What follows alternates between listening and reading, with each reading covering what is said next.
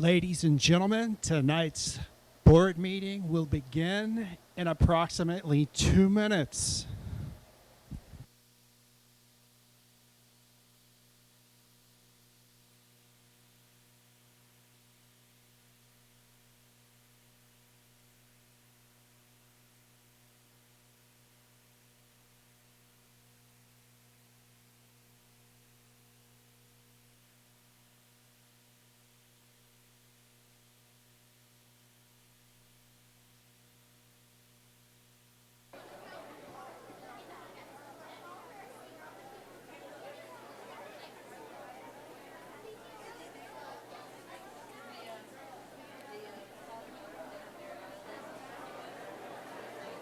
We have a moment of silence for. No, I'm gonna.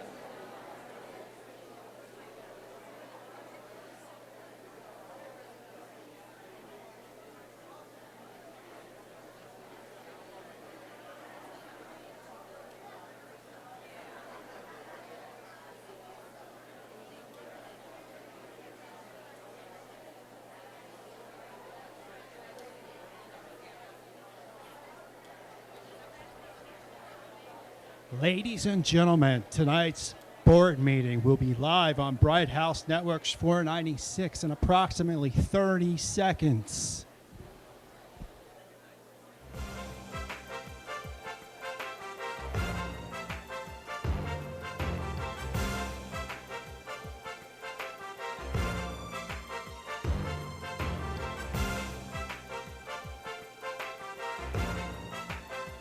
Nine, 8, 7, 6, 5, 4, 3.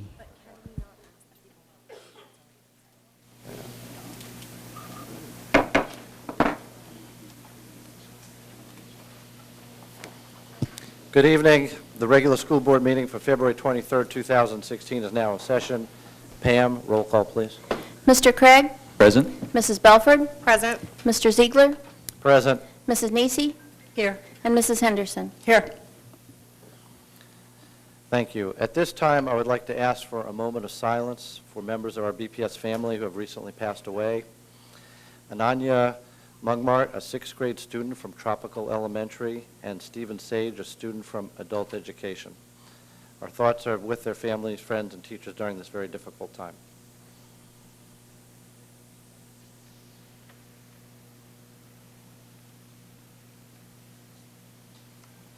Thank you. This evening we have 2 students from Challenger 7 Elementary to assist us in the opening exercises. Victoria Wright, 5th grade, will present the invocation, and Devin Merrill, 6th grade, will lead us in the Pledge of Allegiance.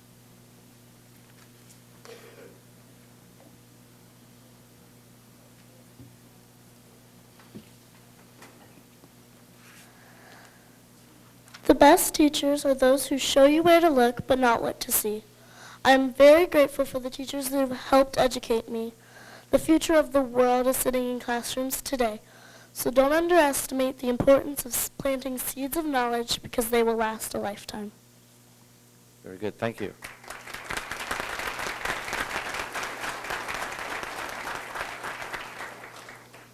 Devin? Please stand and face the flag.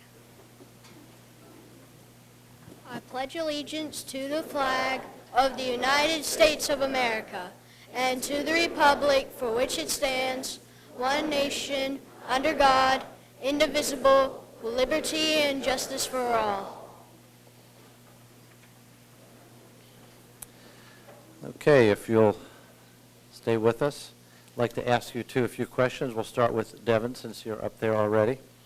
Devin, can you tell us a little bit about yourself? My name's Devin Merrill, and I'm a 6th grade student at Challenger 7 Elementary. I'm in Mr. Michael Muggy's class, and I have 2 sisters, and we're triplets.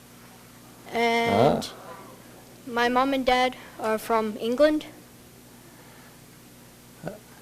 Okay. and most of my family lives over there. And do you have any family with you today?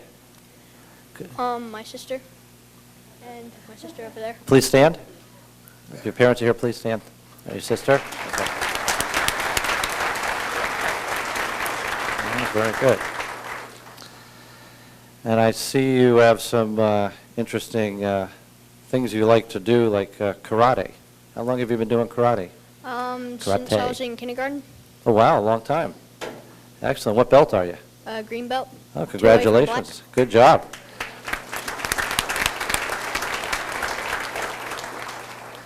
I hope you stick with it. It'll be very rewarding for you.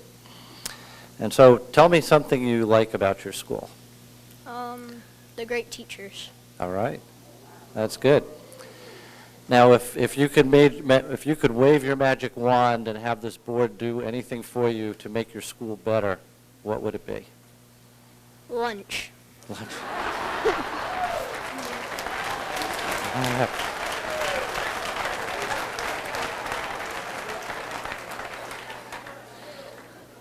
No, yeah, never heard that one before. And that magic wand is a little bit burnt out, to be honest with you. We've been working on that, and unfortunately, we have some federal limitations. But we hear your pain, and especially on the ice cream issue. I get that. That's almost that's terrible. So, okay, one other question for you. I like to ask everybody. Your early release Wednesdays, do you like those early release Wednesdays, and what do you do with the extra time? I like the early release Wednesdays because I do chorus on Wednesdays, so we're out by 2:30 regular time, so I've got the regular time to finish homework before I go to karate. Oh, excellent. Okay, very productive use of your time. I'm glad to hear that. All right, well, thank you very much for being with us today.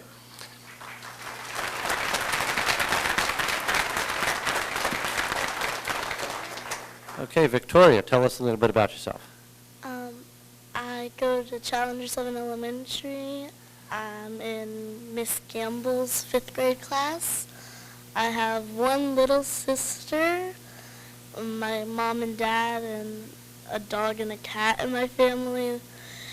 I usually, every 4 times a month, we go to North Carolina to visit some of my relatives. Oh, nice. Very nice. Are your parents here with you tonight? Yeah. Can you have them stand and introduce them? There you go.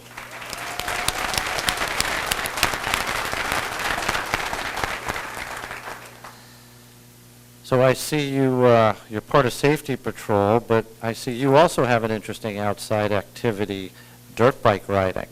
Yeah. Tell us about dirt bike riding. We have 2 dirt bikes, and usually when my friends are over, we'll ride around in the yard and play games, and then my little sister will hop on with one of me or my friends, and we'll ride around our swimming pool and things like that. Oh, wow. Well, you're pretty adventurous. I like that. Well, that's great. So tell me, what do you like about your school? The main thing I like about my school is the management of how kind the teachers are, how they're always on track of everything. They know what they're doing, when we're doing it, and how, why, when. Excellent. Excellent. Well, I think that should go in their records, Dr. Blackburn, to make note of that they're doing a great job. That's like the best evaluation I can think of right there. And if you can wave your magic wand and have us make something better at your school, what would it be? I'm going to be with Devin lunch. Lunch. All right. Well, I think we're going to have to order a new box of magic wands because that obviously needs a lot of effort. And so also, same question to you. Do you like early release Wednesdays, and what do you do with your extra time? Yeah, I do like early release Wednesdays because we have chorus as well, and we get out earlier or the same time instead of on Tuesdays. We get out usually an hour later, so then we can finish homework earlier and then have time to do fun things around the house that are fun. Wow. Wow. So, so far I've asked all the students that same question, and they all have productive use of their times. And you're making me feel guilty here, because when I was a student and I had an early release Wednesday, and the board's heard me say this before, I made pancakes. I don't know why, but I wasn't as productive with my time as you all are. So congratulations to you all for being great students and for being with us here today.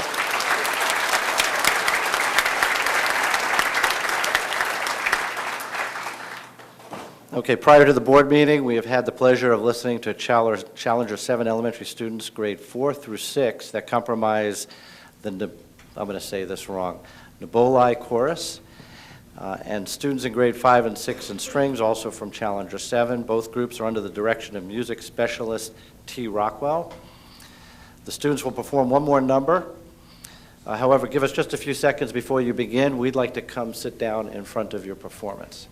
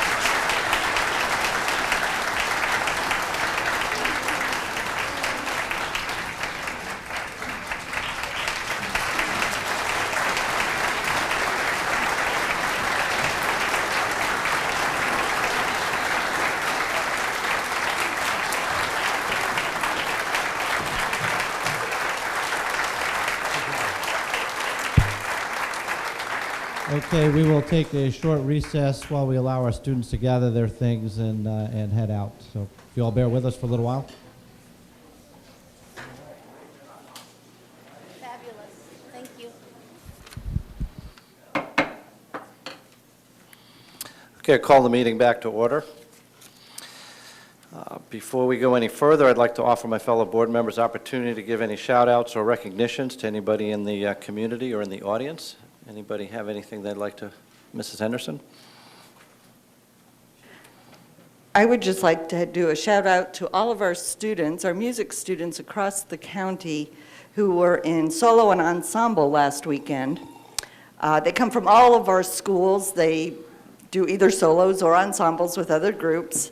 Hundreds of kids do this on their own time, trying to get medals and go on to state. And the judges are from all over the state. And they come here, and I had the opportunity to see several different judges for watching several different students and asked them where they were from. Some was from Hillsborough, some was from down south, one was from Escambia. And the interesting thing is that they love our music program here in Brevard County. They said they love coming here, and they give our kids great feedback. Sometimes our kids will be taking lessons and they don't hear what the teacher says because they've been saying it over and over, but somebody new from outside says it to them and they go, oh, I get it. So it's a great opportunity for our kids, and I just want to thank all of our kids and the staff for putting it on and allowing our kids to do that. And then one other quick thing, we had a Viera High School student, Ben Stern, who was on Shark Tank and actually was able to get funding. So hopefully he'll bring it back to Brevard. and produce it here in Brevard. That would be great. Mrs. Nisi? I know that you, Mr. Ziegler, and Dr. Blackburn had the opportunity to attend with me Hoover Middle School and their 50th anniversary celebration. I see the principal of Hoover is here with us. That was an outstanding celebration. It was hard to believe it's been 50 years. Quite a celebration, and just want to say thank you for that. Mr. Donaldson gave us quite a speech, and we learned a lot about the history. And I think I was amazed by the number of people who are still here in the community, including you, Mr. Cool. You actually, if I would call you, attended there and were there as a student, returned here as a teacher, administrator, and here he is tonight celebrating his retirement, come full circle. So that was quite a celebration. I also want to give a shout out to Melbourne High School. I had an opportunity to attend. I think we all got tickets to the performance. Rodney, what's Rodney's last name? The theater teacher. Savickas? Yeah, Savickas. And got to see the production of Stage Door. Outstanding performance. The students there always put on a great production. Had an opportunity to bring my next door neighbor who had never attended one of our performances, and they just, as always, put on a great show. So wonderful opportunity, and just encourage everyone, if they have the opportunity to go to one of our performances, it's a great time. Thank you.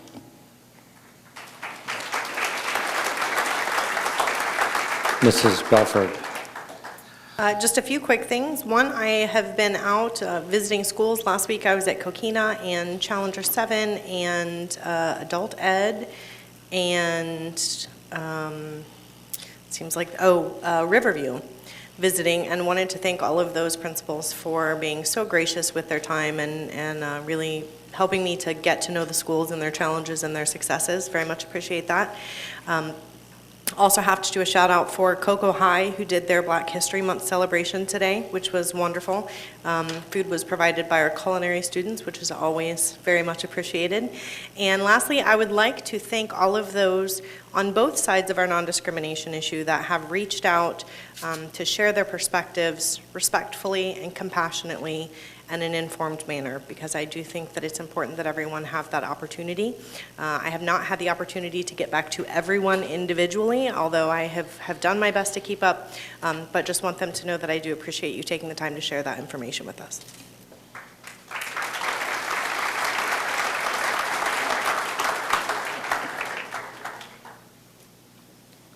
Mr. Craig? I would echo what Ms. Belford said. I appreciate everybody's passion and desire to make sure that our children and our kids are represented in the absolute best way possible. So thank you for making sure that you stay, everyone stays true to their beliefs, but discusses it with good decorum and respect for both sides. I also attended the Cocoa High School program today for Black History Month. Phenomenal. Second year I've been able to do it, so thank you very much. Also, I went to McNair earlier this week as well for, I'm sorry, Ms. Henderson was there as well. Another great program, so thanks to those students. I personally want to thank our three honorees tonight that are here that are retiring. Ken Wynn and Tim Kuhl and Cindy Van Meter, each of you have made an incredible impression on our district and the future of this county. I can specifically say that I have a relationship with Mr. Kuhl as he's the principal of my daughter's school. So thank you very much for everything you do there at Cocoa Beach. It's fantastic.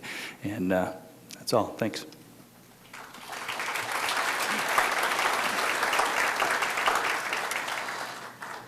First off, I'd like to mention having attended the Hoover 50th anniversary celebration, I was, to be bluntly, just blown away by the 7th and 8th grade jazz band.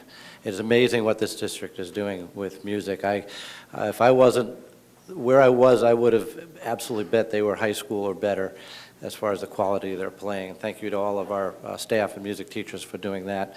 I also want to I'll actually start by congratulating Landon Slater from Westside Elementary School, who was one of the finalists in the Doodle for Google contest. Anybody ever use Google? And you see those funny pictures they have around the search bar? Well, what they have is a contest called Doodle for Google, and they make these pictures, and Landon was one of the finalists for that. And I want to thank the City of Palm Bay for recognizing him and for inviting myself and the superintendent staff to be part of that recognition. That was a great evening with the City of Palm Bay. Also, while I have the opportunity, I would like to introduce and welcome our illustrious Sheriff Wayne Ivey for joining us here at our meeting.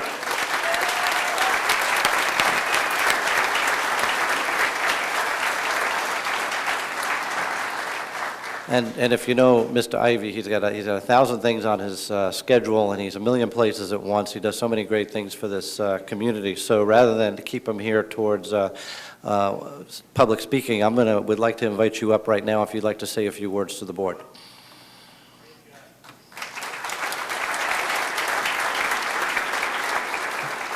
Thank you, sir. I want to start out and just share with you that I actually started my law enforcement career as a school safety patrol, and I heard you mention that earlier, so just wanted you to know that. I didn't know if you wanted to ask me what my favorite subject was, or if you probably already can look at me and tell what it was. So. Yeah, we could. I won't embarrass you, sir.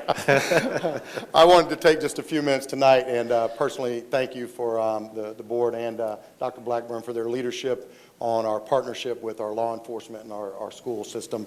I think it has worked to perfection. It was exactly like we had all hoped for. I know we have a contract renewal coming up. I'm proud to share with everyone tonight that as a continuation of that, we've also added additional resources to that contract that will put a investigator here at the school to handle any type of investigations, including professional standards. And I think it's a vital and important part of that contract to add that.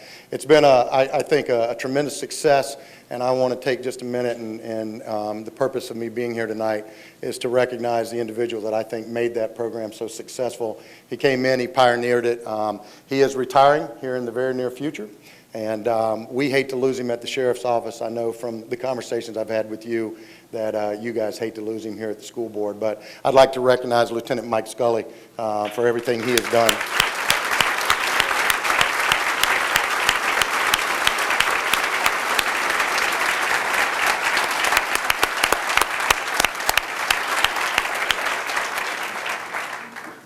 You know, the contract is vital, I believe, to the safety of each and every one of our students, our staff, our faculties, our schools, everything. And I just thank you for your vision in continuing that and allowing us to continue to be partners with the Brevard Public Schools. So, Dr. Blackburn, thank you very much, sir. And I appreciate you allowing me to speak tonight. Thank you very much. So, Chairman, thank you.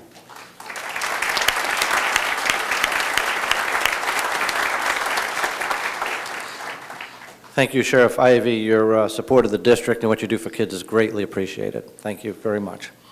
That brings us to the adoption of the agenda. Dr. Blackburn. Mr. Ziegler and members of the board, on today's agenda, we have administrative staff recommendations, 1 recognition item, 2 proclamations, 17 consent items, 6 action items, 3 information items, and 1 board discussion point. You also have the yellow supplemental agenda, which are changes made to the agenda since being released to the public. There is a revision to item A7 on administrative staff recommendations. There is 1 consent addition, item F18 on job descriptions, Brevard County Sheriff's Office, and 1 consent revision on item F12 on student expulsions. There are revisions to 4 action items. Item G31 on revision to Board Policy 3362. Item G32 on revision to Board Policy 3122. Item G33 on revision to Board Policy 2260.01. And to item G34 on revisions to Policy 5120 and Policy 720. Also, a board discussion item has been added regarding the smoking tobacco policy. Okay, what are the wishes of the board? Move to approve. Second.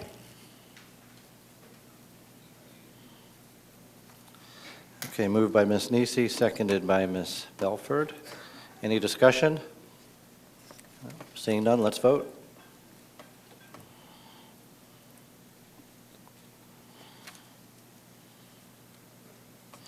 Motion passes 5-0. Dr. Blackburn, let's move on to the administrative staff recommendations, please. Under item A7, you have 4 administrative staff recommendations to consider. What are the wishes of the board? Move to approve. Second. And moved by Mrs. Henderson, second by Mrs. Nisi. Any discussion? Seeing none, let's vote.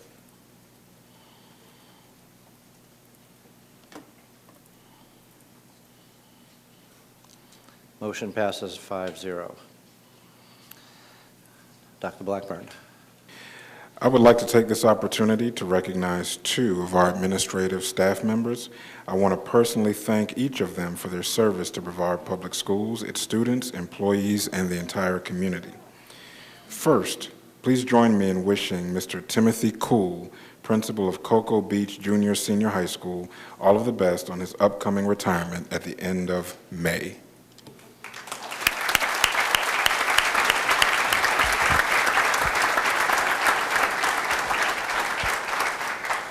Thank you, Superintendent Blackburn, Andy Ziegler, board members. We really appreciate it. Really not a lot to say. All I can say is I'm a blessed person to be a product of Brevard Public Schools from the time I was in 2nd grade all the way up through, graduated from Satellite, went on and came back, and I've been fortunate that to work in this system for a long time, 38 years, but to spend my last 11 years as principal at Cocoa Beach Junior Senior High School. I couldn't think of a better way to end my career, but I really feel blessed, and I have to also say I'm blessed to have a wonderful wife of 40 years to support me in my career, so I have to thank Kathy for that. So, great place to work, and I wish BPS all the best as well. Thank you. Thank you, Mr. Cool.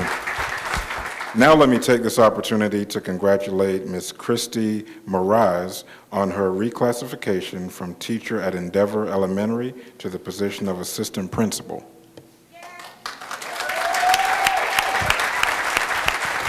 Good evening. I would like to thank the board, Dr. Blackburn, and Mr. Wilson for this amazing opportunity. I look forward to serving the students, parents, teachers, faculty, and community of Endeavor. Thank you to my husband, parents, family, friends, colleagues, and Mr. Wilson for your continued support and everlasting inspiration to follow my dreams. To my nieces, Maddie and Paige, I hope I make you proud, and I love you. To all the students of Brevard County, as we say at Endeavor, stay the course, Always strive for excellence and remember to follow your dreams. I am honored to accept the position as assistant principal at Endeavor Elementary, a community school. Thank you.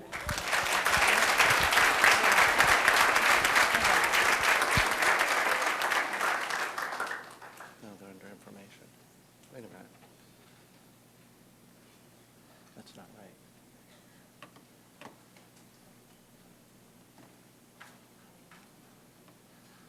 Go ahead. Where are we at? Dr. Blackburn, please tell us about recognition items on this evening's agenda. Item B8 is our Spotlight on Education segment, which shares many of the exciting, innovative, and excellent programs, activities, and projects happening in our schools.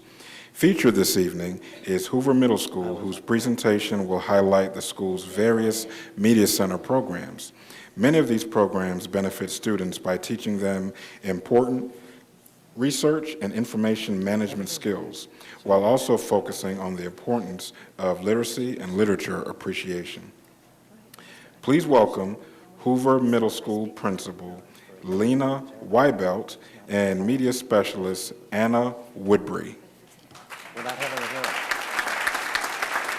It's not a hearing. Good evening. I'd like to thank the board and Dr. Blackburn for the opportunity to spotlight Hoover.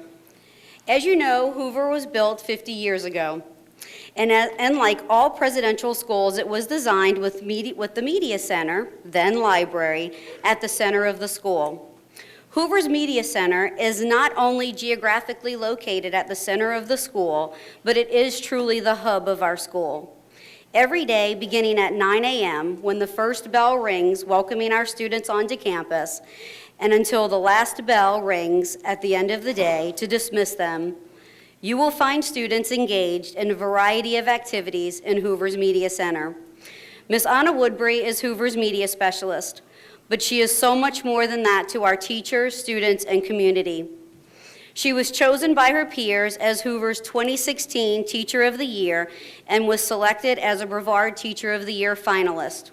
As you will see from our video, Ms. Woodbury has created a media center that truly is the heart of Hoover.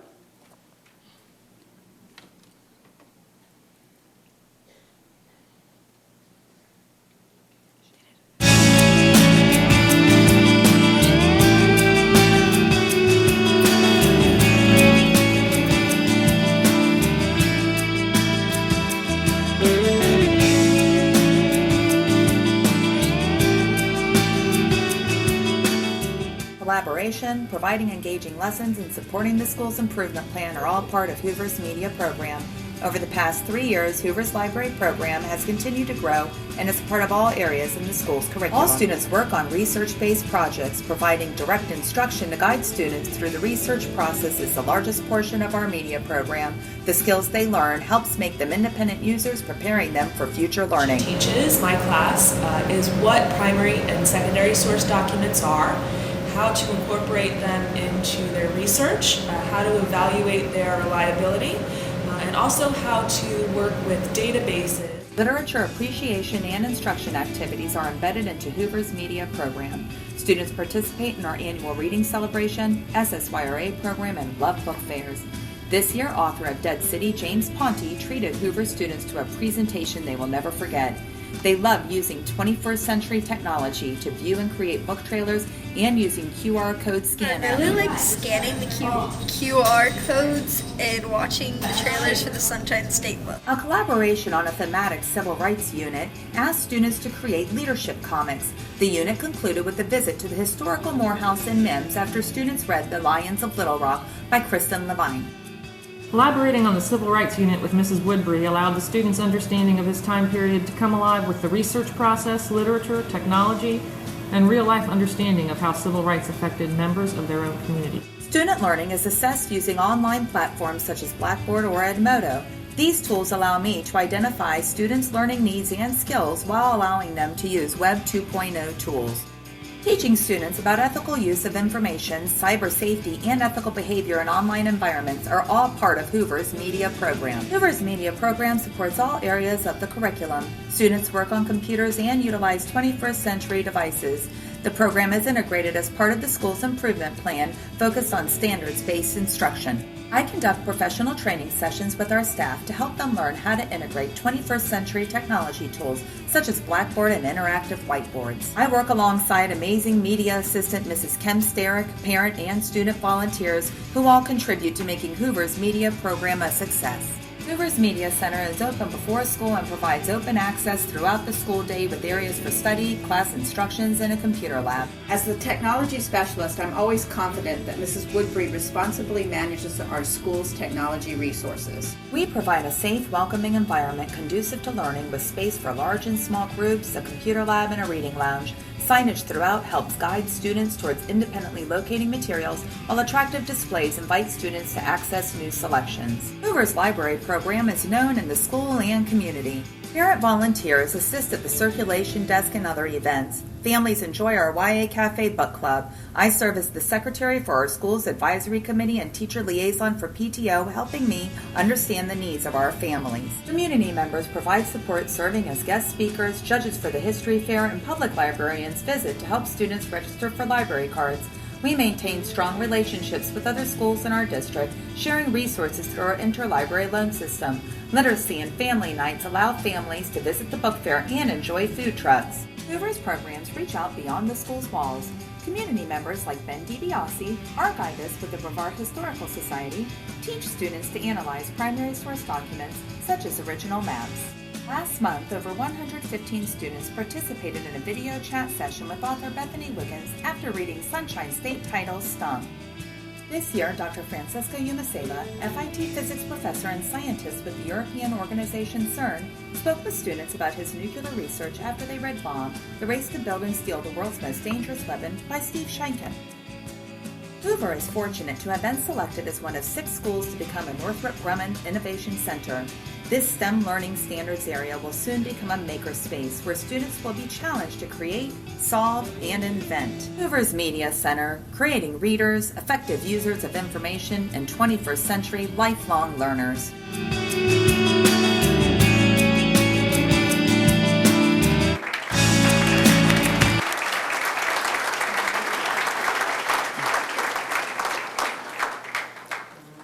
Thank you very much for inviting us this evening. We're honored to share more about Hoover's Media Center programs, promoting information literacy, reading appreciation, collaborative lessons, supporting the curriculum and student-driven technology and to everyone in our school's community. We're also very excited to be selected as one of the 6 Northrop Grumman Innovation Center lab schools.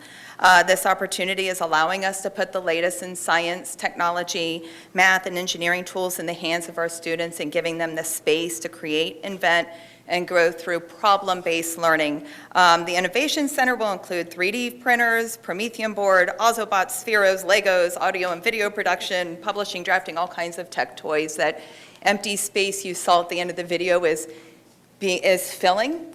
Those 3D printers are starting to print, and the students they're just licking their chops, just waiting to get and print some more projects.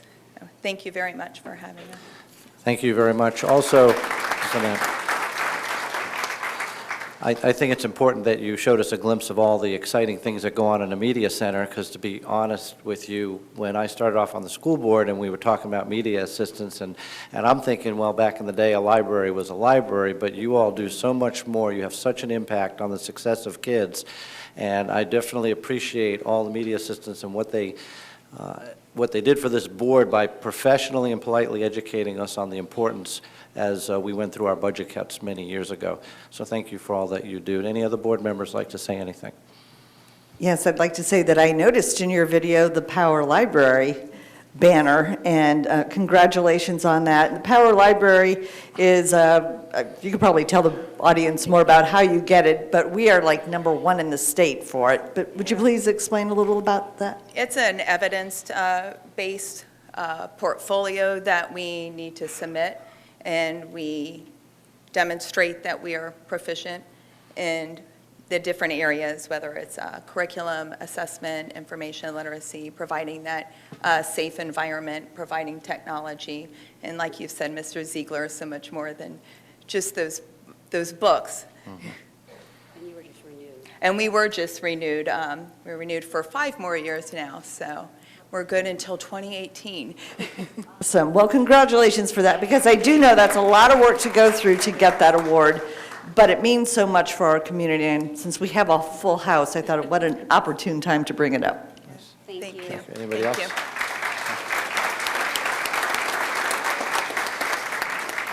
Okay, Dr. Blackburn, please tell us about our recognition items on this evening's agenda. Well, we did that. We did spotlight it. Where are we at? Featured. Oh, I'm on the wrong place in the... Oh, you want to back up and have a recognition? Are you looking for a special spotlight here, Mrs. Nisi? Yes, you may. I forgot to recognize, we have some future educators here who are here to learn a lot, I think, tonight. I know we have a future education class from the Melbourne campus. Mrs. Koch's class is here. I think she's in the back, if she could wave. No, she's up here in front. Oh, I'm sorry. We have the future. Is your class the only one here tonight? Oh, and Cocoa Campus is here as well. So these are our future teachers here tonight. If they could please Why don't you all stand, future educators?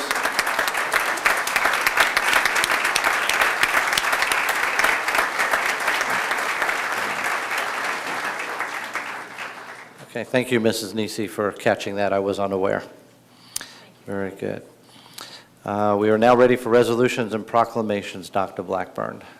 Yes, sir. Mr. Ziegler, there are 2 proclamations on tonight's agenda. First is a proclamation declaring March 7th through the 11th as Relay for Life Week.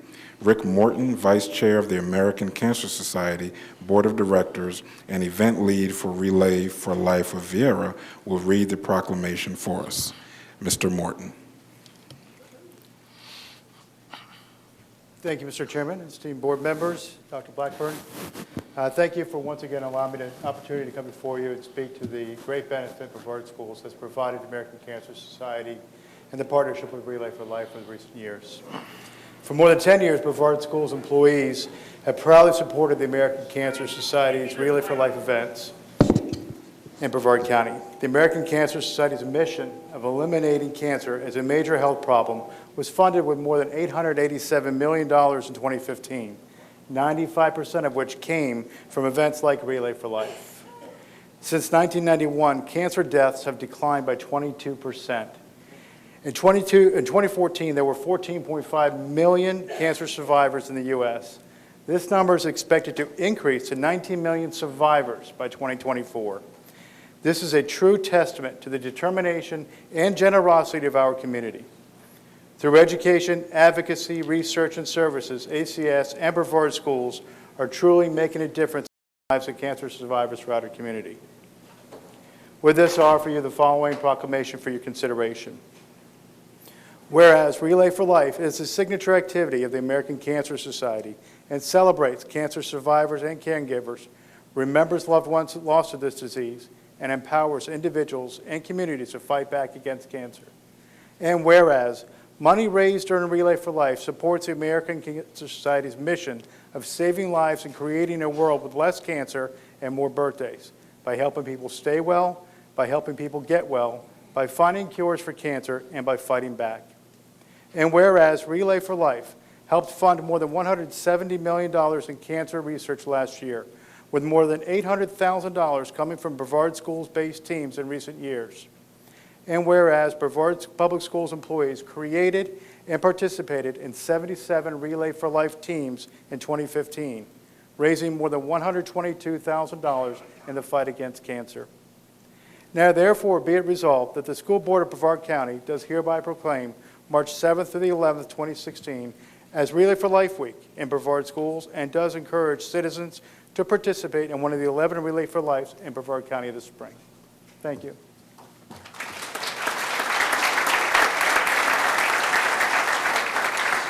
What are the wishes of the board? Move to approve. Second.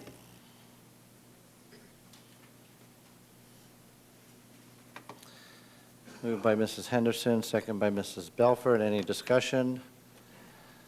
Well, let's vote.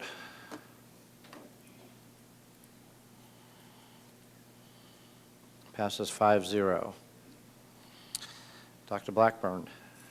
Next, Deborah Foley, Supervisor of Marketing and Outreach in the Office of Community Relations, will read a resolution proclaiming the month of March as Youth Art Month, Music in Our Schools Month, and Theater for Life Month. There's a lot going on that month. Ms. Foley. Thank you, Dr. Blackburn. Mr. Chairman, board members, thank you for allowing me today to read the resolution on behalf of Brevard's art students. Whereas art, music, theater, and dance are basic influences in the lives of millions of people who participate in performing and listening experiences developed through arts programs in the schools, and whereas it is fitting for the School Board of Brevard County to recognize art, music, theater, and dance in our schools as essential parts of the learning process, and to encourage and support this significant area of study that is a powerful channel for the innermost feelings and responses of every child. And whereas Youth Art Month, Music in Our Schools Month, and Theater for Life Month are special opportunities for citizens to understand and support the ongoing process of arts education and are designed to bring about a renewed recognition of the importance of the arts in education. Now therefore be it resolved that the Superintendent and School Board hereby proclaim the month of March as Youth Art Month, Music in Our Schools Month, and Theater for the Life Month, and urge all citizens to join in recognizing the special contribution that the arts make in the lives of Florida's children. Thank you.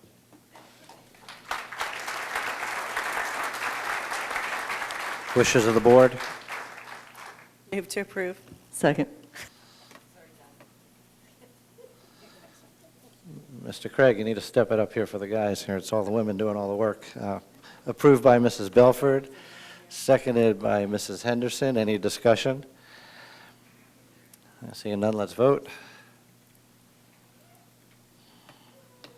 Passes 5-0. Okay, and there are no presentations today. That's good, since we have a lot to hear about.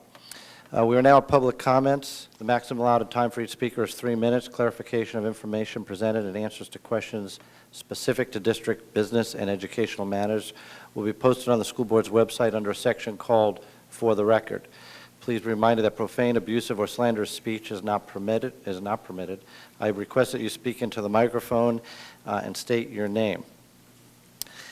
And I don't believe that I have all of our speakers on our list. You've all signed up, and then it gets transposed into a list that I could easily follow. I believe I was told we have close to 90 speakers, 91. I hope you're all in for a long night. I want to preface, I realize that you're all here primarily for our non-discrimination clause. I thank you all so much for taking the time out of your day. These are your students being educated in your schools, and it's very important to have our community be part of the process.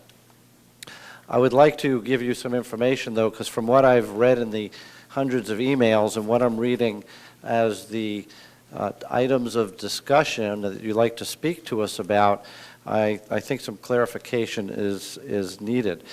First of all, tonight we have 3 action items that I believe you're all here to address. Those action items are not to approve a policy. Those action items are strictly to authorize the superintendent to advertise for a public hearing, at which time at a public hearing, then everybody gets to speak about the topic and about the specifics. You're welcome to do that tonight as part of public speaking, but be aware there's not a vote on the policy tonight. I don't think that was clear.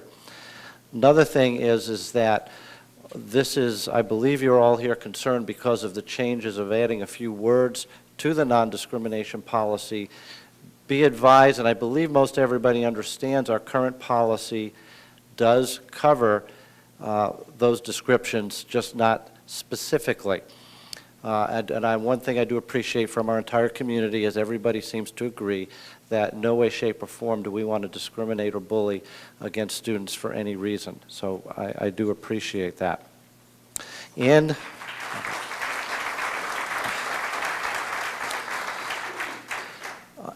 to clarify also, because I have some people that listed here that they want to speak on the bathroom policy or the locker room policy. That in no way, shape, or form is any part of the policy that we are going to be discussing in the future at the hearing.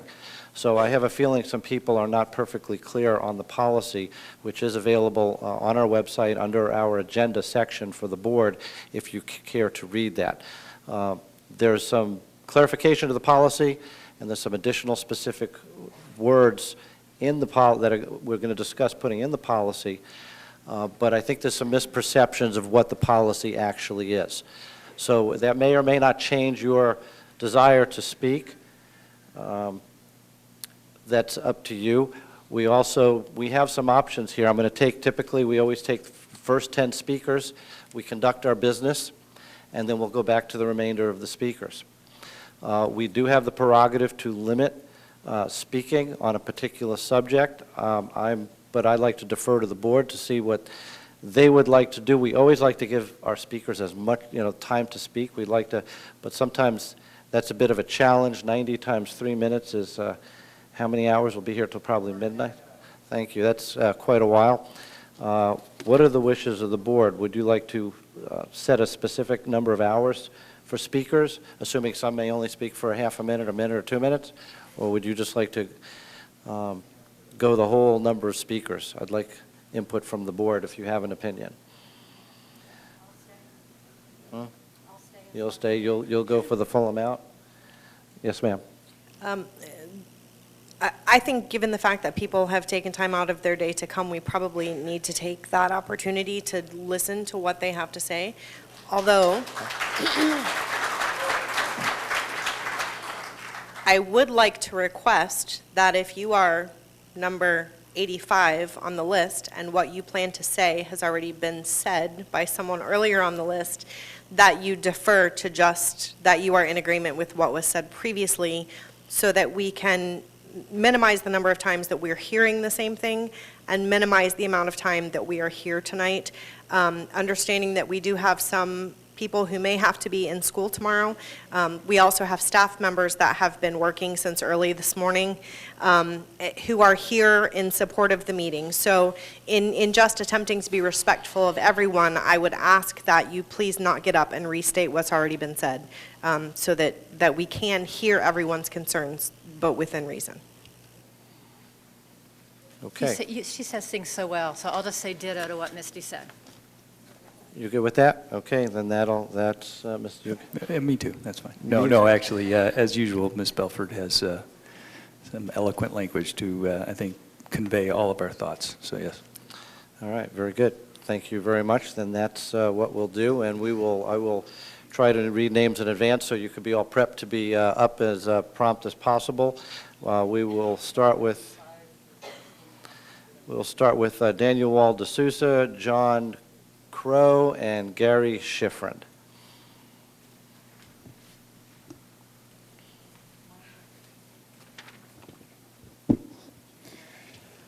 Good evening, school board members, Dr. Blackburn and staff. I'm sure that since adding this item to the agenda, you've received many emails. Some of those emails were probably constructive, and some you probably wish that you could unread. It was not our intent to expose you to the bigotry that still exists in our society by seeking an update to the non-discrimination notice. When the day is done, you have the opportunity to close your email and turn off your computer. For many of us in the LGBT community, we hear those comments more frequently than we would like, but there's one caveat. It is impossible for us to turn off the person inside. Some things can simply not be unheard. Public schools play a central role in American life. They mold children into good citizens by teaching the core values of a pluralistic democracy, freedom, and tolerance. Our public schools must therefore be hospitable to students of all faith and those of no faith. Public schools should teach an understanding of respect and diversity, as well as a spirit of acceptance and inclusion. They should also develop citizens who respect our nation's legacy of religious freedom and the separation of church and state. Some will argue that the update to the non-discrimination notice gives the LGBT community some advantage or special right or privilege. The proposed changes to the non-discrimination policies do not give the LGBT community any special rights. On its face, the term special rights doesn't even make sense. If something is a right, by definition, it's not special. It belongs to everybody. Some will argue that sexual orientation and gender identity is a choice because it's not an immutable characteristic like the color of one's skin. Without having walked a day in the shoes of an individual of an LBT community, I am mildly offended that some would choose that stone to cast at us. In review of the proposed changes, any argument you may hear regarding the policy's change violates one's constitutional right to religious freedom. I wholeheartedly disagree. I would encourage anyone who feels protecting the LGBT community somehow diminishes his or her religious freedoms to reread the proposed changes. Under the section titled Religious Discrimination, discrimination is not limited to people who belong to traditional organized religions, but the non-discrimination would also protect others who have sincerely held religious, ethical, or moral beliefs. This statement makes moot any opposition that one may have in defense of his or her religious freedoms. You've seen both sides of this coin. You've heard from those in support and in opposition. After hearing the opposition, I trust that you will see why discrimination in our schools must be addressed by board policy. Listen carefully to the opposition's message. All right, it's important. Thank you. Thank you.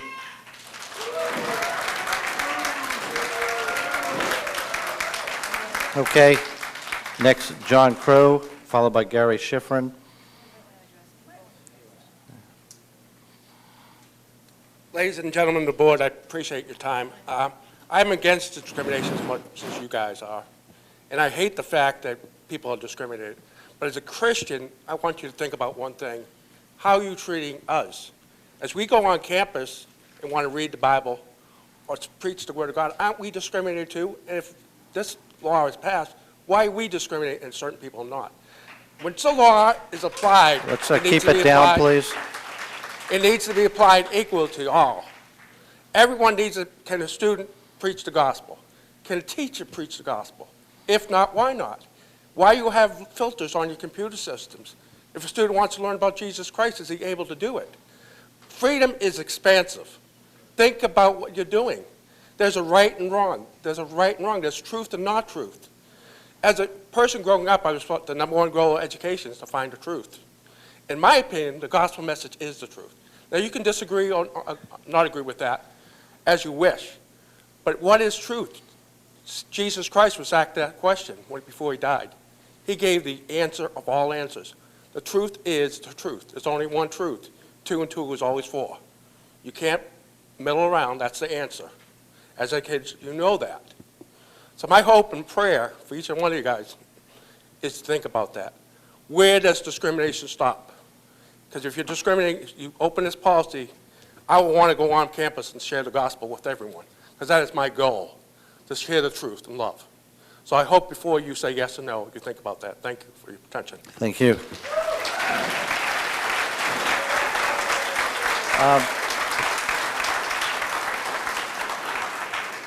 I need to let you know that if we don't give complete respect to our speakers, we're never going to make it through the night. And if there's too much hooting and hollering, then that will be controlled too. So let's give everybody the respect of what they have to say. Mr. Schifrin, please. Followed by Scott Wall D'Souza. Dr. Blackburn, Chairman Ziegler, school board members.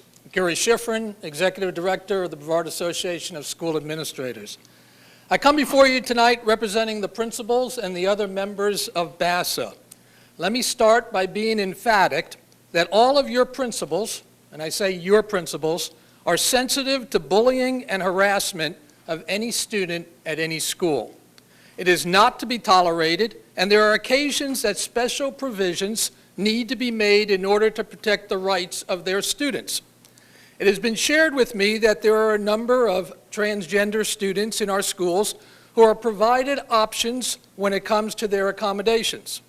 This is what principals do because they do understand the importance of protecting all their students from anything that would put them in a position of being bullied or harassed.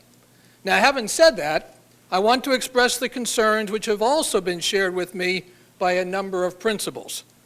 Once our school board policy is changed with the addition of the few words, the whole legal authority changes with it.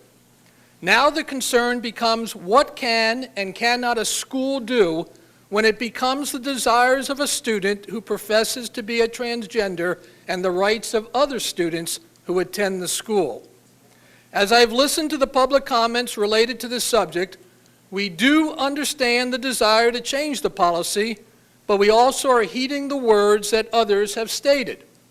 At the last board meeting, a few of the speakers even spoke about lawsuits that came about because the harassment policy mentioned sexual orientation. BASA believes that their principals should be trusted to protect the rights of all the students. It becomes a matter of trust. What BASA would like to ask is for the board to give this serious consideration in regards to the ramifications this policy change could have on our schools. We do not want to put our principals in a situation in which they have to make a decision that could result in students, both transgender and not, having their best interests violated that might even result in a nasty and costly lawsuit. As much as we trust you will make the right decision in this regard, we hope you would do the same for us in trusting the judgment of those you have put in leadership roles. Thank you for your time and allowing me this opportunity. Thank you.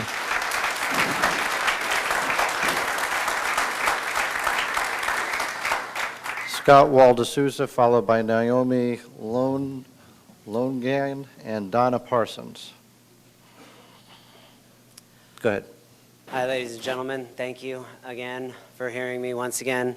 One thing I'd like to stress one more time is that we are looking for a specific statement to address that all students to participate in appropriate programs and activities. This does not include accommodations. This does not include bathrooms, locker rooms, or anything else that would violate somebody else's rights. But what it does include is the fact that this principal that just came up and said that he does everything he can to accommodate and do the right thing for every student, that principal's a good principal. But when I was a student here, and I was in elementary school, I was transferred through every one of your beachside schools because I didn't fit in. And when I was transferred into Holland, which was a great school as well, I didn't fit in there either. So I went ahead and they sent me to military school thinking, that's going to fix it. There we go, we can get him right there. Well, that didn't fix it. So obviously it wasn't really something that needed to be fixed. The fact of the matter is the progression is that I was discriminated against. My parents did not have the knowledge nor the ability at that time because they did not have the reason to come towards the board and have a grievance and have a statement and say, this is not right, my child should not be moved from school to school because he doesn't fit in. All right? I think that everything that you guys have been working towards as making this a excellence as a standard for students is impressive. I really didn't expect it in my lifetime. But I also haven't expected a lot of things in my lifetime that I've been able to accomplish and I've been able to do. You know, when I was a kid and I was in Holland, it was the first time I attempted suicide. And it was because I did not fit in. And no one was there to stand up for me. And no one had the way to stand up for me. So I just hope when everybody here sits and thinks for just a moment, take the hate out of it, look a little bit more in the love inside of this heart, and say there is a reason why we need to protect our students. More importantly than anything, their lives matter. My life mattered, and everyone that comes after me matters. And my students, my children, they will matter. And thank you very much for your time. Thank you.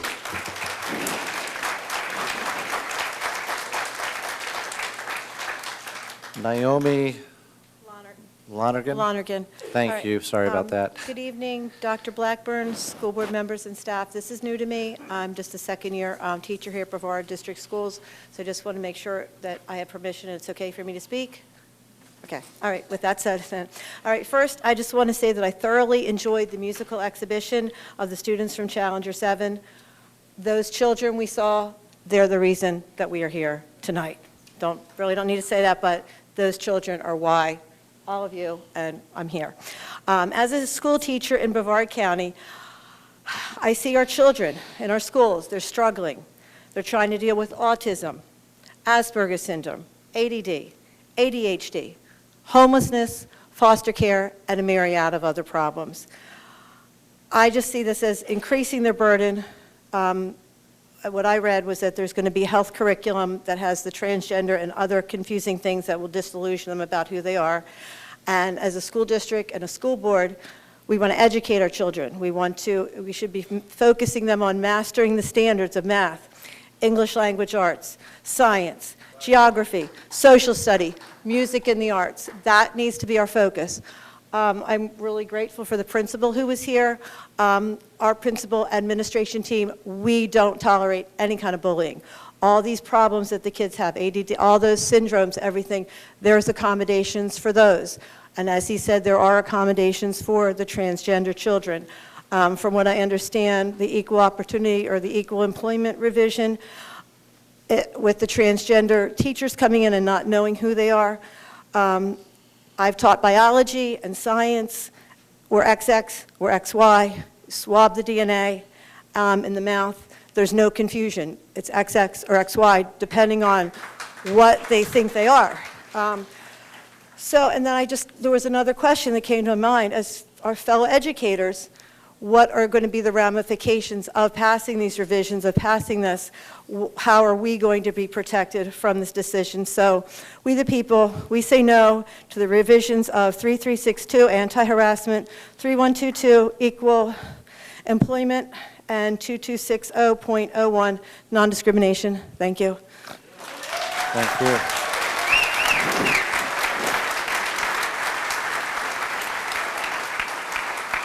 Donna Parsons, followed by Edward Lonovigan. I pronounced it wrong again. I think you got the wrong order. Donna Parsons, you asked me to come after Naomi. Donna Parsons, yes. Yeah. That's what you said, Donna Parsons. I'm sorry. Oh, Okay. I'm sorry. Yeah, followed by Edward. Yeah, okay. He's I thought following you were after you. expecting Edward to be here right now. No, you're next. Okay, I'm going to be very brief. I've been a resident of Brevard County since 1963, so I've been through the school system and everything. As a grandparent, I am concerned for the younger generations who will be affected by tonight's decision. I strongly reject the topics that you're proposing to inflict on our innocent children under the misguided heading of health education. I ask you to vote no to the revisions 3362, 3122, and 2260.01. Thank you. Thank you.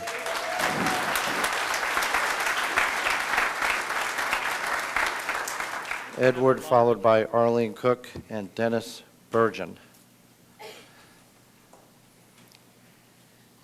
Thank you guys for all that you're doing. I know that what you guys are doing is very, very important. And I wanted to read out of Matthew. It's talking about the rank in the kingdom of God. And at that time, the disciples came to Jesus and said, Who then is the greatest in the kingdom of heaven? The issue that I see is we're all created equal under God. We all have that opportunity.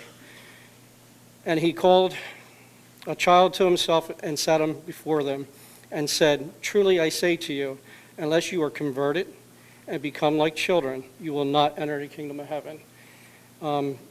Whoever then humbles himself as his child, he is the greatest in the kingdom of heaven. And whoever receives one such as this child in my name receives me. But whoever causes one of these little ones who believe in me to stumble, it would be better for him to have a heavy millstone tied around his neck and to be drowned into the depth of the sea.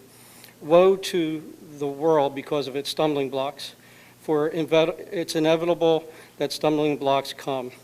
Woe to that man through whom the stumbling blocks come. And I know that that's your job. I know that that's what you're trying to do. And for me, this is the book of excellence. This tells me what to do, when to do, and what not to do. And I've been delivered from alcohol and drugs at 20 years old. I couldn't read and write. So just for me to stand up here, in my eyes, is a miracle. So, and then I'm married to that beautiful blonde-haired girl that just got up here earlier. So thank you for your time, and I pray that you vote no on this. I don't know the whole story, but you guys are in our prayers every single night, my wife and I. Thank you. God bless.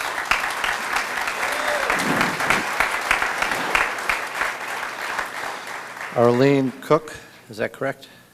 Correct. Go ahead. Yes, I'm a private citizen, pastor. As a mother and a grandmother, I stand in opposition to the changes that we're trying to make to this policy. I think that, I believe that there would be more confusion more than anything else by making those changes.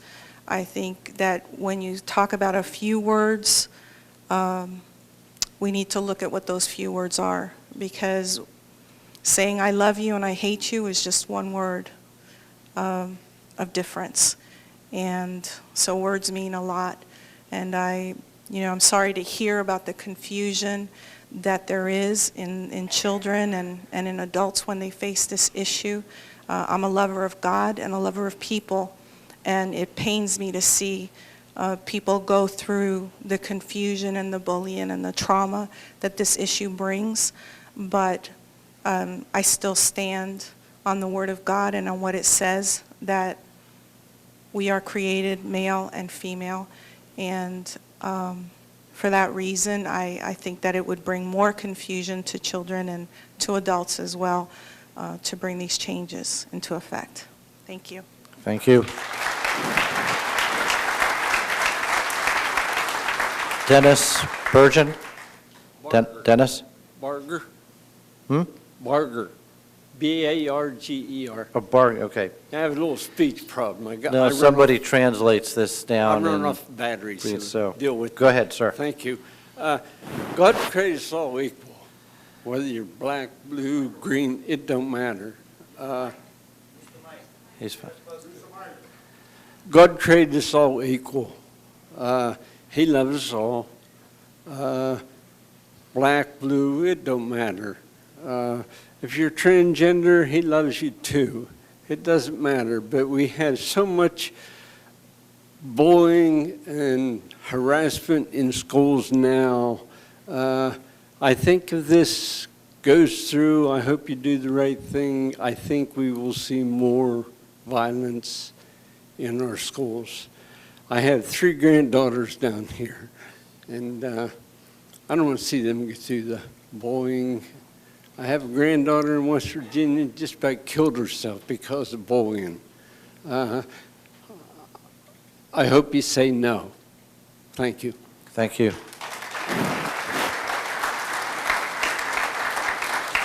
Robert Taylor. Sorry, sir, I should have called you up sooner.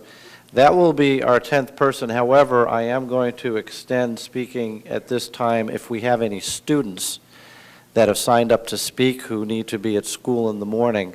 We'll move them up in the order. I know I have at least one, so if we have any, since I can't identify by the names, if there are any students here that are on the list to speak, please stand in line. Sir, go ahead. My name's Robert Taylor. I'm a grandfather and great-grandfather of students in school in Brevard County.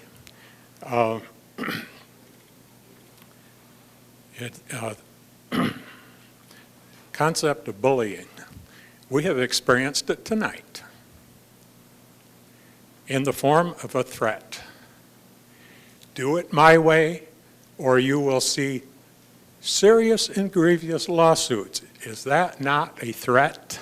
Is that not bullying? Now, male, female, fact, sexual orientation, opinion, belief system, feeling. A person who cannot process facts is considered delusional. Do we want delusional people of opposite sex in our restrooms with our children? Regarding the separation of church and state, the Bible has been read here tonight. That's okay. We can't do it in school. However, Darwinism is as much of religion as Judaism, Catholicism, etc. It is thoroughly infiltrated into our books. Even though I have checked the libraries, Origin of the Species is not there that I have been able to find. But Mr. Darwin's theory is in the books, taught as fact. Is it really fact? Who can prove it? Who witnessed it? So there we go, freedom of religion. I missed one thing earlier on the sexual thing. I believe that having the presence of persons of opposite sex, particularly in the bathrooms, puts our children at risk of serious psychological danger. Thank you. Please, thank you.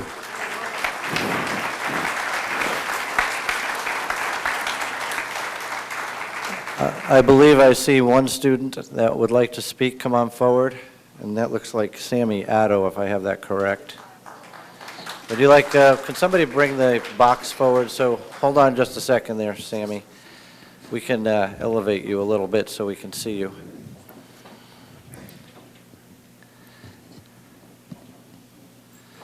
Thank you, Pam. Okay. All right.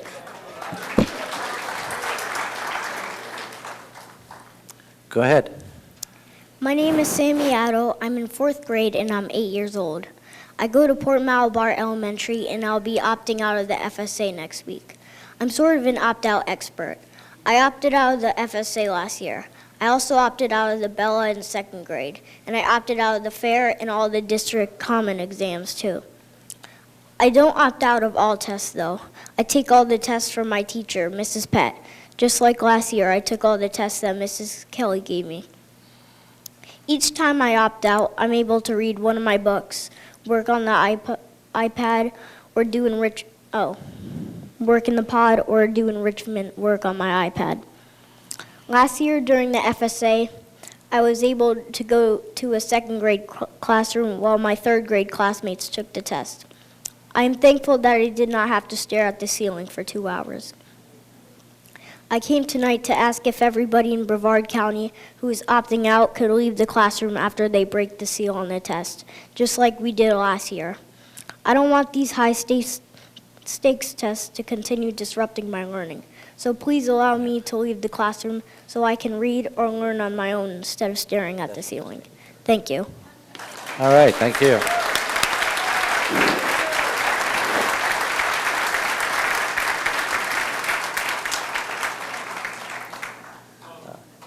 Any other students that need to get to school early in the morning that are signed up to speak? If not, then the board wishes to... It's signed up to speak. No, I'm sorry, I'm just extending it to students right now that are here to speak. The board wishes to thank this evening's speakers. Your willingness to speak to the board is appreciated. I will mention, though, if you decide you can't stay late for the additional speaking, you could also send your comments to the district websites, to board members, as many of you had, or to the superintendent. And after we vote tonight, if we approve, well, they may stay. When we approve the hearing, at the hearing, there'll be more opportunities. This is not the final night for you all to address us with your concerns. All right, this moves us to the consent agenda. Dr. Blackburn. There are 17 agenda items under this category, 3 with prior information. Okay, does any board member wish to pull any of the items on consent? No. Okay. That being the case, I'll entertain a motion for consent. So moved. Second. Okay, motion by Mrs. Belford, second by Mrs. Henderson. Any discussion? If not, please vote.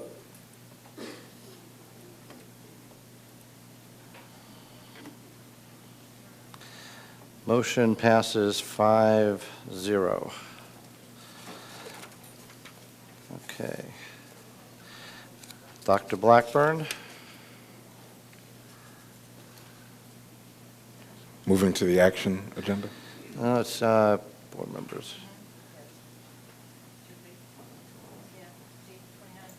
No, it's in here. I thought he was, oh, well, okay. We're going to change that order of the, because the sheriff is not here. Let's continue on. So we're not going to take, anybody need a break at this time? We're going to take we'll discuss that later. Very good. We'll move on to the action agenda. Dr. Blackburn. There are 6 items for your consideration. First is item G29, which is Department School Initiated Agreements. What are the wishes of the board? To approve? Second. Moved by Mrs. Henderson, seconded by, I'm sorry, moved by Mrs. Nisi, seconded by Mrs. Henderson. Any discussion? Please vote.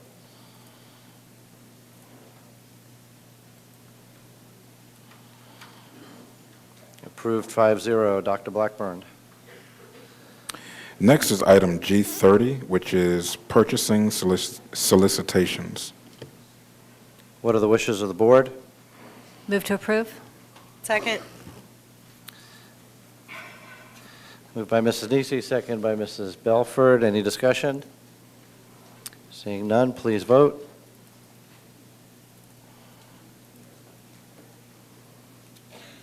Passes 5-0. Okay, Dr. Blackburn, G31.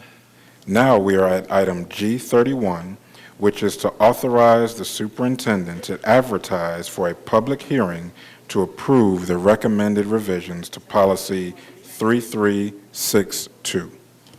What are the wishes of the board?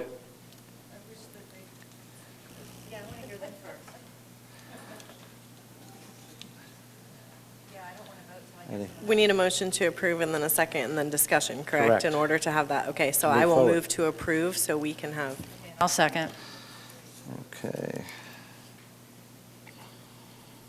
Belford, seconded by Mrs. Nisi. Any discussion? Yes, please. Go ahead. I don't want to have any vote on these 3 items till we have the rest of the discussion. It's my preference.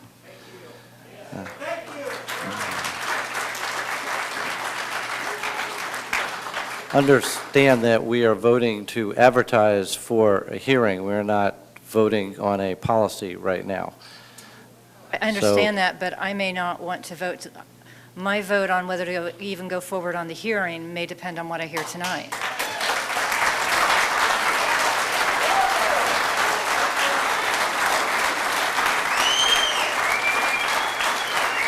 Okay, enough. Thank you. I agree with Mrs. Nisi. Then,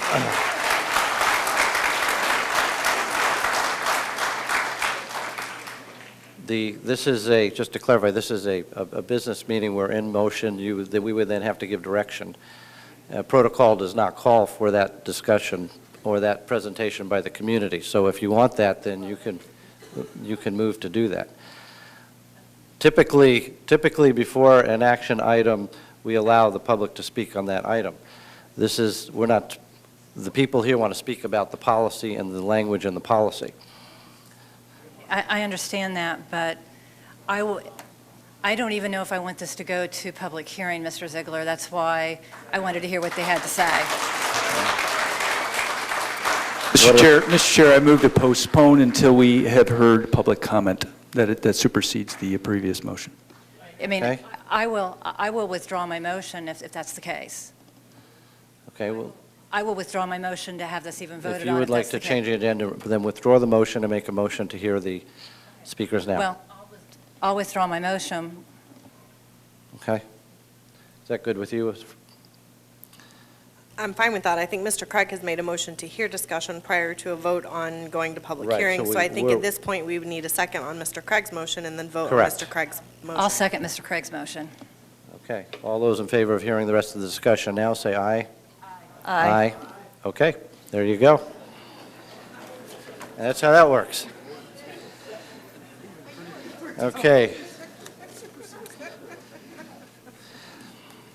Then we will continue with the speakers, and then we'll decide at some point whether we all need a break or not, because this may be a while. So we'll continue with Terrence Rocks, followed by Noah Hedman.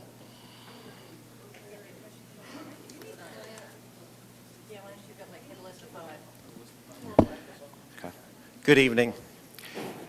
Thank you, board members, first of all, very much for your time and for your service. This is not an easy job, so we appreciate all the work that you do, and we greatly appreciate that.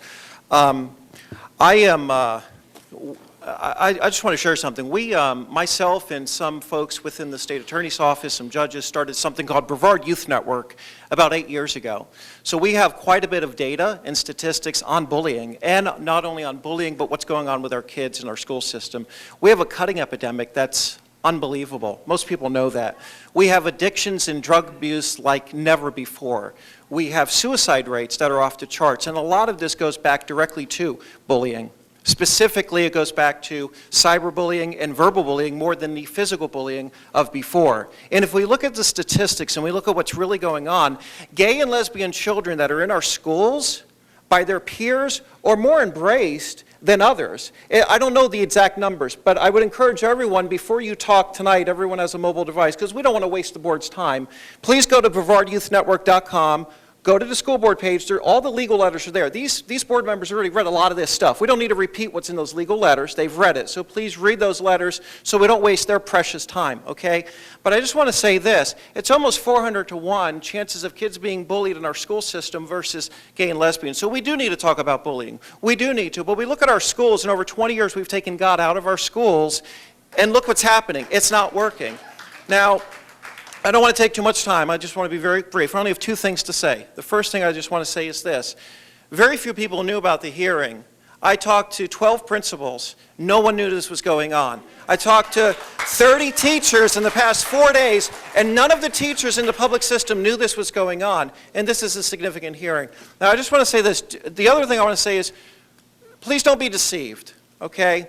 It's easy to say this is just non-discrimination. That sounds good. But if you look at the case law and you look at the legal background across the nation, it starts with a little wedge and it grows. It grows. Now, yes, I believe that sex is a great thing in the confines of marriage that God gave us. That's what I believe. That's my belief. But if I was an atheist, which I'm not, but if I was an atheist or a naturalist or a Buddhist, take religion out of it for a minute, which I would encourage everyone to be careful here. But if you take that out and you just look at natural order of things, some universal force created a penis and a vagina to come together to create life. Some universal force did that because that's what those parts do. And a penis being together creates pleasure and lusts in the flesh. And we are fleshly creatures. And even though we don't have to talk about religion, there is a spiritual force here, and it's evil. And it can sound good that it's discrimination, but the reality is children don't even understand what sex is outside of gay and lesbian.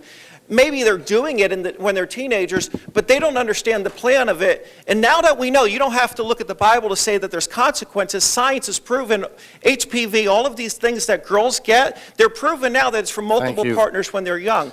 So I'll leave it at that, but the kids don't need to make this decision. Thank you.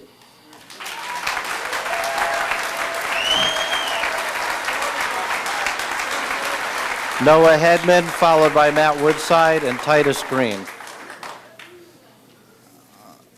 Hello, my name is Noah Hedman, and I have 4 daughters that are currently in school. And I feel that saying that you're going to give rights to transgenders to allow them to go into locker rooms or bathrooms of whatever sex they think they are is taking the rights away from my little girls to only have girls in their locker rooms or girls in their bathrooms. And I came here as a concerned parent because who knows what, yeah, they're young now, but what happens when they get into high school?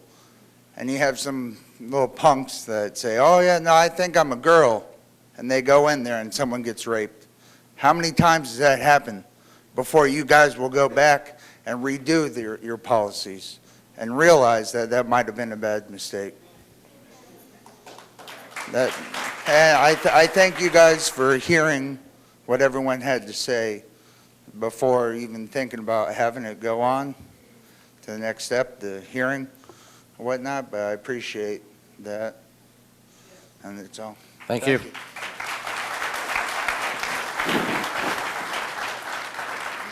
Titus Green, followed by Emily Green, George Chopin, and Mona Hughes. My name is Matt Woodside. I've been teaching in Brevard County for 10 years, the majority of which has been a physical education teacher at the middle school level, which I currently am right now. So I come today with a perspective on the situation at hand that I hope would humbly shed light that might help inform and guide the decisions that are to be made on the language of the proposed amendments. Mr. Ziegler, I understand that is your opinion that the proposed language will not directly address the use of changing rooms or restrooms. However, the proposed language has been reviewed by independent counsel, expressly the Liberty Counsel, that has found it to be sufficient legal foothold for individuals who self-identify with a gender other than their biological gender to claim rightful access to restrooms and changing rooms of the opposite biological sex. And as an educator, I'm called to love all of my students. Behind you, it says to serve every student, and I would change the italicized to every, not student.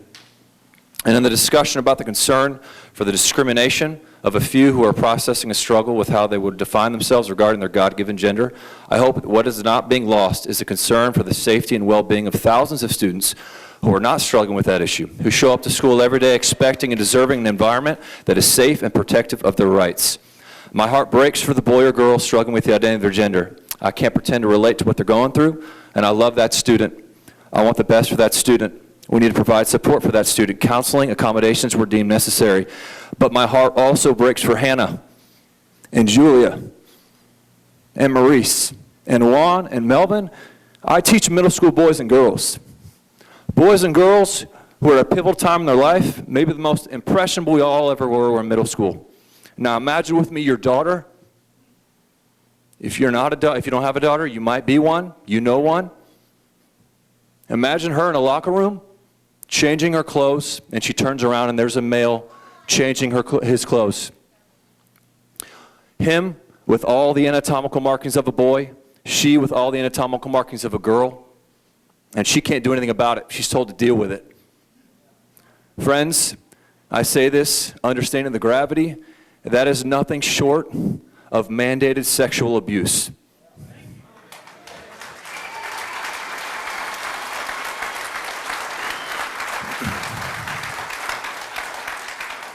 We do not prey upon students in their most vulnerable time of the day. We protect. We accommodate where we can. We have individual learning plans. We have behavior plans. We accommodate, but we never accommodate at the detriment of students' peers. When we do that, accommodation becomes oppression. Safety has to trump demand for preferential treatment every time, especially when it involves the innocence and well-beings of our students. So let us not be remembered for being a generation that created thousands upon thousands of victims across this county by succumbing to the loudest voices, no matter how much they oppose truth, common sense, while intruding upon the basic rights of others. They are not important than the safety, decency, dignity, and innocence of all. If the volume and number of voices speaking up for what they deem valuable and right are what we are listening to, well, today I stand up to be counted alongside many of my colleagues who could not be here, who begged me to be here, as a voice who is speaking up for countless innocent voices who are on the verge of becoming victims. Thank you and for today your time. we are Your calling time is on you up. to do the same. Thank you. Next up is Titus Green, followed by Emily Green.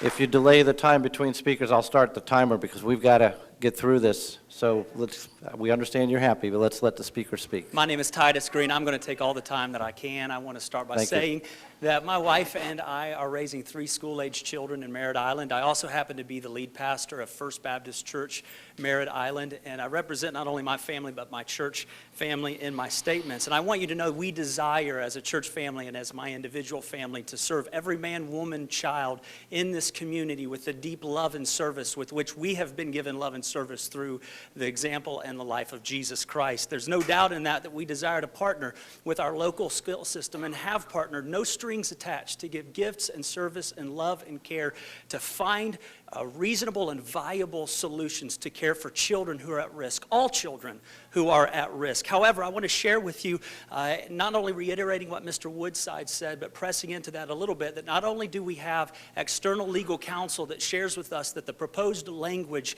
does give legal foothold for individuals to claim access to spaces that are marked and reserved for the opposite biological gender. Not only does that happen theoretically, that's happening all around our nation already. We see this language being used to give that type of legal right and access. We've opened Pandora's box and are starting down a slippery slope that is not a viable solution for the problems that actually do exist in the lives of all of our students. I'd like to take the remainder of my time to just share with you some of my concerns for why I believe this is not the best service for our community or our children. First, these policies do not eliminate discrimination. They legislate discrimination. Discrimination against the vast majority of students who already identify with their biological gender. It's discrimination against biological females who identify as females to be forced to change clothes or to use the restroom with individuals who are biological males. These policies do not protect the rights of all students because these policies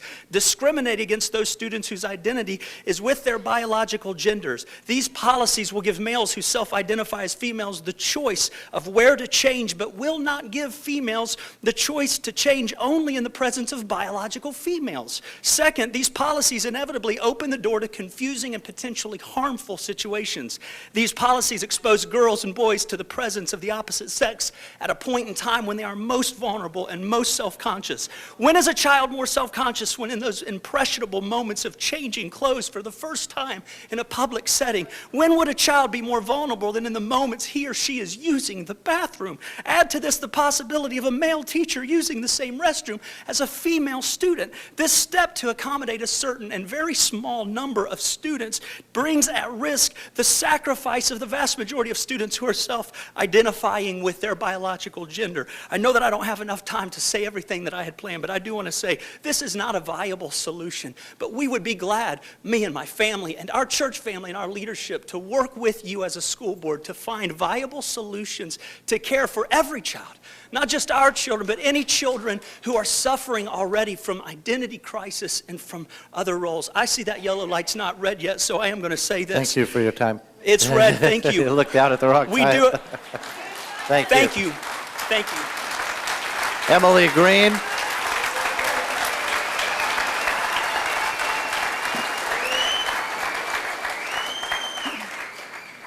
I stand here as a mother of 3 small school-aged children. The proposed anti-discrimination policies should not be adopted on any level. It dares to begin a slippery slope which opens the door with a legal foothold for anyone to access any restroom or changing room. We the people cannot find any common sense reasons where discrimination would be imposed or occur or encouraged by using the current and lifelong policy of ensuring citizens, children and adults alike, use a restroom that is in accordance with their biological birth. We instead foresee the opportunities for harmful and dangerous situations to occur should we adopt these new proposals. What we find in our culture is a tendency to change with the wind. One person's truth is opposed to another person's truth, and therefore we grasp to find sure and absolute footing. We must have a foundation that is solid and immovable, and that is represented by an absolute, not on feelings or preference or even a crisis. When decisions are made based upon feelings, preference, or an ever-changing problem, we set ourselves up for a slippery slope that finds its end in destruction and the creation of yet more problems. Therefore, we the people ask you to consider only absolute truths and proven science when considering these new harmful proposals. At conception, we are given DNA. That DNA never changes. We are conceived with it, born with it, and we die with it. Feelings or preferences do not determine our DNA, nor do they change it. Our DNA tells us whether we are male or female. DNA is solid, and it is unalterable. Therefore, seeing as we are given a biological assignment through our DNA, I believe we should use it as the unchangeable and absolute foundation on which we determine the facilities that we as people use. Therefore, we should refuse to adopt the proposed policy changes that may open Pandora's box to legal precedents for unsafe changes to restroom policies. We the people who elected you to stand for the people, say no concerning these proposed changes. Thank you. Thank you. George Chopin, followed by Mona Hughes, Jason Shack, Lou Giaccona. Go ahead, George. Thank you, and I appreciate the time. Good evening. I appreciate the school board giving everybody a chance to speak, as our amendments allow us to in free speech. I do not agree with discrimination or judging others for whatever they believe. I believe in respect and treating others fairly. However, I also believe in protecting our youth from unnecessary temptation and harm. I was a student many, many years ago, but I know what it's like to be bullied. I know what that's like, not for sexual reasons, but for other reasons, and it turned into sexual reasons. So I stand here knowing what this is all about. Health education and personal hygiene is also important part of our science education in our schools, but teaching our children the philosophy of sexuality is not scientific, and the teaching belongs to the competent guardians and parents. If sexual preference is allowed to be taught, what other sexual preferences will be allowed in our school curriculum? By passing these proposals, we are setting ourselves up for more discrimination and more sexual offenses, but not less. Please, board, make a decision to reject the language to our school curriculum which would codify sexual orientation and gender identity. Let the principals and the teachers make decisions that are important and truthful. Thank you. Thank you. Mona Hughes, followed by Jason Shack, Lou Giaccona. Thank you for hearing me. I'm sorry this isn't real smooth, but this is a last-minute thing. The notice was last minute, so it's kind of thrown together. But, you know, one of the things that I wanted to bring out that in the beginning was that about this whole issue, we faced this issue down in Palm Bay. And one of the things that's really confusing to me is the position of those that can identify themselves with the LGBT position. And that is that initially the group was saying that they wanted to be equal, and we're all Americans and they're equal, and my capability to love or treat people fairly isn't based on their sexual preference. And you know, so initially the LGBT people wanted to be equal, so we're jumping through hoops to make them feel like they're equal. And then they're saying, well, now we want to be special. You know, and it's just, I'm really confused about the sequence of events. But I wanted to note a couple of things. One is that there's been a survey of government documents, and there's 54 designations, sexual designations on documents that are government-issued forms. That is a huge Pandora's box. If you're going to try to tackle all those, that's a long way. You've got to be in here a lot with a lot of people with a lot of stuff to say. And I would encourage you not to do that. You know, the people that are here, I think we're here mostly for the same reason. And let's not pretend that the LGB their group and organization are trying to do through legislation what they have not been able to accomplish in the hearts and minds of many Americans. And, you know, this is not an issue of love. It's not an issue of equality. It's not an issue of hate. It's not an issue of rights. This is not a right. You know, they keep trying to make it a right. It's not. It's about sexual preference. Let's make clear. Let's not hide this thing. You know, and the thing that kind of grinds at me is the desire of a few to force the laws, the few, which technically are 1% to 3%, to force things on the 97%. It really grinds against me. I think it probably grinds against people here. But from what I've heard from people talking here, most of us identify ourselves as Christians. And I think we're here to make a stand. And I don't like to have my name out. You know, there's so much going on in the United States where we're losing freedoms and things. I hesitate to say something publicly because I think, gosh, am I going to be marked, you know, on some list or something? And but I thought, I've got to stand up. We're in end times here. And, you know, we've got to stand up for what's right and what we know is right. You hold a huge responsibility. You people up here, you were voted by people in the community. You were entrusted with our most precious item, and that is our children and our future. I'm the mother of children. We have grandchildren, 14, 15 grandchildren. And, you know, I've been a teacher. I've worked for this Brevard County. I taught first, second grade, and I was a reading specialist. I love those children. I love them whether they're gay. I love them whether they're purple or green, whether they have one leg, whether they're Alzheimer's. I love them. My ability to love is not designated by somebody's things that differentiate them. My Thank ability you. to Your love time is is to up. love them. But I think we're here to say that we, you know, my bottom line is that you need Thank to you. honor the Lord. I'm The last thing sorry. is I think that Time they is need to up. go to the bathrooms where their sexual equipment designates. Just about that. Jason Shack, is it? Correct. If I pronounce your name incorrectly, please correct your name when you step up. Actually, you should state it anyhow. Lou Giaccona, followed by Craig Greatman. Well, once again, Dr. Blackburn and school board, thank you for your long time. You know, I want to say something real quick. This is what makes Brevard County Schools special. Passion. It's passion for students. It's passion and a love for education. And I got to just say that I was humbly blessed and honored to be named a Teacher of the Year for Brevard County in 2013. And through that time, I was a teacher at Melbourne High School for 9 years. And through those 9 years, I had responsibilities as a teacher to supervise the lunchroom, to supervise the locker rooms, to supervise the hallways. And some of my worst memories as a teacher that haunt me today were seeing students being mistreated. And anyway, any student being mistreated. It haunts me today to have pictures of those students that were sitting by themselves in the cafeteria. Love is our calling. It's my calling as I serve my God, my Lord and Savior, to love Him with all my mind, heart, soul, and strength. But right behind that is to love all people, to love my neighbor as myself.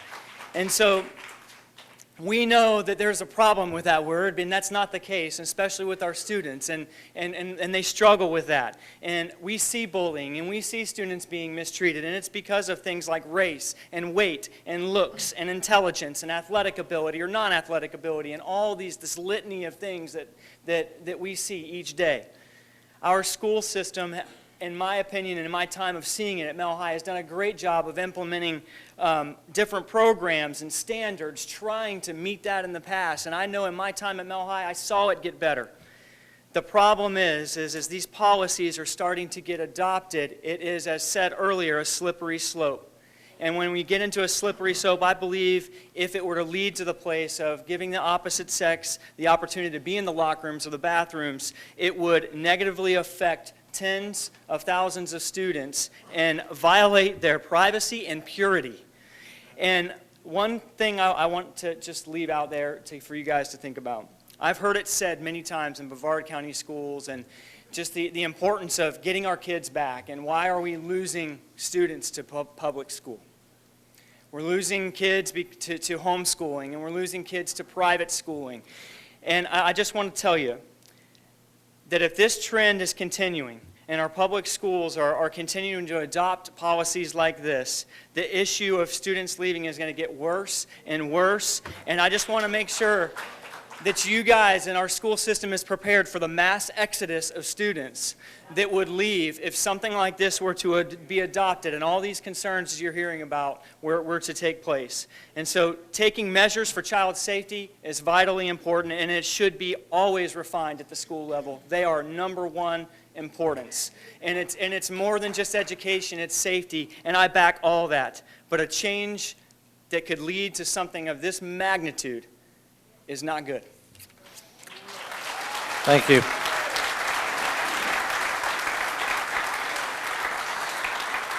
Lou Giaccona, Craig Greatman, looks like, followed by James Frankenfield. Hello and good evening, everyone. I'm a Lou Giaccona, lifetime resident of Brevard County. I was born here in 1963 in Brevard Hospital. I am a product of the school system of Brevard County. I went to Sherwood Elementary, Johnson Junior High, graduated from O'Galley High School. So, rock on for me. Also in the Crossing Guard program. I've got a twofold part of my message. I will try to be as expedient as I can. First part of my message I take from a historical person who went by the title of Jesus of Nazareth. He said, "Let all of you who are heavy burdened come unto me, and I will give you rest." That part is done. Now, my part. I'm going to explain something to you because I have some background in, public things. Property taxes, ad valorem taxes. Folks, I don't know if all of you are aware, but when you pay your property taxes every year, 56% of the ad valorem taxes go to support the school board of Brevard County. In my book, that means we, the people, have a lion's say in what goes on in our school system.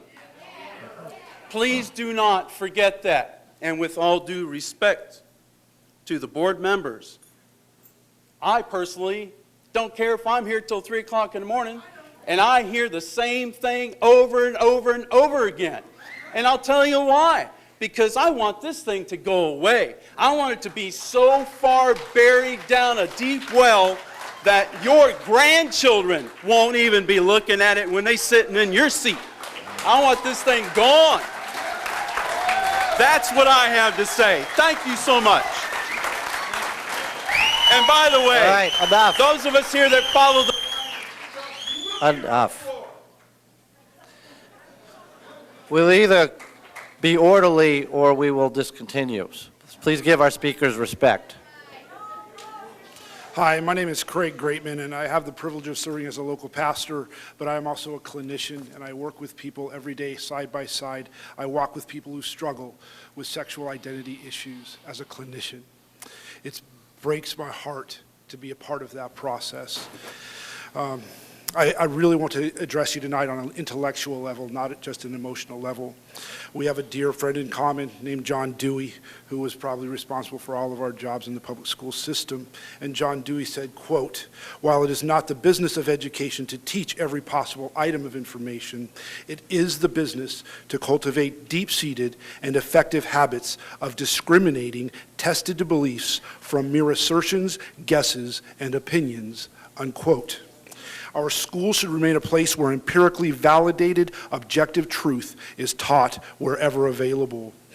In regards to sexual and gender identity issues, however, both the AMA, the American Medical Association, and the APA, the American Psychiatric Association, are still strenuously deliberating the ethical and strategical treatment of those who struggle in these areas. That is why I am so concerned with 3122 of this item. For this reason, I'm appealing to your responsibility as educators, and I know you have a big one, to teach the truth and to care for our children. If Brevard County ratifies this latest expression of non-discrimination policy, then it ignores the hard data from the APA and the AMA that highlights the emotional and psychological challenges of people who struggle with gender identity issues. According to Susan Cochran, writing from the Journal of American Psychology, the LGBT community differs in important ways regarding the treatment of mental disorders because of their elevated risk of stress-sensitive disorders. From the APA in June 2012, the report of the APA Task Force on Treatment of Gender Identity Disorders and GID, GID is still a diagnosis that has not completely been standardized in its terms of treatment, although it is still diagnosed. In both the American Journal of Psychology and the Journal of Psychology for Children, and Psychiatry for Children, Adolescents and Adults, anywhere from 30 to 80% of these people who struggle with gender identity issues has a likelihood, anywhere from 30 to 80% of them have a concurrent likelihood of comorbidity psychological issues. That means they are struggling people. They are struggling with mental health issues all the time. And to ignore that is to act like the emperor has clothes. These are people that want to teach our children, what the reality is they're mentally ill. That is a fact. I can't say it any clearer than that. It's not my evidence, and I care deeply. I care deeply for their souls and their personalities and what they're struggling for. Please understand what you're saying yes to if you open this up. You're dealing with people who are hurting and wounded and don't know how to deal with it themselves, and we can help them if we don't ignore them and co-sign that they're okay. Thank you very much for your time, and God bless you. Thank you. Just a minute. I don't know if there's another, I have next on here James Frankenfield, unless there's another Greatman, because I have Greatman on here twice. What is your name, ma'am? Amen. Hmm? I'm sorry, I can't hear real good. I have next speaker as James Frankenfield, but I'm curious what's your name? Your name, ma'am? No. Oh, my name is Elaine Kilgore. And I don't have you, I'm- ma'am, you're not up on the list yet. You should. It's not your turn. Next okay. up is James Frankenfield. Okay, will I be told when it's my turn? Yes, we'll call you, yes. Okay, thank you. James Frankenfield, followed by Mike Bynum, and Scott Wilson, and Dan Cardo. Is there a James Frankenfield here? No. Okay. A Mike Bynum. Step on up, Mike.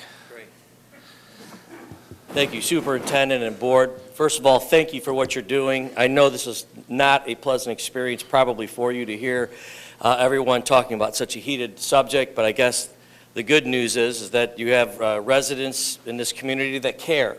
I'm proud of the Brevard County Schools, and I'm very happy that our community has such a quality education available to them in the public sector. As I said, my name is Mike Bynum. I am a Christ follower. I am lead pastor of Grace Fellowship in Rockledge. I want to say this as a Christ follower, and I believe I could speak for our whole church, that we're for all people. We're all broken people on various levels and various degrees, and we really try to be part of the solution. It's easy to speak out against what is the problem and the problem here and the problem there. We want to be part of the solution. I don't know, I'm pretty sure I could speak for all of us or most of us to say that regardless where you land on the subject, no one is for bullying, no one is for victimization. I'm sure the schools are working hard at providing a safe environment for all of our students regarding of ethnicity, regarding of sexual orientation. But I will ask you to please, on all propositions, to vote no, to be against this. And by saying that, I'm not saying that I am against people that have sexual identities that would be contrary to what we would find to be in harmony with what the Word of God would say. But I just firmly believe that what I believe, what you believe, what my neighbor believes, what a certain educator believes, it's great to exchange ideas, but at the end of the day, the only opinion that matters is God's. And so, we do our best to find out what that is and live by it. We have to embrace two things, and I'm speaking to Christ followers here. We have to embrace truth, and we have to embrace love in this. So though you find yourself on the other side of this, as I do, wanting it to be no, let's be sure that we conduct ourselves with love and support and trying to be part of the solution. And I think this would bring honor to Christ, and I think we'll have an opportunity to have further dialogue and with people that are contrary to us. So God bless you. Thank you for your service. Vote no, please, on everything on that. Thank you. Scott Wilson, followed by Dan Cardo, followed by John Aragio and Frank Dana. Scott Wilson. Yes, sir. I first want to thank each of you for your service to our schools. My name is Scott Wilson. I'm the lead pastor of First Baptist Church in Melbourne. And I'm standing before the board tonight, primarily not as a pastor, primarily as a father of 3 boys. My oldest is a part of a Brevard County public school, and my 2 younger sons will be behind him. My faith teaches me that I am to love and respect all people. And that's regardless of whatever decisions they make, whatever lifestyles that they espouse that might be contrary to what I believe. God has shown incredible grace to me, and He has told me to show that grace to everyone for a couple of reasons, because they've been created in His image, and also because He loved them enough to send His Son to die for them. However, in the school board's effort to care for a small minority of students who are wrestling with their sexuality or gender identity, policies cannot be put into place which endanger the safety, the free speech, and the religious freedom of the 72,000 students and nearly 5,000 teachers in the Brevard County public school system. I'm here tonight because I strongly oppose these policy changes. I believe it should not even move forward. to a public discussion. They are misguided on several levels. Due to time constraints, I'll just mention a couple. First of all, if adopted, I believe these policies would result in those who stand for a historic view of sexuality and gender identity to be silenced or to face being labeled as discriminatory. If other school board districts around the country give us any indication of the enactment of these policies and where that might lead to, we have seen that our First Amendment right to freely speak about what we believe could be silenced. There are instances across the country where some have even been sent to, quote, sensitivity training to have their thinking corrected. This would be a clear violation of our religious freedom and our freedom of speech. Secondly, I know it was shared tonight that this does not involve the restrooms and the use of changing facilities. However, we've seen that this policy has led to that in other areas of our country. And so I am concerned that a biologically gendered boy who on that given day self-identifies as a girl would choose to enter a girls' changing facility.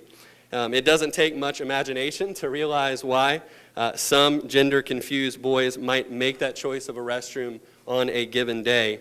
And if this is coded into law, there would be nothing that anybody could say or do about it, and actually they would be then guilty of discrimination.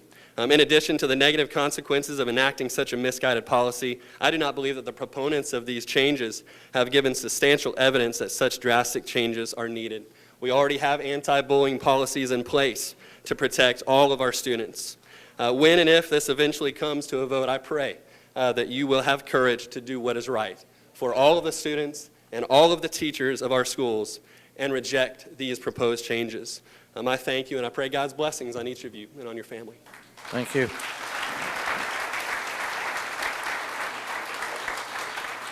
Dan Cardo, followed by John Arago. Go ahead, Dan. Thank you, Mr. Ziegler. I want to let you guys know that it is part of what I do. Part of my job is that we come along others and we pray for the students, pray for the schools, pray for you guys to serve well, pray for the students to be protected, pray for the students to feel loved on the campuses. Do that systematically and daily, encouraging others to get involved with that process. I am Dan Carter, a former administrator here in Brevard County. I'm a product of Brevard County Public Schools. I went through K through 12 through Brevard County, came back and taught here for 7 years, and I was an administrator for 3 more years, for a total of 10 years. My mother was a retired public school teacher. My mother-in-law, my wife, is a teacher. I want to make it clear that as a Christian man, it is my desire that we love and protect every one of our students here in Brevard County.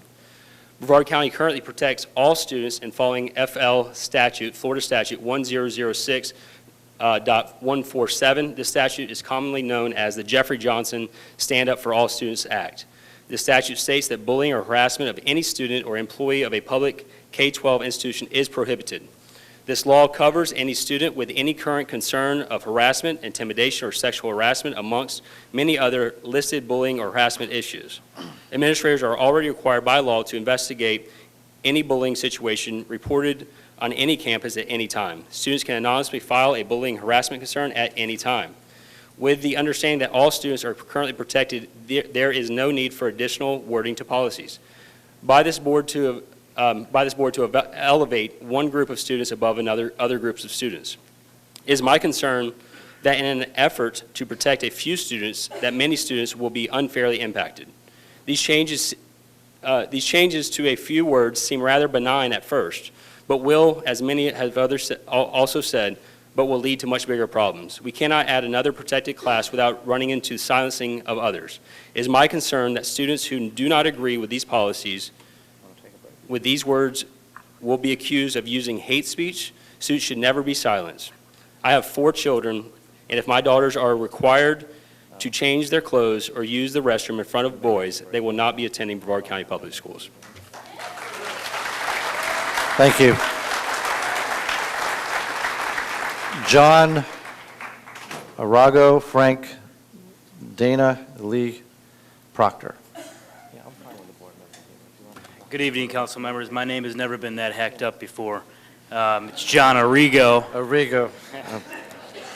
English wasn't my major, I assure you that. Well, my name is John from Melbourne. I'm a local business owner and a proud parent of 3 children and a beautiful wife.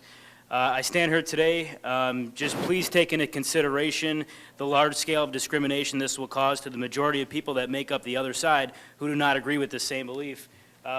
I found this in the Florida Today newspaper that everything we did in Palm Bay got thumbs down.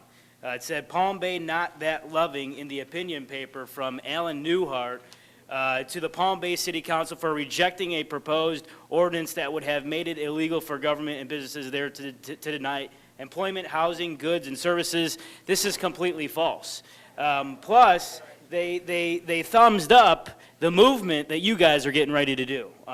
Just to vote on it, they were thumbs upping on that. So I thought that everyone would like to hear that. Since the beginning of our great Constitution, we are all protected by these rights regardless of our beliefs. This is the same with the great ordinances that are already in place. They already protect everyone right now with little or no problems toward this group who are part of the sexual orientation and gender identity.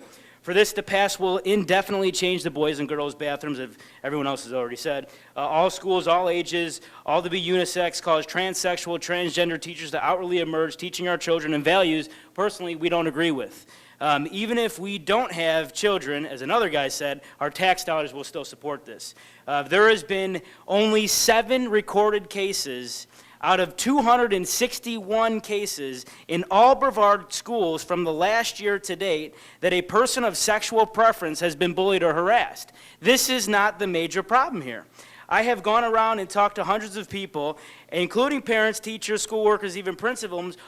All of them do not agree with this change. I have not heard of one person to agree with this. The majority, we the people, state that our beliefs are against this. How do you train a teacher who is faced with a male or a female who one day is a male and the next day claims to be a female? Can the teacher even question them without consequence? What if this specific person was doing this to prey on another certain individual behind the closed door, bathroom or locker room? With these proposed ordinance changes, the teacher can only watch and hope that nothing happens. This is not a matter of if it happens, it's a matter of when it happens. Are you willing to let someone's life be ruined by your decision? Do you realize that if this change is made, so many people will be charged with discrimination and possibly hate speech crime? This is already happening in other states and in other countries. Do you really want this in our schools, in our county? This means that as a parent, would you address the facts to your children of your beliefs? You wouldn't because you couldn't. How would you explain to your daughter if it's okay for a man to be in the bathroom with her? How can the school stand to protect them? You can't. The argument brought by the LGBT is that they want ordinances changed to group them with racial laws. The major problem here is that this will create automatic discrimination to the majorities, we the people. Please, counsel, in closing, will you live by the oaths you have taken and stand to protect and serve our children and the parents regardless of our beliefs? Thank you.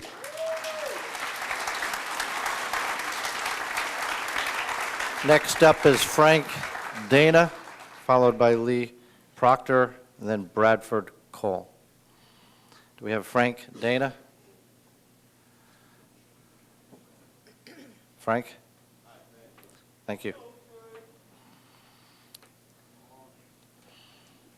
I'm totally changing what I had planned to say because I'm reading my pocket copy of the Declaration of Independence. It's well worn, and the Bill of Rights and the Constitution, and there's some quotes here by men, or we all know their names, and it dawned on me while I was reading what they had to say about guarding virtue and freedom, that these men 240 years ago made such an impact it almost made me cry sitting there.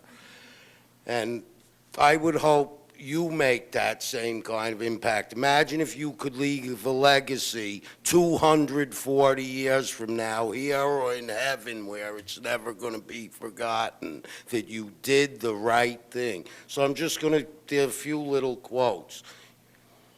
This one's by Benjamin Franklin, the guy on the $100 bill. Only a virtuous people are capable of freedom. As nations become corrupt and vicious, they have more need of masters. That means if you do the wrong thing, you're really not free, you're a slave. This is by John Adams. Our Constitution was made only for a moral and religious people. So I don't know where the separation of church and state comes from. It's the separation of the state being able to dictate to the church. So our Constitution was made only for moral and religious people. And we know what's moral and what's immoral. Everyone knows. Smoke screens, mirrors, lies. We know what's moral and immoral. So he says it is totally inadequate to the government of any other. In other words, a government like ours doesn't work for immoral people who don't fear God and think that it's whatever. So then Samuel Adams, you know, the beer guy, not.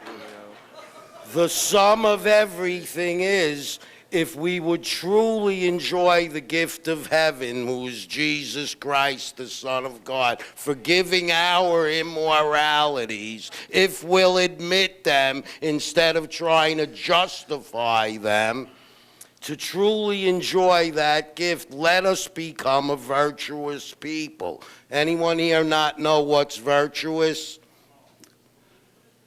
Then shall we both deserve and enjoy the gift of heaven. While on the other hand, if we are universally vicious, depraved, and debauched in our manners and actions, even though the form of our Constitution carries the face or appearance of the most exalted Thank you, Frank. freedom, Your time is up. we shall in reality be the most Thank you, Frank. abject slaves. Next up is Lee Proctor. Lee, followed by Bradford Cole and Edmund Monin.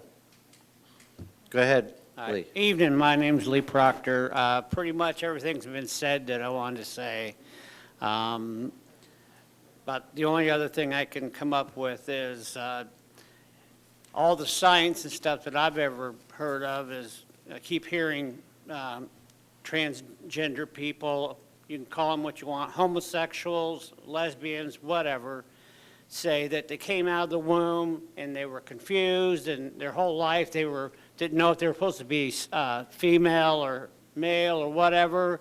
There is no science to support that. To become what they are now in their lives is a choice, and they chose to be that. Thank you very much. Thank you, Lee. Next up is Brad Cole. Brad Cole, followed by Edmund Monin, and then Glenn DeJean. Go ahead, Brad. Hello, thank you for having me speak. Just want to thank everybody for coming out and being here. I want to just introduce myself. My name is Bradford Cole. I've been a resident of Brevard County for 21 years. I love this county. I'm very active in the church, very active in outreaches in the streets. I was looking at many of the police officers here, and I've looked into the eyes of the residents of this county and spoke truth to them, spoke love to them, helped them. I was a product of Brevard County schools. I love the school system. Definitely here, number one, to represent the Lord Jesus Christ. And also I'm standing here on behalf of my niece who's 9 years old who goes to the public schools here. And what I want to say is, number one, that I'm concerned for her safety. I'm concerned that a transgender can go into a bathroom with her because he claims that now he is a woman. And I'm concerned of the safety issue. You got to think of, number one, I'm definitely going to go for the moral issue with this, but the safety issue, I know that's your vocabulary, that's your language. That is a massive issue on the table here. That if this is allowed to proceed and this policy is allowed to be passed, which if the vote was today, I would vote no. But it will, like Pastor Titus said, it is the slippery slope. It is Pandora's box, and we don't want to go there. It is going to be a disaster. And also the biblical and moral principles that brought the United States of America this far need to be defended. The majority speaking tonight. We the people are speaking tonight.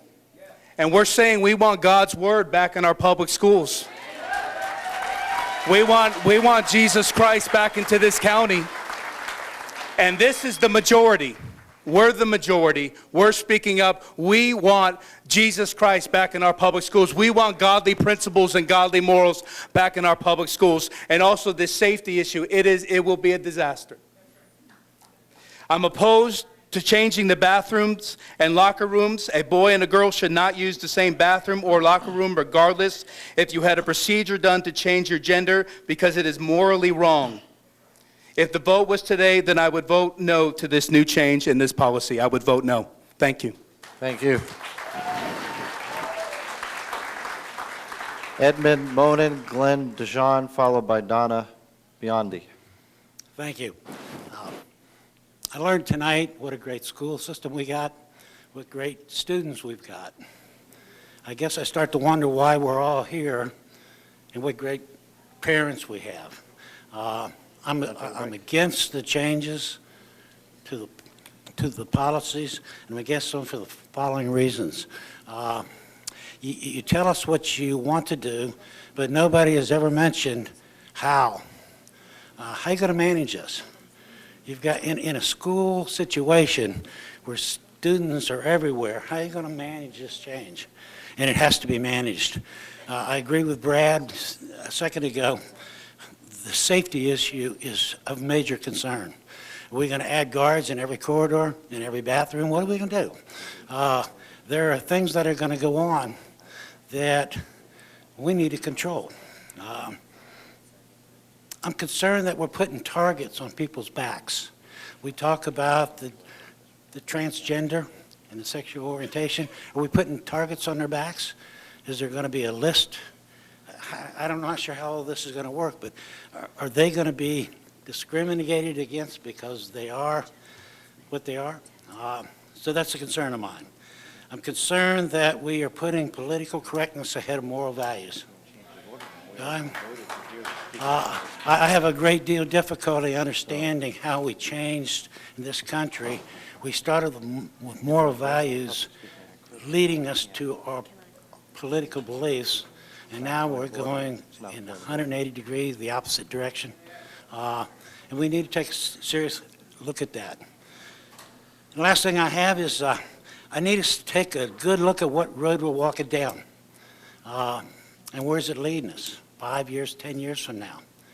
And when do we reach the point of no return? Okay? Thank you. Thank you. Glenn DeJean, followed by Donna Biondi. Thank you for letting us speak today. On the offset, I'd like to say I'm opposed and would like you. 50? Go ahead. I'm sorry. They're asking. We're going to take a break at about 8 o'clock, so we'll take 2 more speakers, and we're going to take a break. 8:01. So go ahead. 8:01. Thank you. On the offset, I'd like to say that I'd like you to keep the bylaws as they are, all 3 of them, in particular number 3362. My issues with the proposed bylaw changes are in 2 parts. The first is taking the word harassment, taking it out, striking it out, and replacing it with discrimination. Harassment in the Webster's Dictionary is related to troubling, persistently, or tormenting. It's a clearly understood word. It's behavior-oriented. We know what it means. It works good. Discrimination, according to Webster's, is making or perceiving differences or distinctions or showing favoritism. That word has all sorts of shades of gray, from positive to negative. The word is primarily subjective rather than objectively behavior-oriented. That does not work for us. Second part, I'd like to talk about replacing sex or gender and replacing it with sexual orientation or gender identity. Sex or gender has objective definitions based on biology that everybody agrees with. Sexual orientation or gender identity are subjective and mostly non-biological. As a parenthesis, let me say that as civilized people, we need to be sensitive to people that have defects or issues that place them far from the norm or average. We need to remember that all of us have some genetic defects or other forms of defects. Some are large, some are small. But some children may be far from the norm due to things that are outside of their control, whether it is embryonic problems, drug-addicted parents, genetics. We need to prevent harassment or harassment from any of people because we need to maintain our civilization. And that is the goal for all of us. But the issue here is combining so-called gender identity problems with so-called discrimination. Compassion is one thing, but opening the door to attacks on civilization may be avoided. And I'm going to say here, we may be overlooking the 800-pound gorilla, and we really need to get real about this. It's stated this doesn't have anything to do with bathrooms and locker rooms, but if you look in other parts of the country, it has actually gone that direction. So, excuse me for getting real here, but if biological boys can claim a non-male gender, then how does a non-discrimination policy prevent them from choosing to use the girls' bathroom or locker room? And Thank you. Your time is up. Sorry. Donna Biondi, and then we'll take a 10-minute recess. Okay. Thank you, Chairman and board members. I'm here to tell my story tonight because I feel like something like this has already affected my life. I had two brothers, Neil and Mark, and I know there must be many, many reasons to cause individuals to have identity crisis. However, my case, my brothers attended high school and joined the band. They were searching for love and acceptance, and their band teacher gave them that love and acceptance. This resulted in them joining the teacher in a lifestyle that affected their lives forever. We never knew at the time that this one teacher would influence not only my brothers' lives, but our whole family for many years. Their lifestyle caused tension within our family. They were not allowed to come home and attend family functions, and we were discouraged to visit them. During this time, my brothers continued to tell us how happy they were and that they had many friends and seemingly a carefree life and a satisfying job. However, as the years progressed, both my brothers became ill with AIDS, and they lived with the disease quite well for several years. This is a hideous disease, and it was very, very painful for all of us to watch. They lost weight, they could not eat. Our family home became a hospital with beds and medicines. It was hard to watch them as they gasped for breath as pneumonia took over. During the latter months of their lives, however, they talked about the teacher that had led them down the path to change their sexual identity, and about the heartache of living that lifestyle. They found that lifestyle never filled the empty hole in their hearts. They admitted that while they were telling us everything was okay, that inside they were hurting deeply. They said they really never felt accepted in their new world, and they felt shunned by the family and friends. They both did die surrounded by the love and acceptance of our family that they had sought most of their lives. Both were in their 30s, and their decision robbed them of a long life. I personally know that students can be influenced by just one teacher. Teachers are super role models, and sometimes the only role model their children have. Sometimes the teacher does not have to say anything, but introduce a different kind of identity just by living it in front of the students. Our youth are not capable of making decisions that affect them for life. I tell you my story because I feel deeply that if you prove any of the changes on tonight's agenda, and only one child is influenced by one teacher, it will not only affect that child, their parents, their siblings, and friends for years to come. Therefore, I ask that you not adopt the changes to include the sexual orientation and gender identity, as I believe it may cause irreparable harm to some of the students. Thank you. Thank you.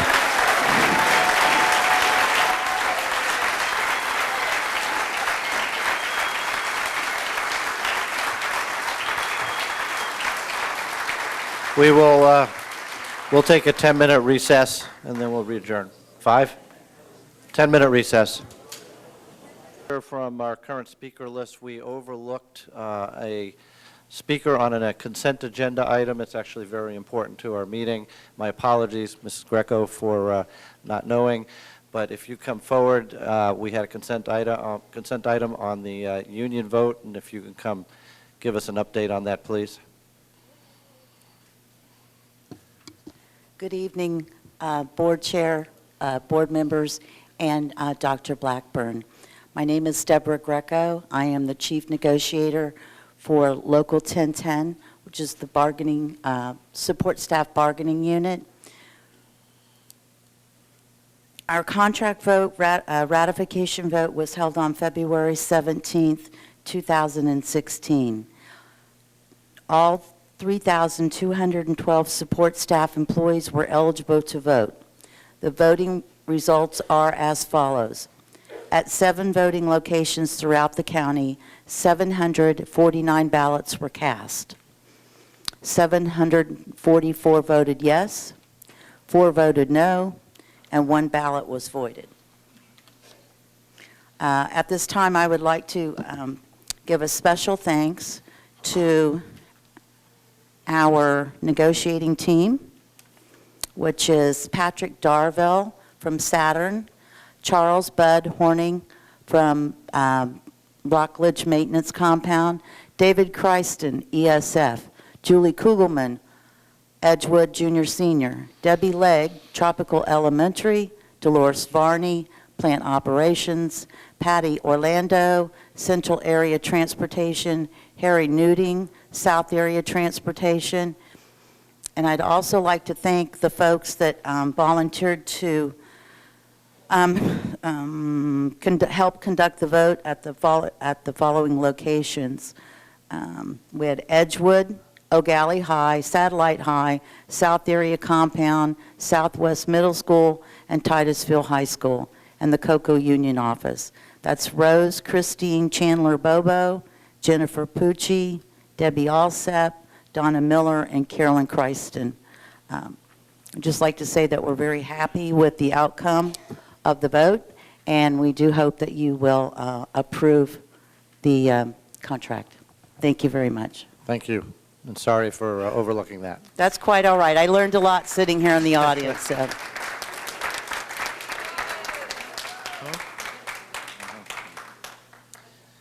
Okay, we can resume. Yeah, that contract was approved in consent. We should have had her speak earlier, but again, my apologies for not knowing. First speaker back up is Jim Capel, followed by Nick Miletus, followed by Vincent McDade. So if we have Jim, is it Capel? Capel. Board, thank you for hearing the discussion before you push this through to action item.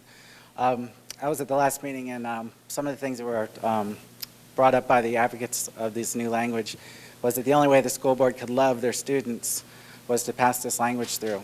And there's an aspect of love that we've kind of discussed tonight, and that's truth. And you've heard a lot of truth tonight. It was also insinuated that the only way to protect these students was to pass this language through, and that's just simply not true.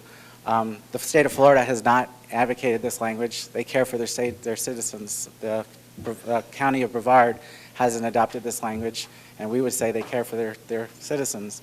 Our cities haven't gone there, and actually as recent as last month, the city of Palm Bay decidedly rejected this language with a 4-1 vote.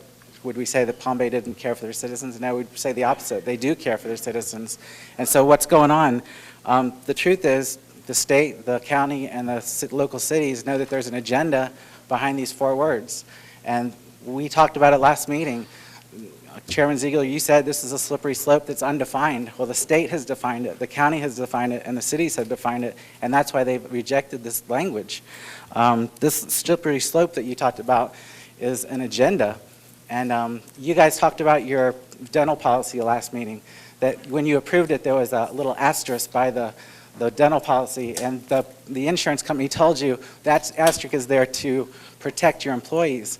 And last meeting, you guys said that we found out that was a lie. Well, I want to stand with truth and say, you know what, there's an asterisk behind this agenda, and the fact of the matter is, it's not here to protect our students or your employees. It's here to promote a further agenda, and that's what these state laws and these county laws and these city laws are finding out, and they're rejecting this language because there's an agenda behind the language. If there wasn't, there wouldn't be an issue. I know we don't take policy from the city of Houston, but the city of Houston had a lesbian mayor that pushed this agenda through her city council a couple years ago. When the city found out the actions behind, the practices, the application of this word, these words, sexual orientation and gender identity, when it started to be applied to everyday life, the city went crazy. And they brought that to a vote, and they voted that language out of their city language. And you think about the money and the time and the resources wasted for the citizens of the city to come and have to put to vote a language that could have stopped at the city council. Now, we don't take policy from the city of Houston, but there's a reason this language isn't in the state language. It's a reason why the county hasn't adopted this language, and the cities are rejecting this language for a reason. It only takes 3 people on this board to bring this language in. I would say, look at the state, look at the county, look at the cities. What are they doing, and why are they doing it? You know, the school board's about protecting our students, not about protecting agendas. So please release this language, move these agendas through, these policies through without sexual orientation and gender identity attached to them, and protect our students, please. Thank you. Thank you.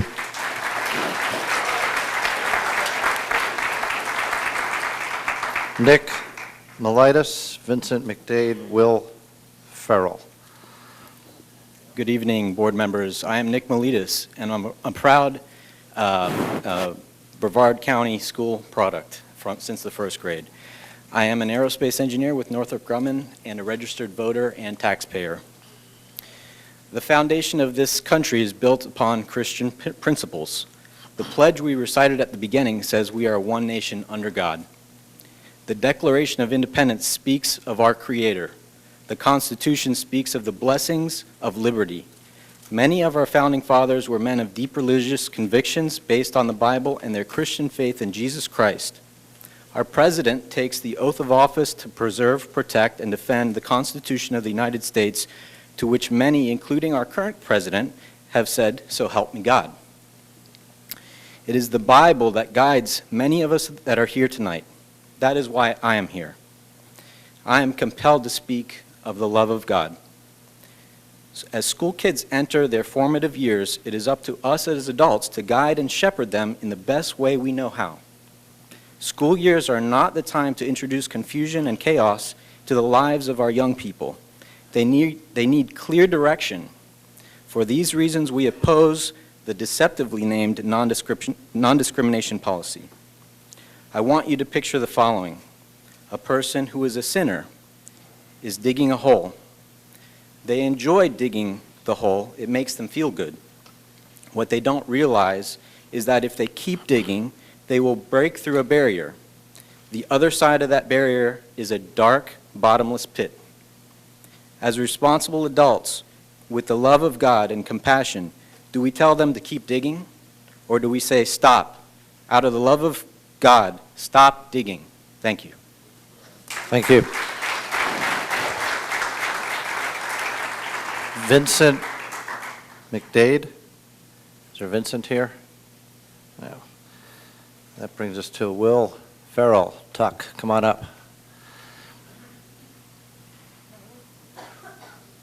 And then after that, it'll be Kenneth Delgado.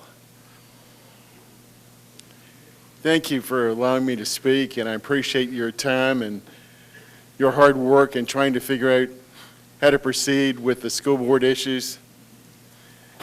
I do have concerns, and I do have a solution to all this.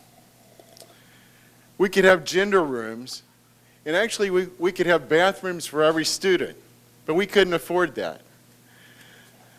I think we need to avoid all this confusion, and I don't think we should move forward on any of these measures. I think it's going to lead to moral and gender confusion. And someone said, you know, we talked about the slippery slope and the wedges, but we don't need to divide people any further.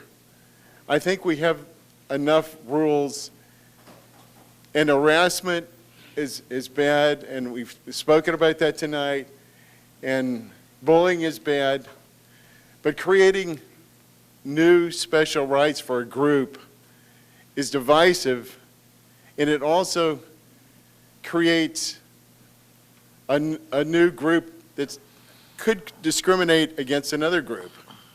I just think it's a very slippery slope, and it's going to lead to lawsuits and all kinds of problems.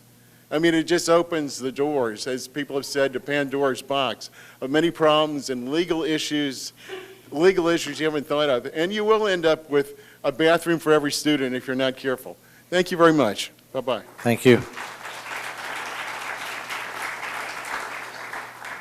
Kenneth Delegado, followed by Randy Ball, followed by Robert Armbuster. The food looks great. The food that you're eating looks great. Honorable Chair, board members, and Superintendent Blackburn, first and foremost, we love everyone because of Jesus Christ who loved us. And bullying cases are wrong, even the 7 that deal with gender identity that happened this school year. We are so proud that the school principals have already handled them effectively through the current excellent policies that you have. Instead, let's look at the system that has gone awry. We have found a growing anger that is producing a political revolution in all political parties. I have synthesized this phenomenon into one statement. I will call it the King George Syndrome, the syndrome that caused the American Revolution. Today's King George Syndrome is where we, the people, elect representatives to vote for the people since they were placed in that position by the people. But then they turn around and do whatever they want in spite of the people. These policy changes are unequitable, a bad strategy that cannot be built on. It is so confusing that even the school board's attorney is confused. In the policy change number 3122, it has eliminated, crossed out, and thrown out discrimination based upon gender, but thought it wise to add gender identity to the list of discrimination. In other words, discriminate if it's gender, but not on gender identity. Translated, forget the empirical and verifiable scientific evidence of chromosomal pairs of XX and XY, rather base it on a position that still has no consensus by professionals with no clear empirical and verifiable scientific evidence. In addition to wording problem, a legal problem, and a science problem, our Superintendent Blackburn said this in December, thank you very much, of last year, and I paraphrase. Instead of listening to advocates individually, we need to meet again, but instead of meeting separately, we should all meet in the same room at the same time. We're here right now, giving equal passion and dedication to those who are hurting, period, and end of discussion. I have talked to the first 8 teachers that I personally know, and they know nothing about these policy changes. My understanding is that even the principals of the school have not the benefit of knowing or sharing. We have not had the opportunity of the meeting of the minds of the parents. This is not a burning building. This is not an emergency. This is a non-equitable, bad strategy, and I ask this board placed here by we the people, elected to make decisions for the people and by the people, we say yes on anti-harassment procedures, but no to all the policy changes. I pray that we don't have anyone on this board with a King George syndrome, and that you don't waste the time of this board and the people, the parents that are here. Just kill it now and not move it to another meeting. Thank you.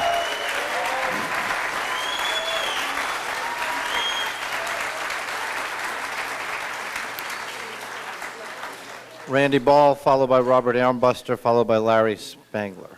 Mr. Chairman and members of the board, my name is Randy Ball. Thanks for the opportunity to speak here. I'm going to depart from my prepared remarks except to say that I am a follower of the Lord Jesus Christ, and as such I believe what the Bible says as to gender, that it is a sacred and permanent assignment by God and God alone. Mr. Chairman, I want to respect what you said earlier by not repeating what has gone on before.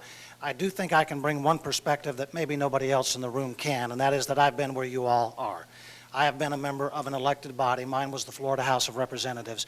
And when a judge reviews what we write, it may surprise you, but he doesn't always infer correctly what we mean. And so I know it wouldn't be the intention of this board to ever require shared showering in this district. But when you include gender ID as a basis for a discrimination claim, as this language does, when you attach that protection to all operations, programs, and activities of the district, as this language does, you are extending accommodation of gender identity into the shower. I just wanted to say, I think, in behalf of everybody that's in the room, or at least most everybody in the room, that what we're asking you to do tonight is not even entertain a motion to put this up for a public hearing, and if such a motion is offered, to kill it. Thank you. Thank you.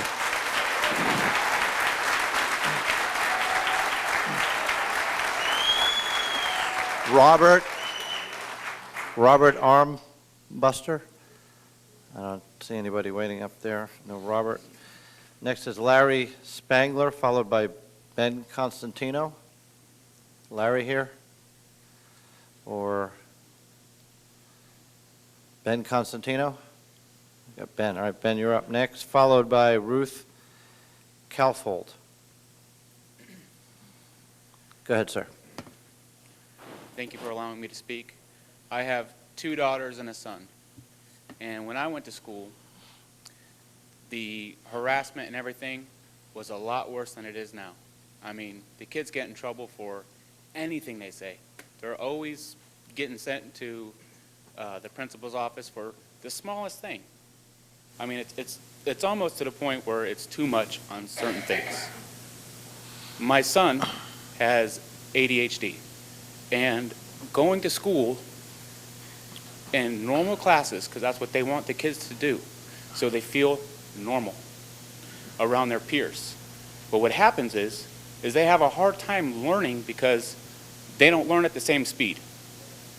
So they do get sent out occasionally to, reading and writing and everything like that. Having a transgender teacher, I couldn't even fathom what the children would even think. How would they learn? When you go and buy a car, and the first thing the guy says to you is $30,000, every word after that is wah, wah, wah, wah, wah, because you're just so focused on wow. It's the shock and awe.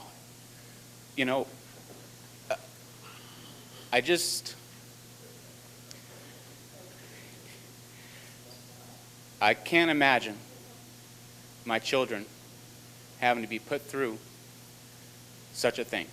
When I was in 2nd grade, I had a crush on my teacher. She was beautiful, blonde hair, young, attractive. I said, I have a secret. I'd like to share it with you. So I went up there and I gave her a kiss on her cheek because I was impressionable. All the kids at that age are going to just attach themselves to somebody, something. They want to learn. They want to, they're sponges. And teachers are meant to teach. And there's a certain level of respect and professionalism. And I don't think that will be if this law passes. So I have all the other things that everybody else said here.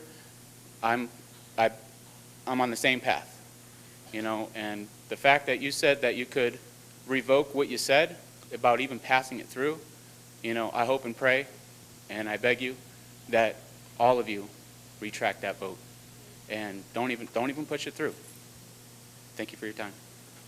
Thank you.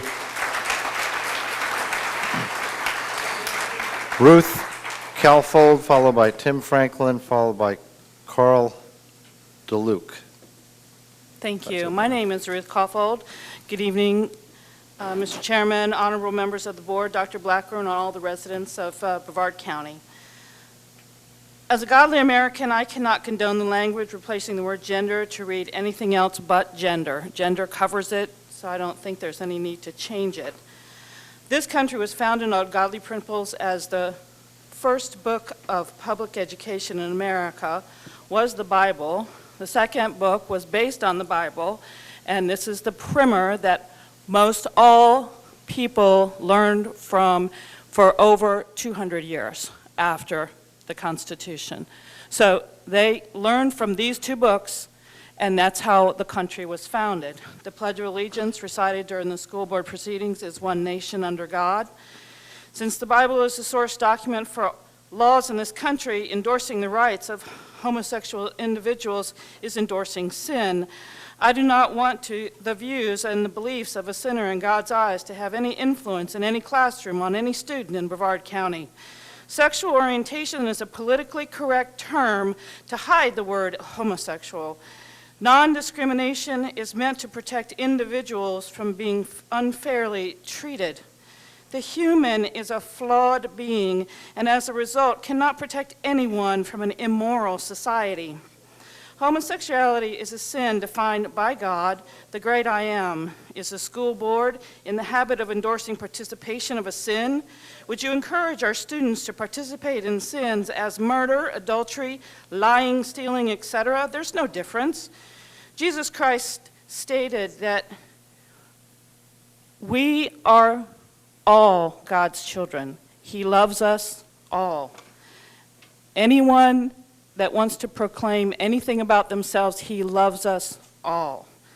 Teachers in the county are not encouraged to discuss God, Jesus Christ, and the Holy Spirit unless asked by the student. Our American history classes is and should be discussing God, Jesus Christ, and the Holy Spirit as the foundation of this country and this state and this county. John Adams said, "It is a religion and morality alone which can establish the principles upon which freedom can securely stand. The only foundation of a free constitution is a pure virtue." Fisher Ames, "Our liberty depends on our education, our laws and habits. It is founded on morals and religion, whose authority reigns in the heart, and on the influence of all these produce on public opinion before that opinion governs rulers." Benjamin Rush, who was known as the father of public education, "The only foundation for a useful education in a republic is to be laid in religion. Without this, there can be no virtue. Without virtue, there can be no liberty. And liberty is the object and of life in all Republican governments." Thank you. Your time is up. Okay, thank you. Tim Franklin. Is there a Tim Franklin here? Carl Dulac? Sorry, but Carl, followed by Nadine Adulf. I'm not sure of the spelling on this. Followed by Alan Alsrow. Go ahead, sir. Good evening. My name is Carl Dulac, and I thank you for allowing me to speak. To some degree, tonight's discussion on updating the policies of the school board stems from last year's Supreme Court ruling that allowed same-sex marriage. That ruling applied the 14th Amendment, which the abolitionists wanted because they saw the 13th Amendment lacked the power to end segregation or discrimination.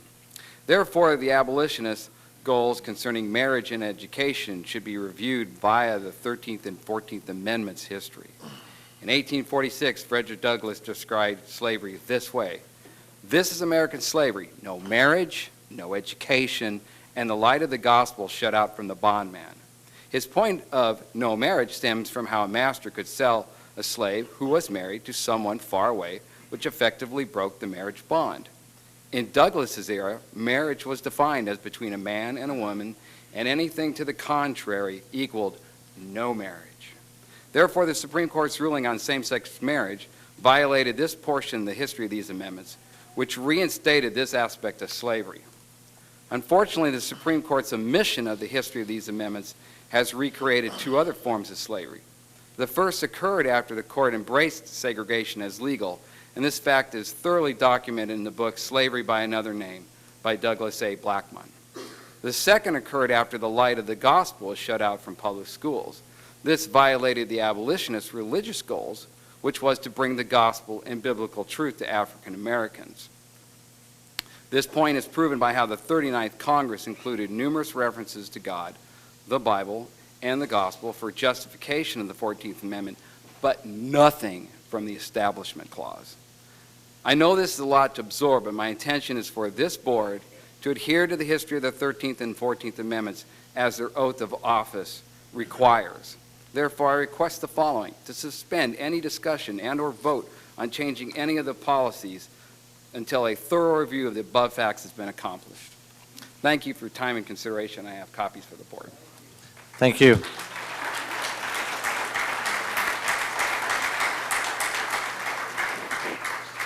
Next up is Nadine Adolph. Alan Alsrow, sorry about that. Followed by Fitzgerald Lawrence. Go ahead, sir. All right. Appreciate this opportunity to talk to you guys about this 53. thing that's coming down. And as I was talking tonight, I've changed a little bit about what I was going to say. Because I can remember back when I was in school, in the 9th grade, we had biblical devotions over this PA system in the mornings. Some council, like you guys, decided against it, so it stopped.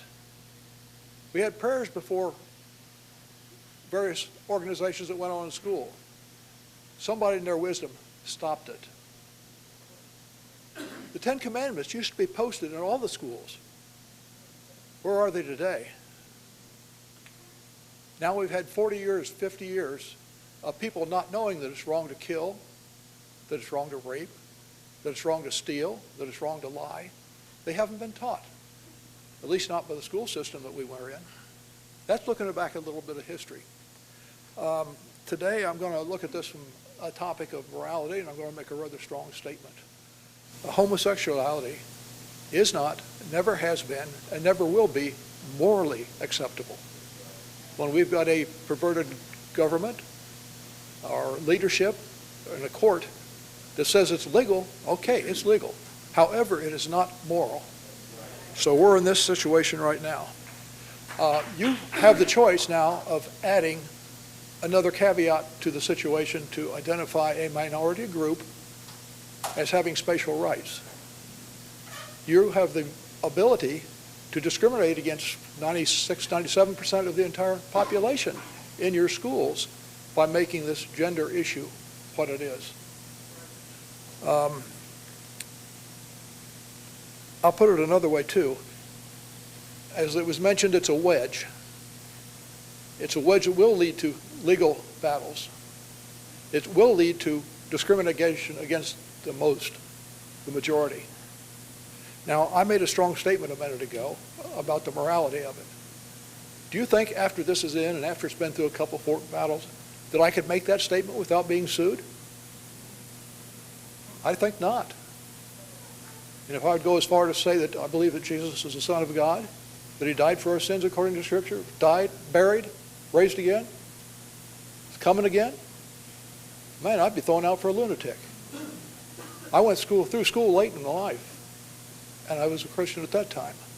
And I've seen the little snubs, the rolling the eyes and other things from the leadership in the school, from the teachers, from the professors who have been educated beyond their wisdom, I guess. So we are in a dangerous place. We are in a dangerous situation. And if you want to change something, I'd recommend that you just cancel this thing and not even give it a hearing. But you could change the words to genetic male, genetic female for the restrooms. So that they, if nothing else, you'll have to pay for a test on their genes to prove that they're male or female. That might be a little safer. But the best thing for you guys is take the moral high ground. Thank you. Your time is up. And kill it. Thank you. Fitzgerald Lawrence, followed by Richard Goolsby, followed by Richard Webb. Go ahead, sir. Fitzgerald Lawrence. I'd like to speak on behalf of those people who are pretty much silent today. I am a grandfather of 5 children who are in Brevard school systems. And 42 years ago, I was attacked by a teacher in a bathroom. And this gentleman here wanted me to speak for him as well because he was attacked in a similar situation. 42 years ago, there was no rules that they are and guidelines and protection for students as they are now. We already have these protections in place. I don't think that we need to amend them to cater to 5% of the community. I don't think that we need to overlook the 95% who are against this and cater to those who are just the 5%. We already have rules in place. I remember 42 years ago, I was lucky to escape without that teacher actually doing anything to me other than grabbing me and trying to kiss me. But I remember speaking to other students who were influenced by such attacks by not only him, but other teachers in the school system. I remember speaking to them about the confusion that they went through, because they said, well, maybe I deserved it. Maybe there's something about me. Maybe I caused this. And I'm asking you today to consider seriously what you are doing. I know that you are. That's why we're here. But I'm asking you to hear what Brevard County is saying. 95%. Look, you can just, if you count the numbers, you'll see that it will affirm it. 95% of the people are saying no. Why cater to the 5%? The protections are already in place to protect those of the LGBT community. Discrimination things are in place for them as well. So just say no. Do not create other victims. Thank you. Thank you. Sir, are you, I Richard? am a victim. You- I suffered today from post-traumatic syndrome, and I was attacked before the closet door Sir, was open. can you state your name? I'm not sure you're on the list, so we know who you Because are. of what I had to say, I didn't want to give my name. I was taking part of his time. I'm sorry, we don't pass time. Sorry you're not interested in victims. Well, I'm interested. I'd like to know who you are. Richard Goolsby, followed by Richard Webb.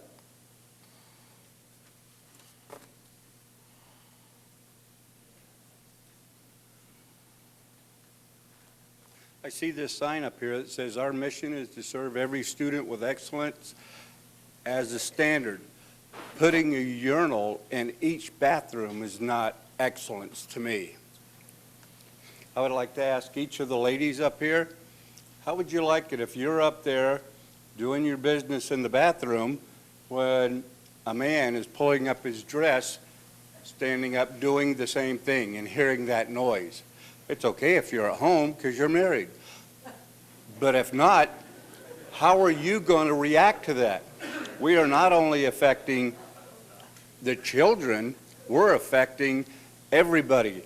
The teachers, the office workers, the janitorial supply people, the janitors, anybody that comes into our school is affected by all of this. And I don't like it, and we need to stop it now. Remember when we were young and growing into adulthood? The fantasy of the opposite sex. If this is approved, there will not be a slow aggression to adulthood. You will be making a shotgun blast into adulthood at a young age. Advanced pregnancies, rape, porn, and so many more sexual complications that our children will suffer, not for a season, but for a lifetime. This will affect their mates with divorce and suicide. Can you live with that in your heart? We had dealings like this in the military, and it wasn't any fun because we couldn't control it. It was controlled by Congress and all the people up there in coats and ties.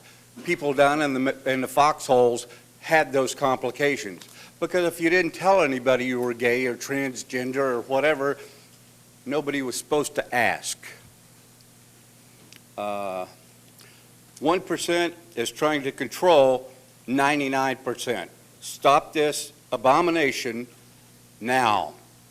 If passed, we did the same thing down in Palm Bay. If this is passed, their birth certificates will become an invalid document because they will be able to change their sex. And if they can change their sex on their birth certificate, they can change their birth date. their location. They can be born in California instead of in New Hampshire. Oh, I like it better out there. So if they can change that, each and every legal document that comes around will be null and void, because I've got a dress on, but I have all the godly things that God had given me. I like what I am, and I'm hoping that y'all like what you are. And we do not do this to our children. It is an abomination of God, and we believe that it should not be, because we all agree, and you should agree for us, because we voted you in this position. And we thank you very much. Thank you. Richard Webb, followed by Stephen Shellhammer, and then Victor Dodds-White. I'm glad I live in Brevard County. The good sense of these speakers has been amazing. I'm Richard Webb, a taxpayer in most of your districts in Merritt Island, Titusville, Palm Bay, and Rockledge, rising in support of Liberty Council's letter to the Board on Tolerance Policies. Please accept their invitation to assist you in rewriting misguided changes driven by the gay agenda, or reject the consideration altogether. We see your staff's proposed changes as incrementalism toward a tolerance that Jesus condemned. If you profess Christianity, you cannot simply put your other hat on as elected representatives. You have an obligation to be doers of the word, not hearers only. As a voter and taxpayer, you are by proxy making me culpable in allowing, teaching, and condoning homosexuality. In Revelation 2:20, Jesus condemns people who allow teaching of sexual immorality, and in Luke 17:2, he says it would be better for you to have a millstone tied around your neck and get thrown in the sea than snare these little ones that stumble into sin. It's not my opinion. It comes from the mouth of the one who created this universe. Don't accuse me of intolerance if you're intolerant of him and his word. When lawless courts and bureaucracies go against God's word, Americans have an obligation to rebel against their lawlessness. Reject the nationwide effort of a lawless administration to use Title IX way beyond the intent of Congress. Are you ready for a lawsuit that'll come when the foolishness runs its natural course and some little girl gets molested by boys taking advantage of their access to girls' locker rooms? At the other extreme, your intolerant policies are so silly that they've even condemned an unwanted flirtation. You're also setting precedent on a slippery path towards suppressing students' expression of their political and religious beliefs. I reject a school board, presidential candidates, and a Congress that allows the bureaucracy to dictate mindless liberalism. I'm voting for a constitutionalist, Ted Cruz. I urge you to not even consider. Thank you, Mrs. Nisi. Thank you, sir.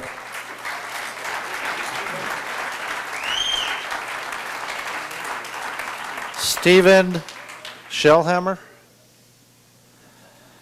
Victor Dodds-White. Sir, your name? My name is Stephen Shellhammer. Very good, thank you. Go ahead, sir. I serve as the senior pastor at Northwest Baptist Church in Cocoa, Florida. I am a proud parent and grandparent in this community. I rise in opposition of the changes that are being proposed to the policy. The policy, you've read what the Liberty Council sent to you, and it's wrong to think that this is our current policy is a violation of Title IX. They expressed that very clearly to you. But I want to express the fact that when I was growing up a long time ago in a land far, far away, that some of my heroes, some of the people that influenced me the most in my life were my school teachers. What they meant to me, I'll never forget the school teachers in my life, my chemistry teachers and my trigonometry teachers and my English teachers that challenged a kid that was in rebellion to push himself beyond what anybody ever thought he could ever do. And what we're doing with this policy is we're allowing people to influence our children in a way that will hurt them. I want to quote Dr. Paul R. McHugh, the former psychologist-in-chief of Johns Hopkins Hospital. and he is currently the Distinguished Service Professor of Psychiatry. He said this: transgenderism is a mental disorder that merits treatment, that sex change is biologically impossible, and that people who promote sexual reassignment surgery are collaborating with and promoting a mental disorder. While we love all people and desire to reach them and help them when they're hurting, Dr. McHugh also states this: studies from Johns Hopkins, Vanderbilt University, and London's Portman Clinic of Children who express transgender feelings, but for whom over time statistics show that 70–80% of those changed their mind. Those feelings went away. Ladies and gentlemen of the board, what I'm trying to tell you is if we change these policies and people are allowed to influence our children, they will never, ever, ever go back on their feelings from the past. This is a bad precedent to set, and I encourage you to reject this policy changes. Thank you. Victor Dodds-White, followed by Bob Llewellyn and Ed Pryslak. Probably got those all wrong, but help me out. I'm Victor Dodds-White, I got that right. and I feel apologetic that some of us seem a little weird, and so I'd like to authenticate what we believe by reading this. How would the gospel accounts of the resurrection of Christ be regarded if they were submitted as evidence in a court of law? This question forms a basis for Simon Greenleaf's classic study of the rules of legal evidence as applied to the New Testament accounts of the first Easter. As Dane Professor of Law at Harvard University, who along with Justice Joseph Story was primarily responsible for Harvard's eminent position among law schools in the United States, Greenleaf produced a famous 3-volume work, A Treatise on the Law of Evidence, which Mr. Knott in the Dictionary of American Biography says was called the single greatest authority on evidence in the entire literature of legal procedure. Greenleaf concluded that according to the jurisdiction of legal evidence, the resurrection of Jesus Christ was the best supported event in all of history. And not only that, Dr. Greenleaf was so convinced by the overwhelming evidence, he committed his life to Jesus Christ. C.S. Lewis became a Christian because the evidence was compelling and he could not escape it. Even against his will, he was brought in kicking, struggling, resentful, and darting my eyes in every direction for a chance of escape. The God whom I so earnestly desired not to meet became his Lord and Savior. His book on Christian evidences, Mere Christianity, is considered a classic and has been responsible for converting thousands to the faith, among them the keen legal mind of former skeptic and Watergate figure Charles Colson, author of Born Again. As a pre-law student, Josh McDowell was also a skeptic of Christianity and believed that every Christian had two minds. One was lost while the other was out looking for it. Eventually, challenged to intellectually investigate the Christian truth claims and thinking this is a farce, he accepted the challenge, and as a result, I found historical facts, he quotes, and evidence about Jesus Christ that I never knew existed. He eventually wrote a number of important texts of defense of Christianity, among them Evidence That Demands a Verdict, More Evidence That Demands a Verdict, More Than a Carpenter, and so on. Lee Strobel, also a legal journalist for the Chicago Tribune. His wife became a Christian, and he was so mystified and intrigued by her transformed behavior. She became such a model wife that he decided to do a little research to see what she believed, and he also became a devout Christian, is now a prolific writer on these subjects. I myself was an atheist until I decided to do, well, I didn't decide to. My teacher at Brevard Community College back in 1963 made me do my term paper on St. Thomas Aquinas against my will. I was upset, but it was my dad's prayers that caused that teacher to assign that to me, and through Thomas Aquinas, I became a believer. So maybe we're not all messed up. Thank you, sir. Bob, and then Ed Pryslak, followed by Kenneth Morris. Go ahead, Bob. Thank you. Society has a right to ban actions that violate natural law, and when the effects of such violations injure others significantly, society has a duty to ban such behavior. This ban applies to actions only, not advocacy. Apart from this principle, people have the right to be wrong, even at their immediate and/or eternal peril. People who know better have a duty to warn them and to intervene when possible, but not to stop their self-destructive behaviors by force of law. I will provide you with a chart comparing same-sex to opposite-sex marriage, because this chart helps to show that opposition to same-sex relationships may be based on science, common sense, and natural law. You can forget the Bible if you wish. Sex and gender differences are matters of natural law, and it is wrong to compel people to act against natural law. People can choose to act contrary to natural law, including gender identity and same-sex marriage, but to use the force of law to compel others to accept their choices is tyranny. The same principle of individual free choice that allows people to choose their gender and to engage in same-sex relationships equally guarantees the individual rights of others to make the opposite choice and to refuse to accept others people's choices of gender identity and same-sex relationships. What the school board is being asked to do is to permit one set of people to make choices on the topics of gender and sexual orientation, but to deny other people their rights to make the opposite choices. You can stand in good stead explaining why you could not vote in favor of this draft policy change. If you were to encourage something which is morally wrong and unreasonable, favoring one competing interest to the detriment of the other, you would violate the trust Brevard County residents have placed in you.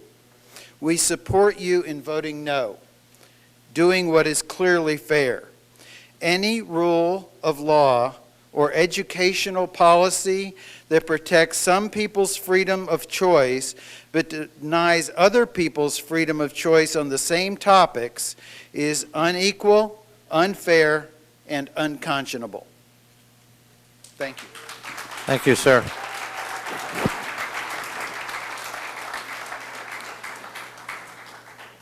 Please just give everything to Pam, sir, and she'll pass it down. Next speaker is Ed Pruselic, Kenneth Morris, Amy Brands.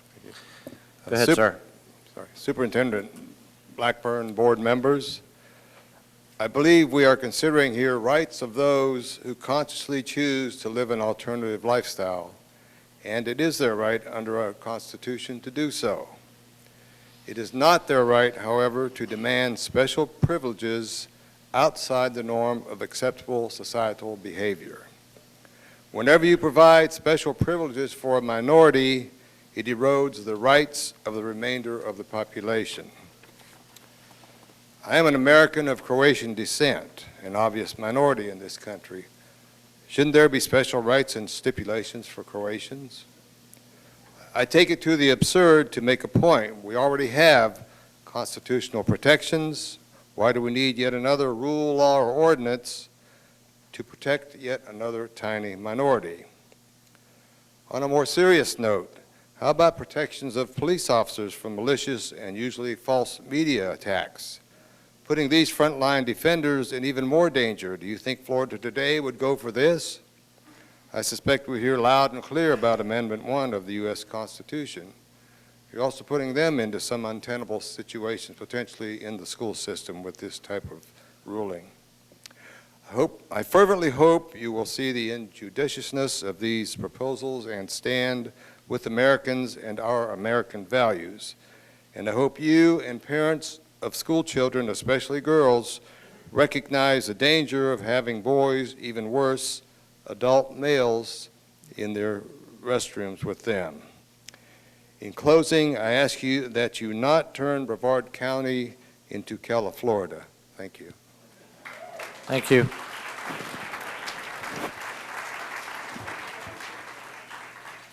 Kenneth Morris, followed by Amy Brands.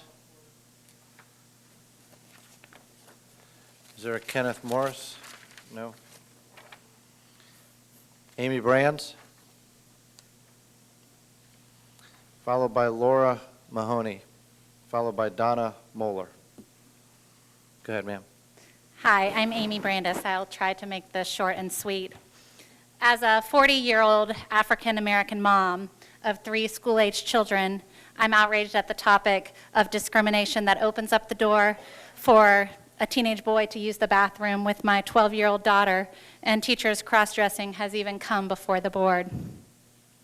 Now, before I continue, I want to take a step back for a second because I assume that you're all sitting here a little bit perplexed by the fact that I said that I was an African-American woman. Clearly, I am not African-American.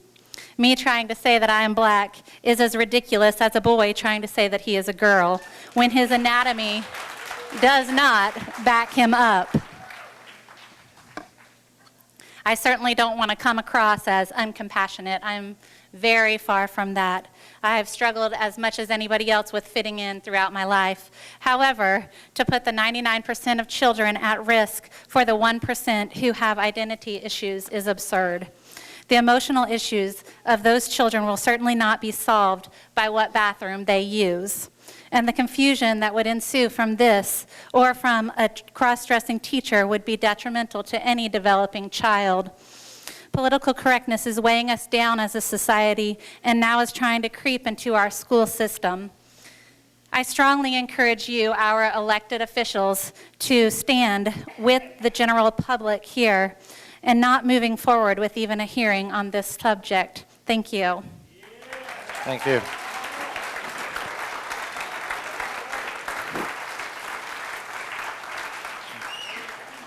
Laura Mahoney, followed by Donna Moeller. Hi, I'm Laura Mahoney, and I work with the Boy Scouts in this county as well as the Naval Sea Cadets. I've attended quite a few League of Cities meetings, and my kids are on the Teen Council of Malabar. This is an employee benefits and risk management revisions, and these, I think that these should not even be considered because the employee benefits that can harm children should not even be considered because you're standing for the students, and the risk that is brought onto the children and the risk management actually is taking away parental rights, and we need to keep the parents involved with the children as well. And I just thank you for taking the time to consider this, but I would really not even, I would suggest that you just end it and not even promote it to go further. Thank you. Thank you. Donna Moeller, followed by Demetrius Segan. Thank you for your help with that. And then Howard Larson. Go ahead, ma'am. Hi. I appreciate you listening to us. I've lived in Brevard County since '67, and my children were born here. They went to school here, and I have grandchildren here. So I agree with the comments that have been made here. So the only thing I would add is that the gentleman at the beginning that spoke that said he didn't feel like he fit in to this school, and he was sent to another school, and he didn't feel like he fit in, and he was sent to another school. And then his parents sent him to military school. My heart goes out to him and to his parents, to the conflict that was in him. But that conflict is not going to be settled by a law. It's a moral, it's a heart issue. And you can't regulate that. And we can love them, but the law, well, it's just not the answer. Thank you. Thank you.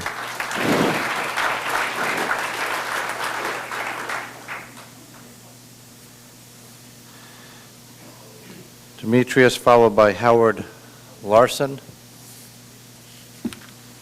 I want to begin by welcoming Superintendent Blackburn to Brevard County. Nice to have you here. I was here 2 weeks ago, and I was scared to my soul by what I experienced here, because nobody knew what the heck was going on.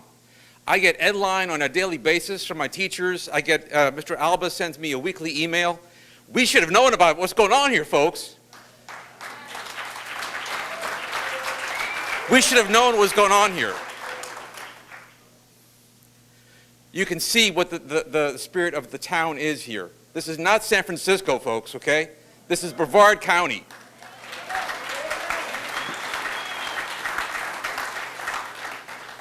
My name is Father Dimitri Tsigas. I'm a married Greek Orthodox priest. I don't have an affair with my girlfriend. I'm married. And I've got two amazing teenagers who attend Brevard County schools. My personal motto is, God is love. We are created in God's image. We're created to love. And my second motto is, imperfect people in a fallen world serving a perfect and holy God. God loves us all, and he loves those who are LGBTQ more than the rest of us because they need his love more. And he wants to have them know his love, and we want them to know his love. For the first 3 of the 4 centuries of American history, public education here in America was religious education. The Bible was not only essential, it was central to education. The very reason for public education was to teach our children the Bible so they could become good, moral, educated citizens of this great nation. Over the last 100 years, there's been an increasing effort to remove the Bible and God from public education. Finally, in the 1960s, secularists successfully removed both the Bible and prayer from our public schools, necessitating separate, more parochial schools and homeschooling and alternatives. As somebody said earlier, we're going to have less and less kids attending public school if you continue this direction. What has been the result of this change to American public education? First, test scores immediately took a nosedive. Without the Bible, our children no longer learned about the 3 R's, nor about basic morality. The institutions of marriage, family, church, school, and government all suffered and were progressively corrupted and diminished. Criminality exploded, filling our jails and undermining our sense of safety and security. Increasingly, marriages and families became broken, leading to increased abandonment of children, poverty, and spiritual, psychological, and physical homelessness. Sex became a sport and entertainment instead of the means for procreation of children within a committed traditional marriage and intact family. The Constitution became a living document, in some cases being interpreted to say exactly the opposite of what the words actually say and what our founding fathers intended. In other words, we have become increasingly lawless and have suffered the consequences. If you want to learn about that, read this book on Original Intent by David Barton. And if you want to learn about American education, read this other one by David Barton, 4 Centuries of American Education. One of you commented last week that you recognize that this step would be a slippery slope. I would add an increasingly slippery and steep slope if we continue going this direction. I submit to you that the time has come for us to say enough is enough. Thank you, sir. Thank Sorry, you. time is God up. bless you all. Thank you for this opportunity.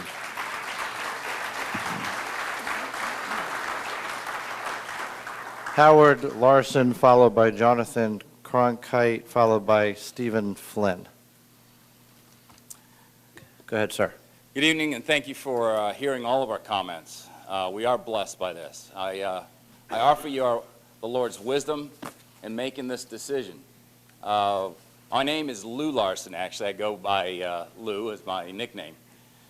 I'm a retired Air Force Lieutenant Colonel, 25 years in the Air Force. I raised 2 kids in the Brevard County schools. I was raised in Citrus County. And I got to say, this program you have here is top-notch. We want to keep it that way. We believe in your mission here as well. But I've got to tell you, what we're doing here is an abomination. And we really need to cut this off right here, right now. End this. The Lord said, love your neighbor.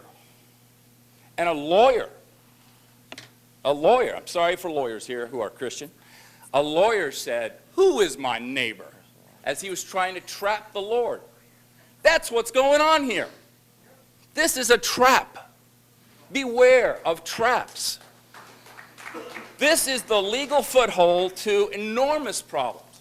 In my Air Force career, I was at the leadership school at Squadron Officer School, Maxwell Air Force Base, and we taught Air Force officers in problem solving, group problem solving, with a leadership aspect. And the questions you need to ask yourselves, what's the problem we're trying to solve? You heard from many people in here already talking about it. Principal Sheffrin, PE teacher Woodridge, Pastor Titus. Are we trying to solve the wrong problem, or are we creating a whole new series of problems with this small change in words? Be very, very careful of what you're about to do. Cut it off tonight. Thank you. Thank you, sir.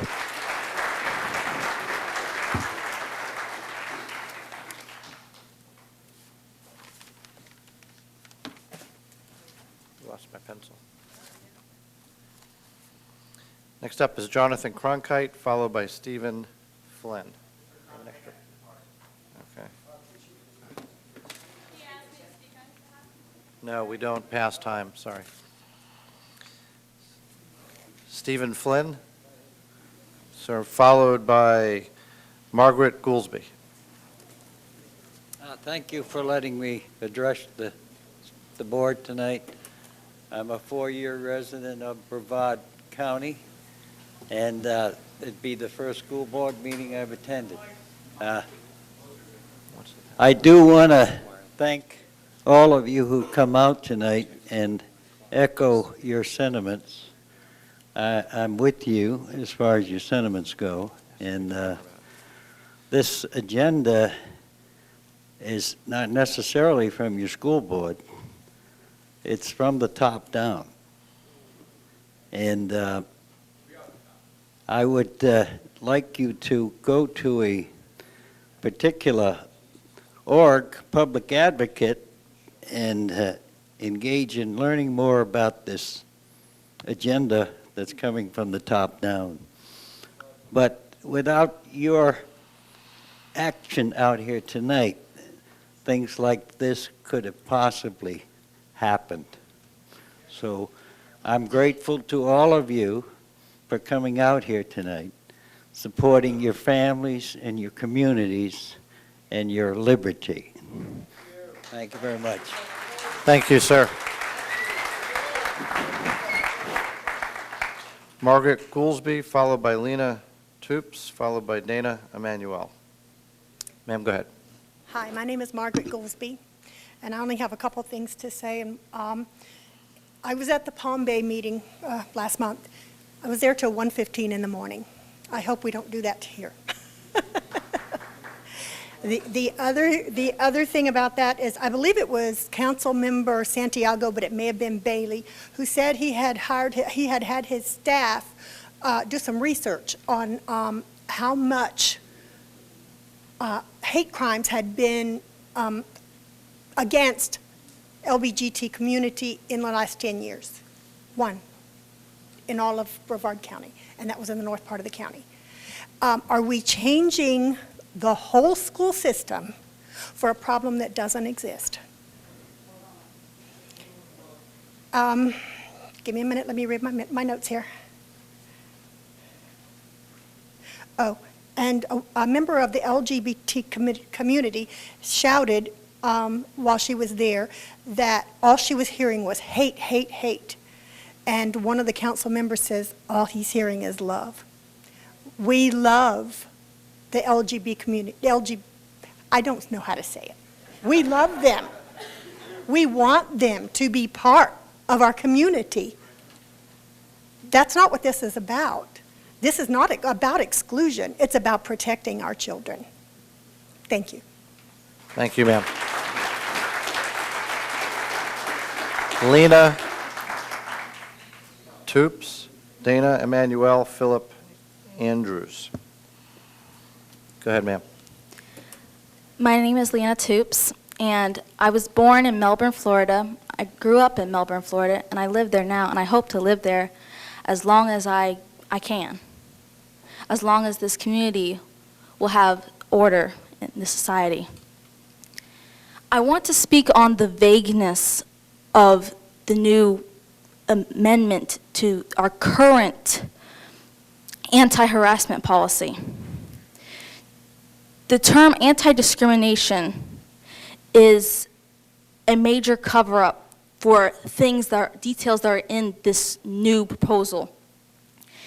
Where the old anti-harassment that we currently have covered specific saying prohibited harassment includes any unwanted physical, verbal, nonverbal conduct that would create an environment that's intimidating or hostile.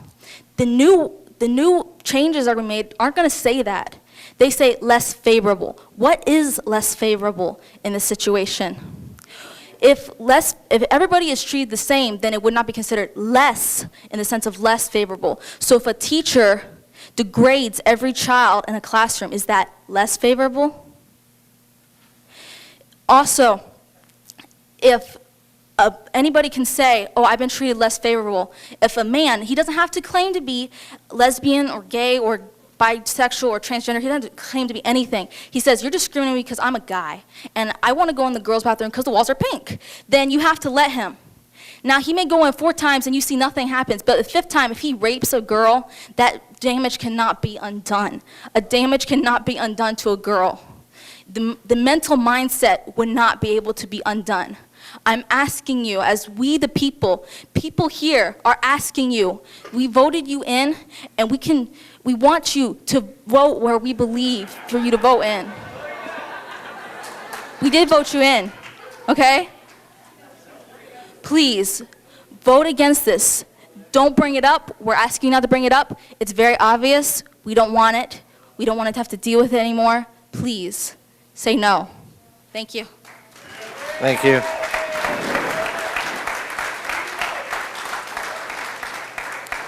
Dana, Emmanuel, Philip, Andrews, Oliver, Bujoso.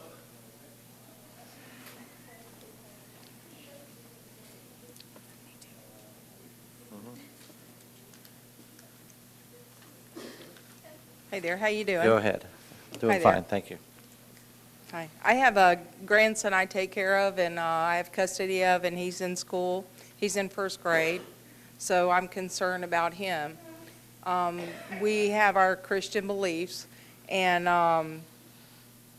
the problem that I have with it, that really bothers me is how can we distinguish between someone who is genuinely confused about their gender or their sexual identity, or someone who is a heterosexual predator posing to violate our kids. And I also want to make a point that religious freedom and beliefs do not constitute bullying. And we already have laws against bullying. So, and I also believe that God made them male or female, because the Bible tells us that. It says, and Jesus answered and said unto them, for the hardness of your heart he wrote you this precept, but from the beginning of the creation God made them male and female. For this cause shall a man leave his father and mother and cleave to his wife, and they twain shall be one flesh, so that they are no more twain but one flesh. What therefore God had joined together, let no man put asunder. Okay, and then it says, a confused transgender is no different than a person who has an anorexic disorder, thinking she is fat when she's not. It's a delusion. People say that it's a psychological problem. I say it's a spiritual problem. People say it's a mental problem. It's a moral problem. And I'm not afraid of being marked or being put on a list. Actually, it is because of my name in the book of life that I rejoice. Fear not man, fear God only. And I think that's pretty much all I need to say is just please say no. Thank you. Thank you.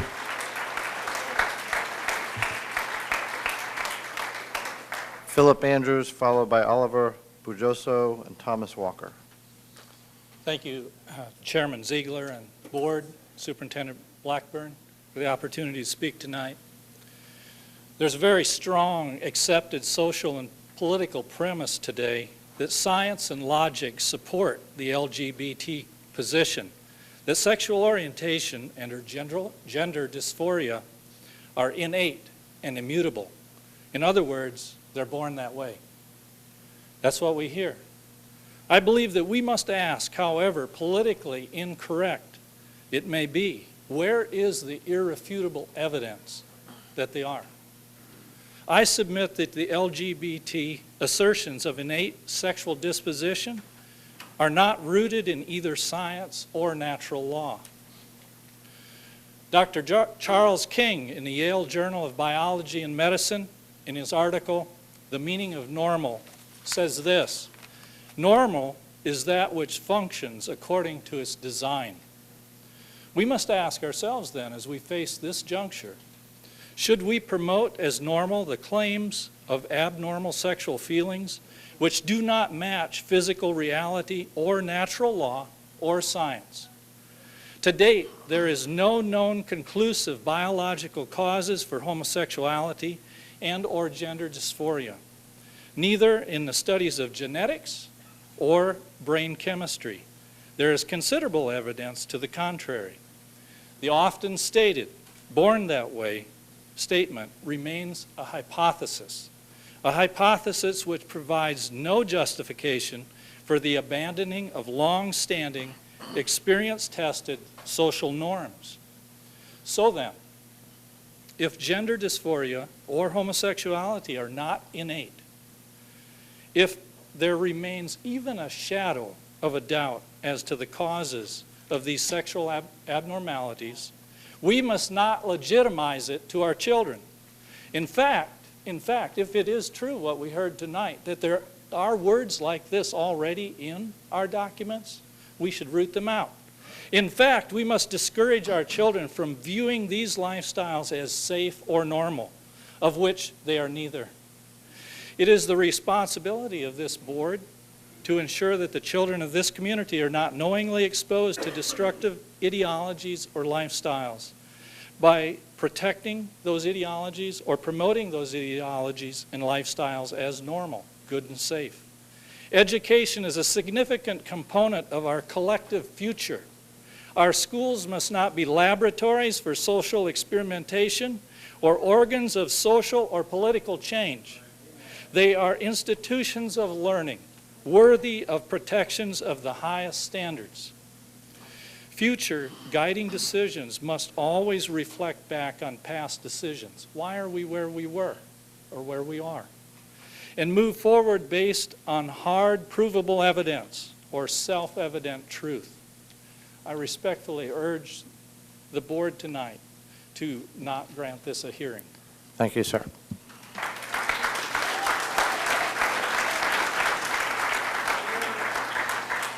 Oliver Bujdoso, followed by Thomas Walker, Jeremy Sagalbini. I like what the one lady did when she claimed that she was African American. Let's go with that. Let's say I, as a white man, came in here with my face painted black, wearing an Afro wig, and said, you know what, this morning I woke up and I just felt like a black man. And now I demand everybody to call me an African American even though I'm not. I mean, how rude and disrespectful and ridiculous would that be? But yet, that's what we're asking people to do, accept a lie as a truth. You know, if you're not a woman, you're not a woman. If you're not a man, you're not a man. What are you going to tell your teenagers? Everybody in here who has a teenager, we know teenagers think they're grown. So what are you going to do, hand your 14-year-old a bottle of liquor? Here, go get drunk, because you know what? The age drinking laws don't matter. All that's important is how you feel. Someone can claim gender identity. Why can't a 14-year-old claim age identity, you know? Oh, I think I'm grown now. I can go drink and go to R-rated movies, do whatever. I mean, come on. If you're not an African American, you're not an African American. If you're not an adult, you're not an adult. And if you're not a woman, you're not a woman. We have to, you know, we have to teach our, parents have a hard enough time teaching their kids not to lie. So we're going to tell them it's okay to lie based on feelings? You know, we, the people, we need you to stand with us and send our children a clear message that we love them and we care about them. And we want them to grow up to be honorable men and women of truth and integrity and not a bunch of confused liars running around doing whatever the heck they want because they feel like it. You have to vote no. It's an embarrassment that we as intelligent humans don't know the difference between a man and a woman. A dog knows if it's a boy or a girl. And that we're wasting all these good people's time on this? Come on, just throw it out the window. Thanks. Thank you.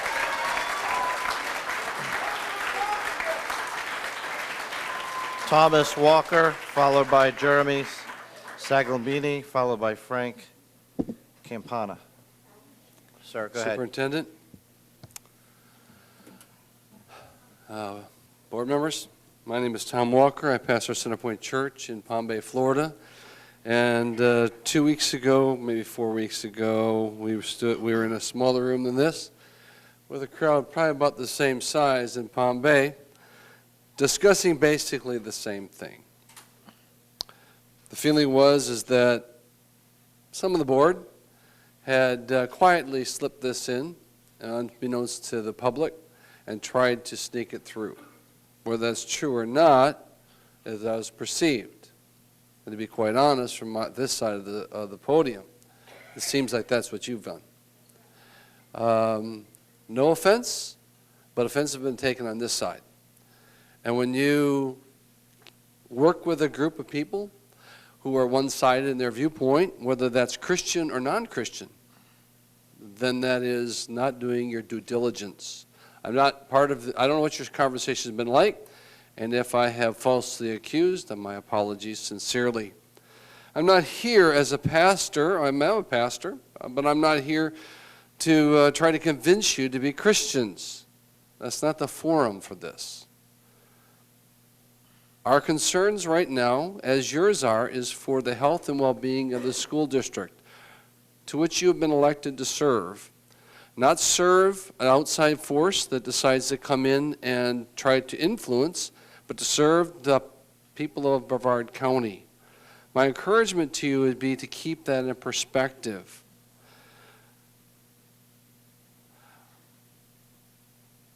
Anybody that knows me would say that bigotry is the furthest thing from my being, and yet tonight I was called a bigot. I was called a bigot by the first speaker that stood before you, and said that anybody that disagreed with that and what was being proposed was bigotry.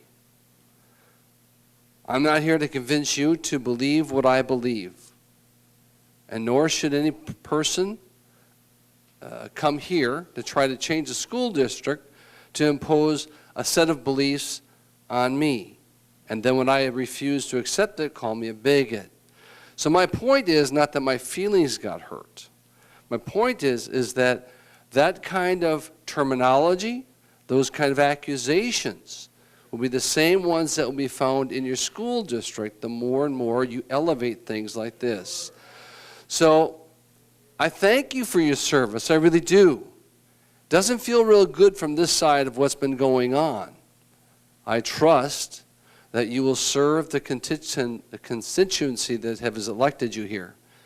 And know this, if you decide that you want to continue to pursue this because it's the right thing to do, when it comes back to this vote in the future, we'll all be back and we're doing the same old thing. Thank you, sir. God bless you.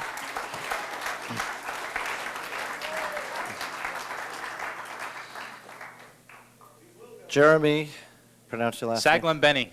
Thank you. No one has ever messed that up before either.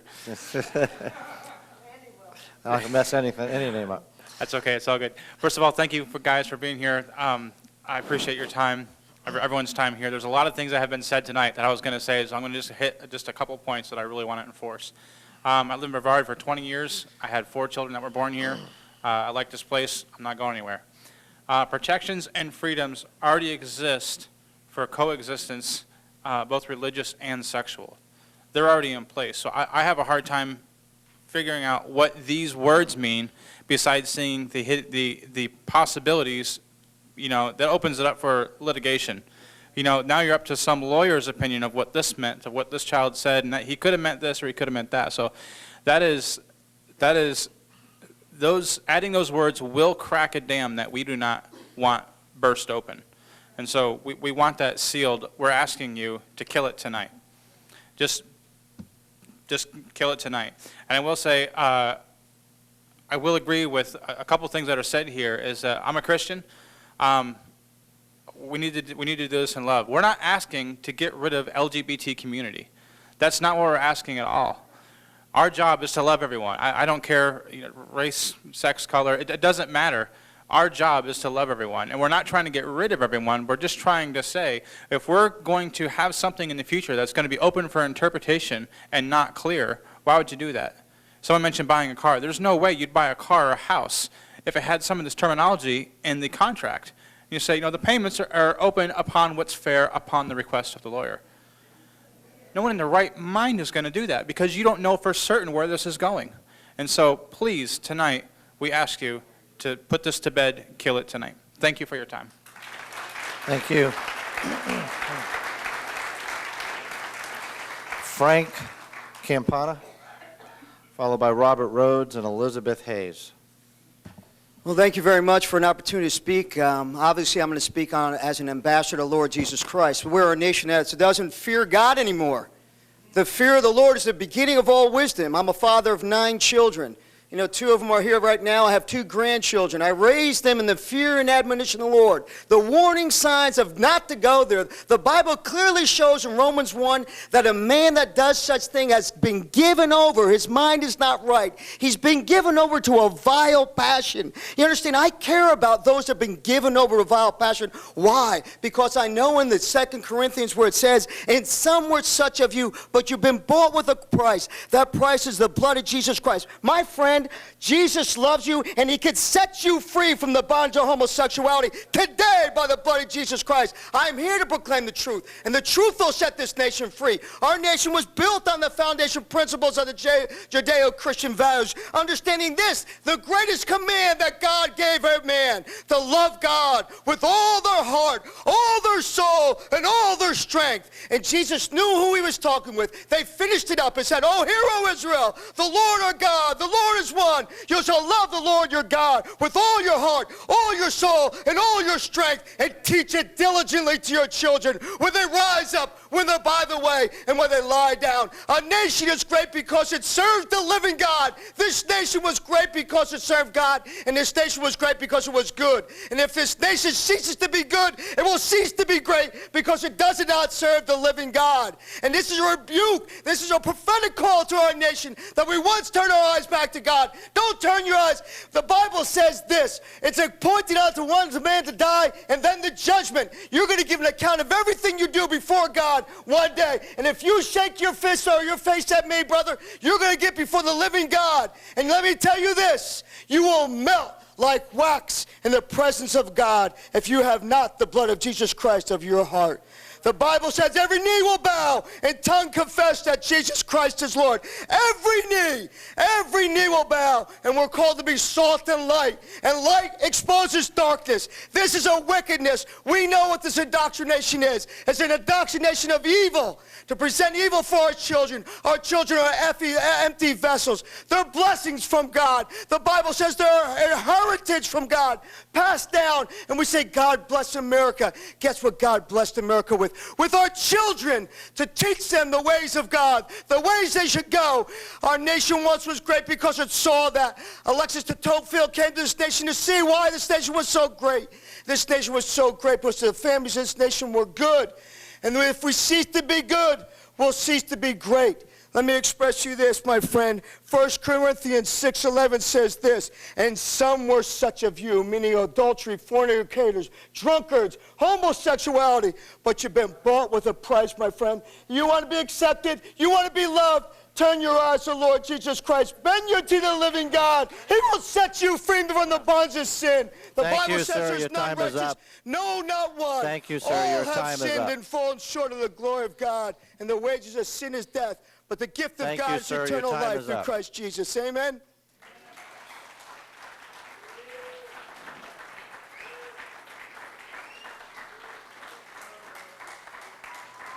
Robert, then Elizabeth Hayes, and then Jamie Pritchard. Go ahead, I sir. want to thank you for the opportunity to speak today. Let me begin by saying we, the people who elected you to the seat, did so and charged you with the responsibility that you would educate our children and do so properly. We did not elect you to thrust yourself into the agenda of the LBGT organization. We did not elect you to bring these types of things to our schools. I find the following interesting. The LBGT community said, all we want is the right to marry, nothing else. But it's been more than that, hasn't it? In Palm Bay, they said, we want to exempt the schools from this ordinance that we're trying to pass. But yet, look where we stand today. You can say that it doesn't matter about the school bathrooms. You can say that it doesn't talk about the locker rooms. But we've already learned an agenda is a foot in the door to push open the door the rest of the way. This agenda is but for one purpose: to silence the voice of the opposition. The way this is written, if my child expresses that they believe that lifestyle is wrong, they will be held as discriminating against that lifestyle or that child and held for disciplinary action. This strips my child and my grandchildren, of which I have 10, of their rights as the human beings and as United States of America citizens. This proposal has nothing to do with rights. This proposal has everything to do with an agenda. Finally, we the people who elected you demand that you stand with we the people and vote no on even bringing this to a hearing. Matter of fact, it would be better if it would not even get a second for a vote. I can guarantee you this: we the people will be watching what takes place. And we the people will hold accountable for whether or not you listen to us or ignore us, because we the people are the ones who really hold the power. Thank you. Thank you, sir.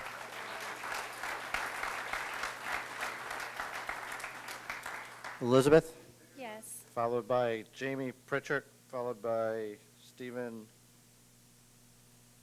Drecking. Go ahead, ma'am. Okay, I'm going to talk fast so that way I can get everything out, okay? Okay, so first of all, as a mother, I am pregnant with my first little girl, and then I have 2 little boys that I would love to be in Brevard schools. But as a mother, I ask that you don't open up the door for anything to happen for my daughter to ever have to go to school and be in the bathroom with boys. I ask for that, because what's going to happen is I can tell you how I already think that I will have my boys escort my daughter into the bathrooms and stand outside of her bathroom. I already know how I think as a mom. And that's going to cause more problems for everybody than just the simple fact of protecting people. 2, as a wife, to a teacher, Brevard and the teachers are amazing here. Some of the teachers have spoken here. Their love and their protection for these kids is beyond amazing. My husband, I admire because of how he protects kids. And we've had the gay community come up and speak to us, from the ones at school all the way to the others. And it's been amazing. But you also have to allow them to protect these students. You have to allow them to, because if this goes into play, now you have a whole nother issue. And by that I mean that if you see a boy and a girl going into the room, he can turn around and be blamed for that he's being discriminating against the gay man. And he can do that. Or if a girl is struggling or someone is struggling down and they start to pray, he can't really intervene, because he could be, even if a Christian's turn around and being bullied, which has happened over and over and over again, a Christian being bullied because obviously they are discriminating, if it's on the opposite end, which has happened to my husband and I, then he can't step in, and that limits teachers. And so I ask that you please protect teachers. 3, whenever I was in school, I could go up to a male teacher, and I knew how to get out of tests. I could go up to a male teacher and turn around and say, I'm on my period. I've got to go change. And I could go take notes and have notes hidden, and I could go study for my test in the bathroom, or I could go down and say I forgot everything. If I wasn't prepared, I knew how to do it. But the teachers now, if a student comes up, a student can't turn around and look at them and turn around and say, you're discriminating against me. And there's time after time that teachers already struggle. They already struggle, so I ask that you protect the teachers. On top of that, I know bullying. I was molested and almost raped by my soccer coach in high school. And I was scared to death to speak out because he threatened and I believed what he had to say. My niece is going through it right now. My niece was just raped, and my niece is only 12 years old, and she is on her 5th attempt of suicide. And she is still in the hospital actually right now as we speak because of that attempt. Women and girls do not speak out. They've been molested, they get abused, they get everything. If you open up the door for them to turn around and have to sit next to somebody, my husband makes fun of me because I'll go to the bathroom, and if I'm home alone by myself, I know where all the knives are in our house, and I have one sitting next to me, and he laughs at me. Why do you need a hunting knife in the bathtub? Well, if someone comes in, I'm screwed. So this is what I will turn around and say. Thank you, ma'am. Your time is up. But this is what I'll say. The people have spoken, and I have taken tallies, and 50 people have said no, 2 have said yes. So I ask that you please listen Thank to you, these ma'am. votes. Okay? We hear you. Thank you very much.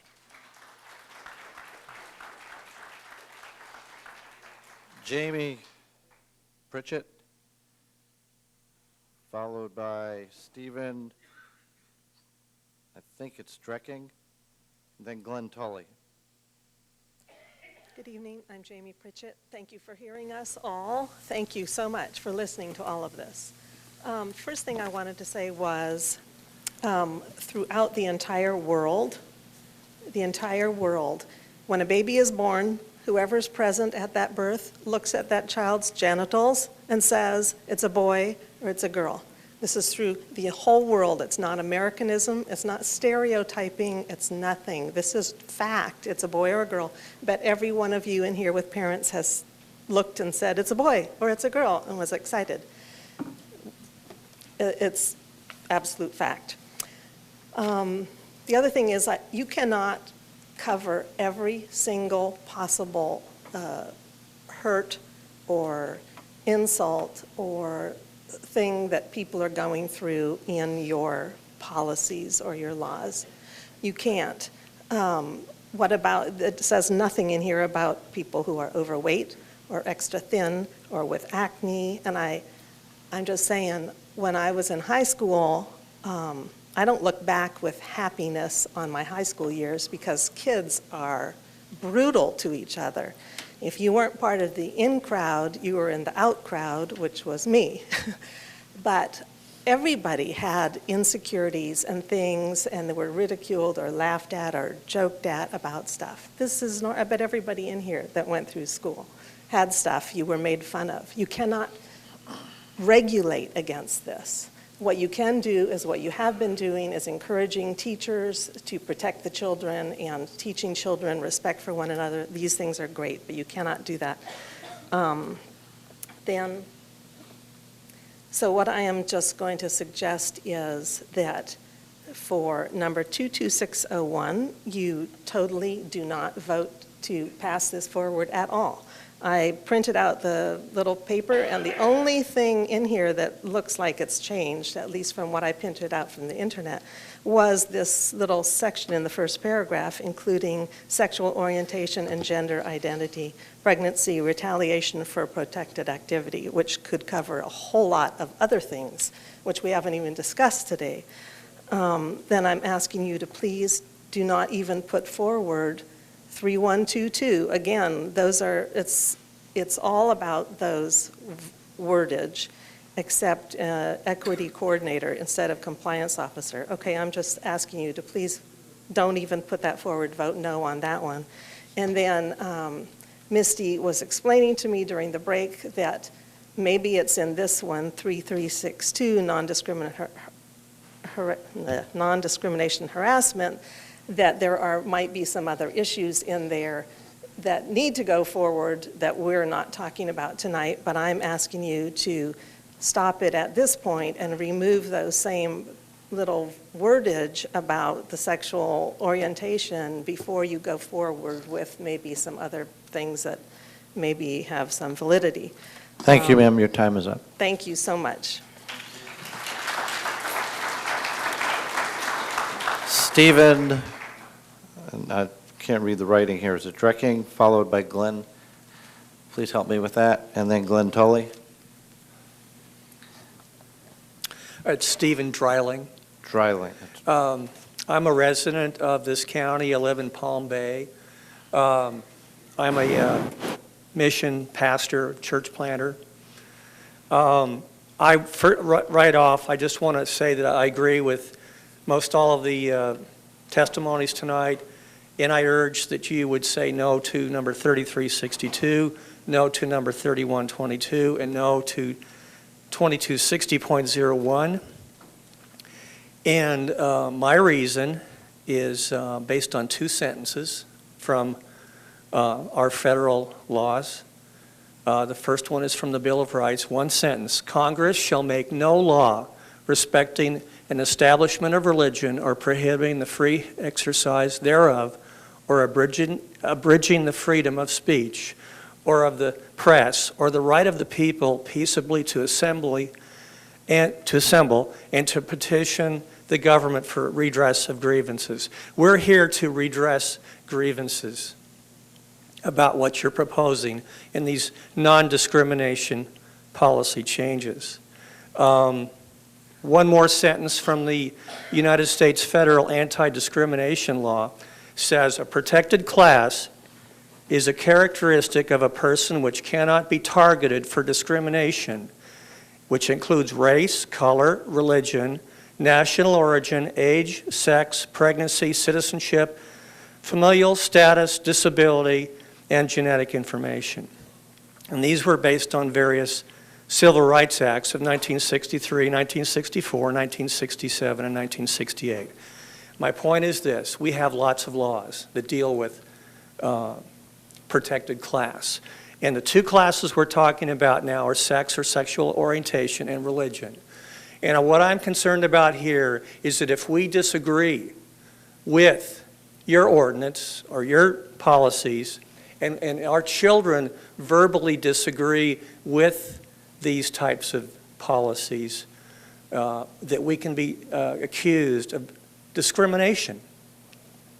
I am a Christian, but I'm an American citizen. And what makes us all common here tonight is that we're American citizens. And we have to stand on the First Amendment. We have basic rights that we cherish and treasure, freedoms, but we also have responsibilities that come with these rights. It's not about right versus left, it's about right versus wrong. And if I want to get right to the point here, the purpose is to ask a question. What is the basic purpose of a school bathroom or a school shower room? The answer is, and I just want to get real here, it's to pee, it's to poop, it's to wash up, take a shower, comb your hair, make up, or change your clothes. It's not for loitering, it's not for smoking, drug deals, sexual encounters, bullying, or physical abuse. I'm from Oregon, and Oregon has already been past where you're at right now. Thank you, sir. Your time is up. Here's my warning, is that look at the Thank you, Oregon sir. Public Your School time is up. District, and they adopted what you're talking about tonight, and they've had an increase in abuse and sexual harassment. Sir, thank you. Thank you. Glenn Tully, followed by Timothy Finlayson and Elaine Kilgore. Go ahead, sir. Yeah, I'm Glenn Tully. I'm a school board employee, retiree, and father of a teacher and grandfather of three in the school system. The big problem I have with these proposals is if you vote for them, you're basically voting for disciplinary action for the young teacher that spoke early on this evening. Because if you give advice or counsel to anybody that is gender confused under these policies, the only thing that's really allowed is enabling their confusion even further. And if you can't direct them in any other way without being subject to a discrimination charge. And on that basis alone, you should throw all this stuff out. Plus, there's other provisions in there that have issues that are also very broad, such as the one that says they apply to all visitors, vendors, contractors, etc. Well, suppose Chick-fil-A doesn't let boys or girls in the wrong bathroom, and then you can no longer do a school fundraiser with them? It gets to be absurd the way you can expand this stuff. And have a nice night. Thank you, sir.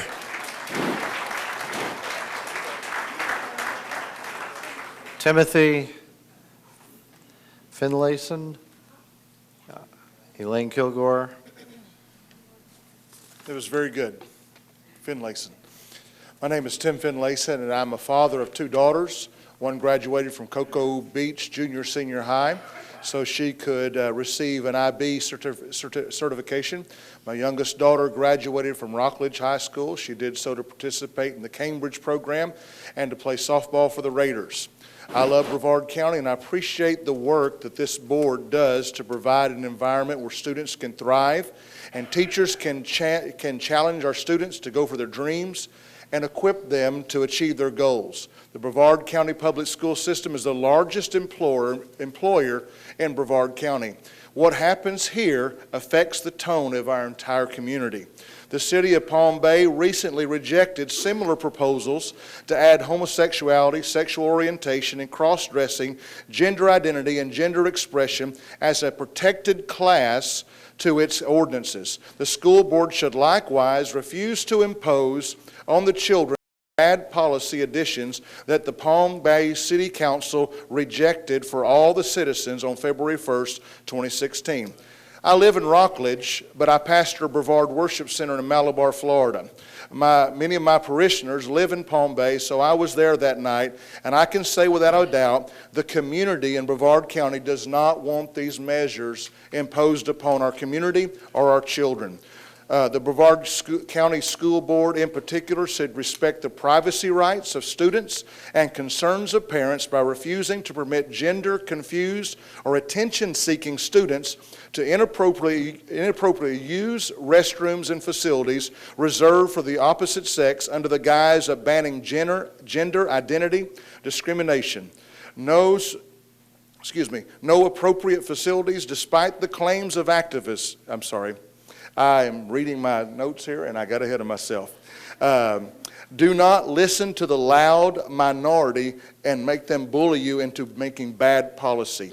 The student with gender confusion who truly believes he or she is of the opposite sex should be treated with care, compassion, and kindness, but must not be officially affirmed in his or her confusion, no matter how sincerely held these beliefs are.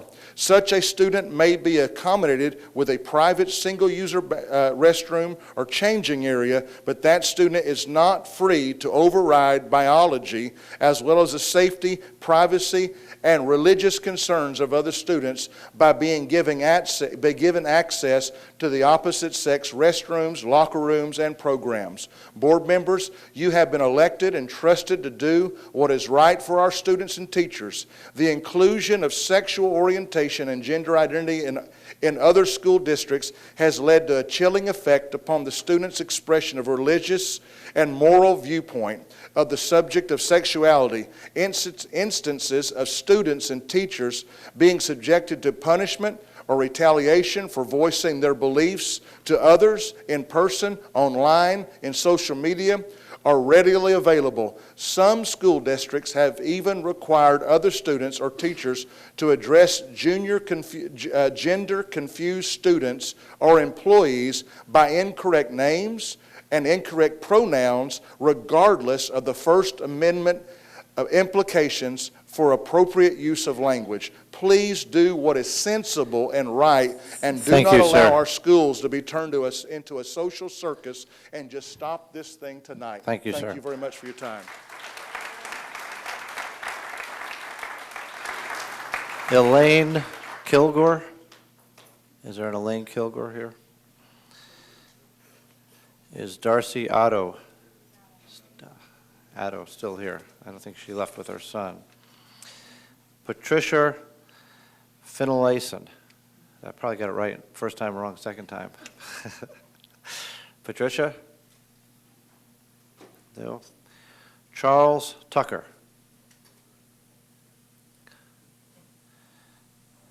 No Charles Tucker. Do we have, ma'am, did I call your name? Okay. Must be Patricia? Yes. Thank you.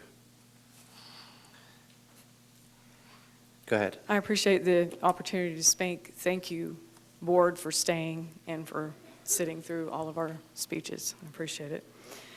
My name is Patricia Finlayson. I'm a resident of Brevard County. I live in Rockledge, and I graduated from Rockledge High School. My oldest daughter went to Cocoa Beach Junior Senior High School and graduated with honors from the International Baccalaureate program. My other daughter went to Rockledge High School and graduated with honors from the Cambridge program. I want to thank the teachers and the board and everyone involved in this school district, because I know that it took all of them to give that opportunity to my children, and I appreciate that. I have been a substitute teacher for Brevard County Schools since 2006, and I would like to just address something that has been barely mentioned, but could be a scenario. In my experience, if students are going to misbehave, they usually try to do so when the substitute is there. In 10 years, I have been to every high school in the county except one.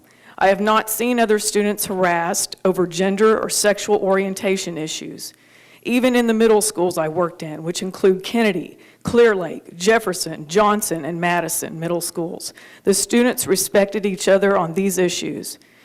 We already have rules in place concerning harassment when it comes to race, color, religion, national origin, and gender.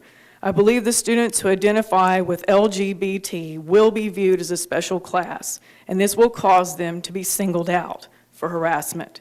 These changes will cause much confusion about who is supposed to be in a particular restroom. How will teachers, administrators enforce these changes?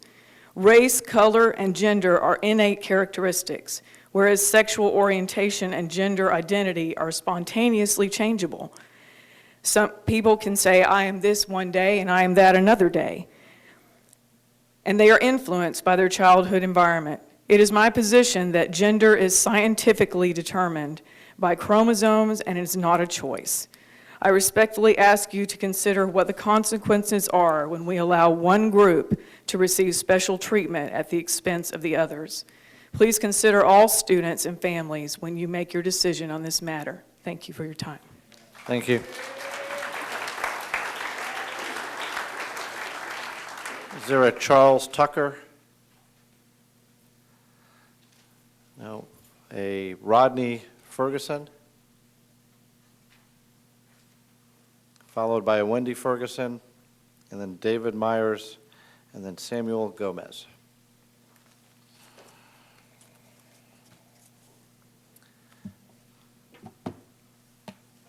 Well, ahead, I'm not a great orator. My name's Rodney, and so I'm a country boy from Carolina. I didn't go to school here, but there's a couple things I think a lot of folks are missing.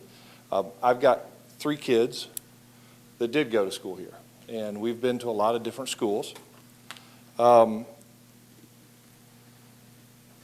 really love this school district. I thank all of y'all for what you've done to this point. We lived in South Florida, in the Miami School District. There's a lot of difference down there than here. I've experienced that firsthand, and I think a lot of folks know.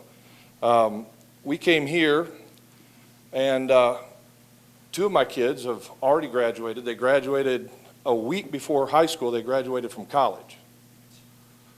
The next week they graduated from high school. I've got another one that's in the same track. She's currently in 10th grade and a cheerleader, and my son was the drum major at Bayside, and they've done quite a bit better than I did in school. But so that's something to be proud of, but that's something to be said about this school district. And I applaud each one of you. I mean, no disrespect. Dr. Desmond, if it's all right, Karen, Amy, Andy, Misty, John, and even Harold down there at the very end. But there's a couple things here that, I mean, obviously I'm just a kind of a problem solver guy. I see a problem, find a solution. And I think really what everybody's saying is nobody has anything against the lesbian, gay, bisexual, transvestite. We've kind of shortened that to the LG whatever. And but we don't have anything against that. We're looking for solutions. They're looking for solutions. We're looking for solutions. And I think the problem is we just don't have the solution yet. And it's a heart of compassion because everybody here is coming here basically because they actually love this school district or they wouldn't be here. You know, they love what you guys have done. And I can't look at you. I think what we need to do is look for solutions, a better solution than the ones that's proposed. Because I think even Mr. Bisline down there would tell you that we're looking at lawsuits one way or the other. So we've got to find solutions that don't represent the lawsuits that are impending. You know, the teachers have spoken, you know, and everybody's spoken here. But, you know, where I come from, Carolina, if you got two barn doors and one doesn't swing right, you don't just lock the doors, you fix the hinge, you know, type of thing. And so one of the solutions I want to do, Sorry, you're gonna sir, have to wait your for that time one. is up. You're going to have to wait for that one for the next meeting. Thank you. Wendy Ferguson, is Wendy here? Can I take her spot? No. David Myers. And our last speaker I have on here is Samuel Gomez. Honorable Superintendent, Honorable School Board, thank you for the great work that you do. My name is David Myers. I went to school at Harbor City Elementary in 1971. Then I went to Central Junior High School, and then O'Galley High School, and then Southeastern University, and then law school. Had the honor to study under two Supreme Court justices, the late Antonin Scalia and William Rehnquist. I then went to work for Liberty Counsel, defending religious liberties around the country. Eventually ended up before the U.S. Supreme Court with Matt Staver, 2004, concerning the Ten Commandments case. Say all that to say, that came from a foundation of Brevard Public School District. So thank you for that great foundation. I now pastor First Pentecostal Church, which is a congregation of some 1,500 people and 4 campuses around Brevard County. I believe the school board should not go forward with this for the following reasons. Number one, those that are advocating for this change in policy have presented no evidence, no proof, and no pattern of discrimination against gay identified or transgendered persons in Brevard County School District. Number two, there is no legal authority mandating addition of these improper categories to district policies.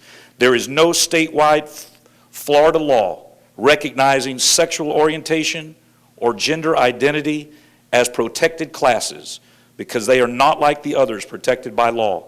They are subjective, behavior-based categories rather than federally recognized immutable characteristics like race, color, national origin, or constitutionally protected freedoms and fundamental rights like religion. Number three, this change in policy would create a real threat to constitutional rights and personal liberty, such as freedom of religion. Parents should have a right to send their small children to school without the power of suggestion being pushed on their children to a belief that is contrary to their faith through favored treatment, and that is what you will have. Number four, the change creates a contradiction in the added clause on religious discrimination that you are proposing. It says, and I quote, religious discrimination involves treating a person, an applicant, employee, student, etc., less favorable because of his or her religious beliefs. That contradicts even this guide that has been sent to all of you by Equality Florida that says Schools in Transition, a guide for supporting transgender students. It's a 68-page document. It says, and I quote, any student who feels uncomfortable sharing facilities with a transgender student should be allowed to use another more private facility like the bathroom in the nurse's office. But a transgendered student should never be forced to use alternative facilities to make other students comfortable. Ladies and gentlemen, that is favored treatment at the expense of somebody with sincerely held religious beliefs. Thank you, David. Thank you.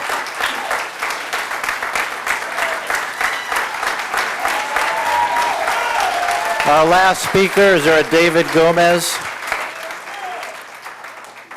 Is there a David Gomez? Our last speaker. No? Well, I guess that makes David our last speaker, a grand finale. Good job there.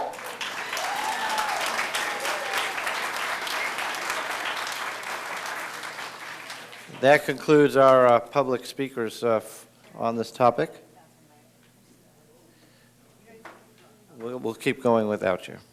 Well, actually, our next item is, we're going to take a quick 5-minute recess because we need all the board members for the next conversation. Yeah, quick for, yes. Hey, all right, 5-minute recess.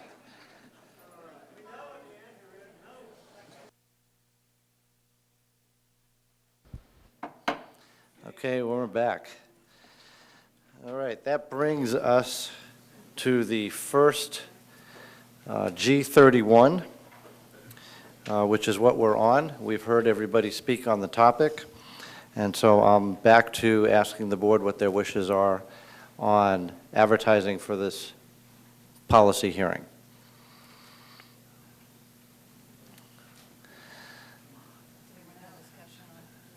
Well, we have a motion to have discussion and a motion to either move it forward to a hearing. I understand, I'm sure there's concern about some of the language in there. Everybody, I hope, understands that there's a big portion of this policy that is not part of the controversy that needs to be addressed either now or we need to send it back to staff to be looked at.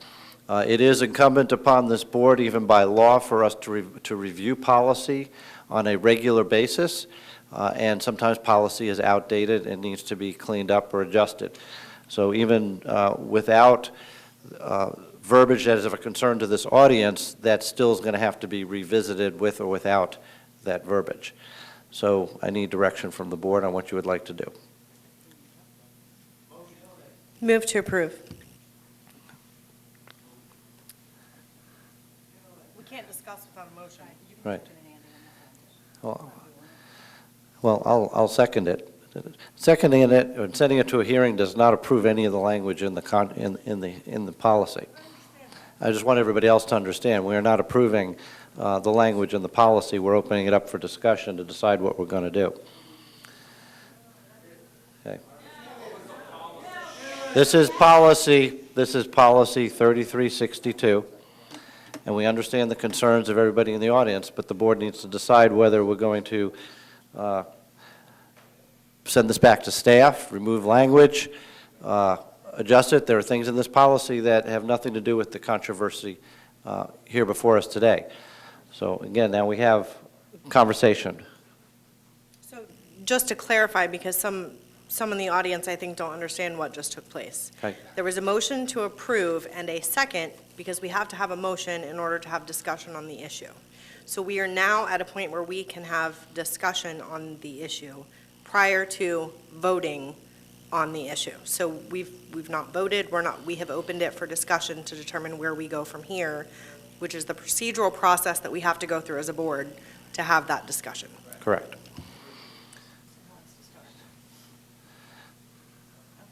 Well, it was obviously through silence, board members have concern about the language, but we need to decide what it is of interest or not of interest. So if we send it back, go ahead and start. Go ahead, Mrs. Nisi. Okay. Well, I'm going to, basically my thoughts are going to apply to all three of these. So because of the late hour, I'm going to try to wrap these up.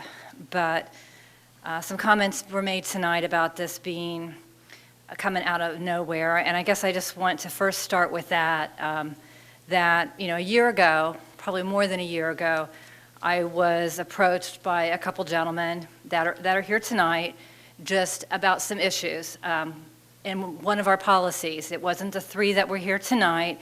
It had to do with a discrimination policy that shows up in our student handbook, and it shows up in the progression in several of our handbooks. It's just a small phrase, and that's where the first discussion happened. So this didn't come out of nowhere. We started this discussion well over a year ago as a board, and that's exactly what it was. It was a discussion. And we did some research, And as you know, through that time, we got a little busy with this little thing called a superintendent search. And that took up some of our time during that. And so then lo and behold, we had a change of superintendents. And then we put that on hold because we had a feeling it might be just a tad controversial, as you see in the audience tonight. And we didn't want to hit him with this on his first month here. Lo and behold, we had another topic that was a little controversial that month. So the discussion came up in August, September. That's when we started having this conversation at that time.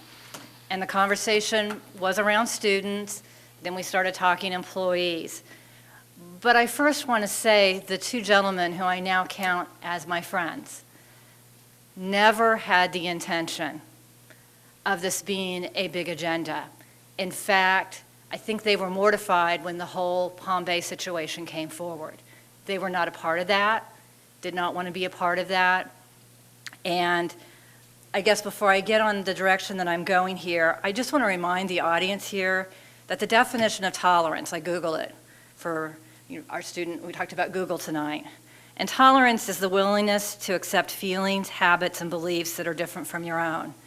And a lot of talk about Christianity tonight. And I am very much a Christian. I have no problem saying that here tonight. But what really troubled me is we have members of the LGBTQ community tonight. And if we would have substituted Christianity and faith with what you were describing as definitions of their beliefs and their lifestyle, I heard terms tonight like mental illness, mentally ill, unstable, some very hurtful terms. And I guess I just want to caution you, you were saying that all you were talking about was love tonight.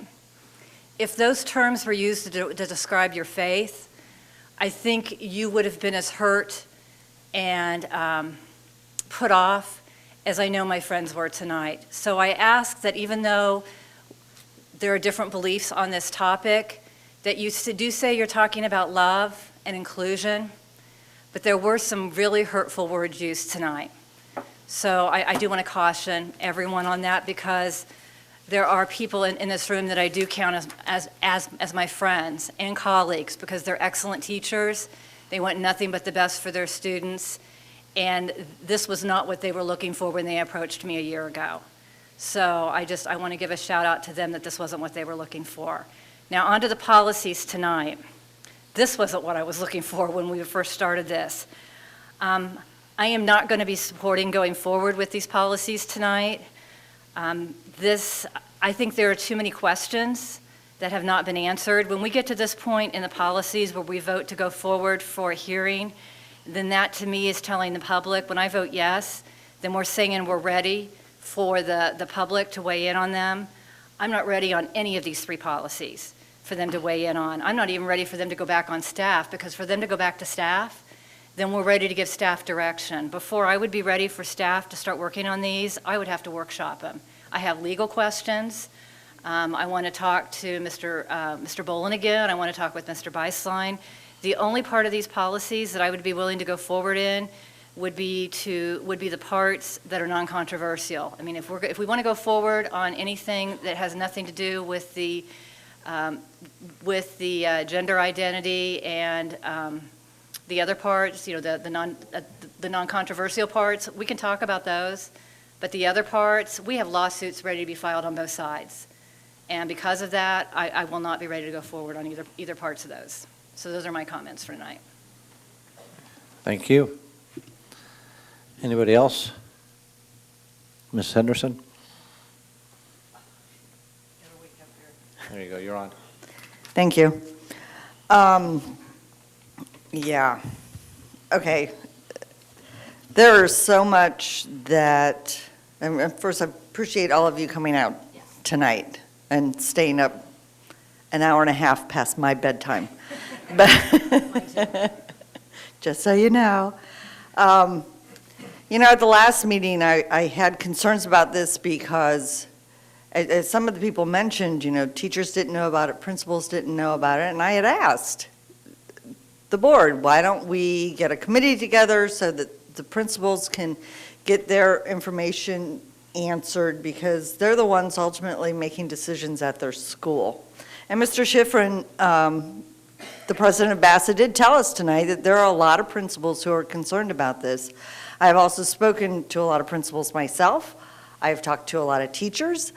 And they're concerned about this because last time, Mrs. Belfort eloquently stated that the current gender identity issues exist in our schools and they are already being handled under our current policy.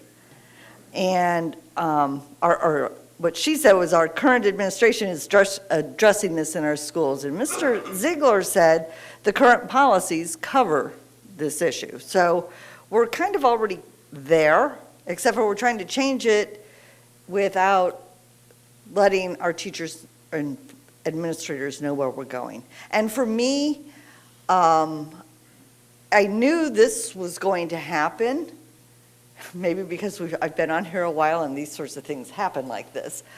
But because we didn't give public notice, one of the things that our public wants is communication.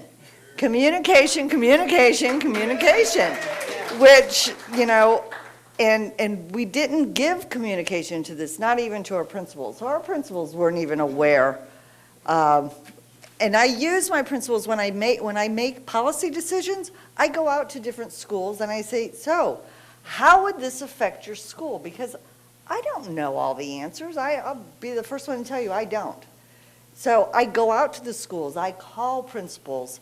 So it's not unusual that I do that because that's how I get my information, is to see what they're thinking. And the other thing about this is, when we started this, we had a handful of people here, a group of people, and everybody said they only wanted those 4 little words.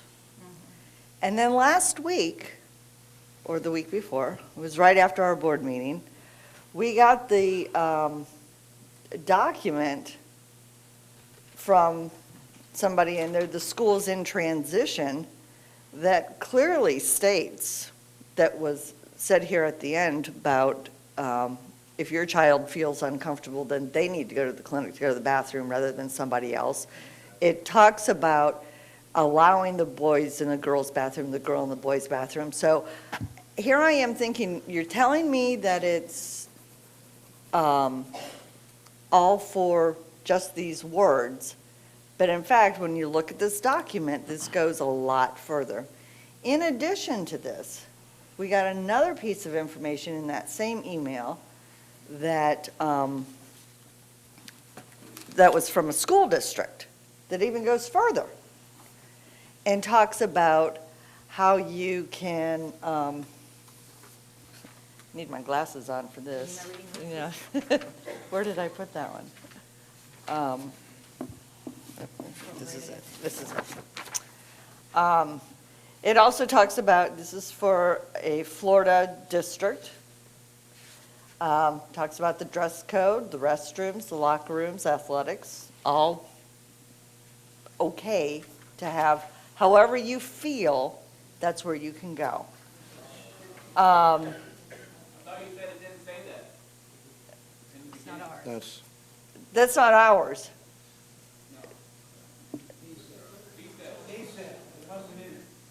This is an our policy. It was in another policy. Another district. Another district. It was, anyway. In addition, it goes a little bit further and says some ways to promote inclusiveness for the LGBTQ in curriculum. Then it goes into history. Then you discuss the rights, the activists, the political figures. For English and literature, you discuss the authors and artists. And then it talks about how you include this in K through 5 as discussion. So as I did my research on this, and usually when I come with a stack of paper like this, you know that I've done a lot of research. You did not, you were sent it. I didn't give you the copies of it. I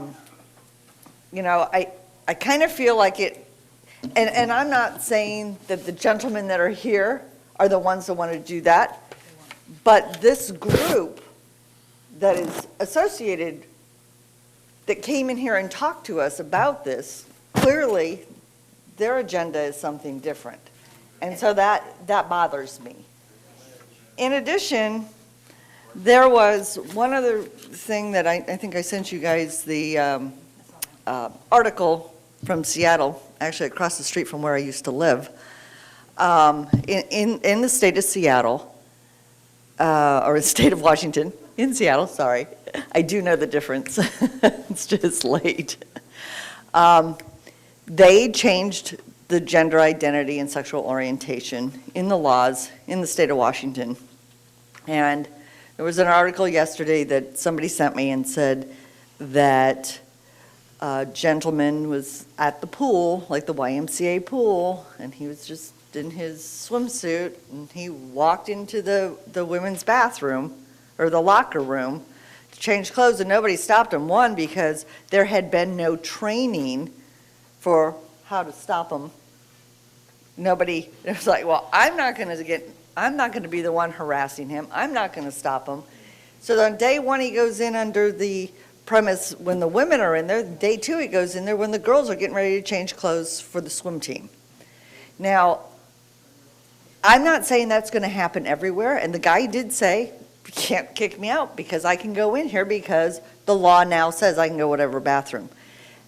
So for me to go forward on any of this, and I mentioned this before, I know nobody wants to do administrative procedures at the time that you do this policy, but we owe our students, our teachers, our administrators, and our parents exactly what this would look like and how it would be handled in our schools.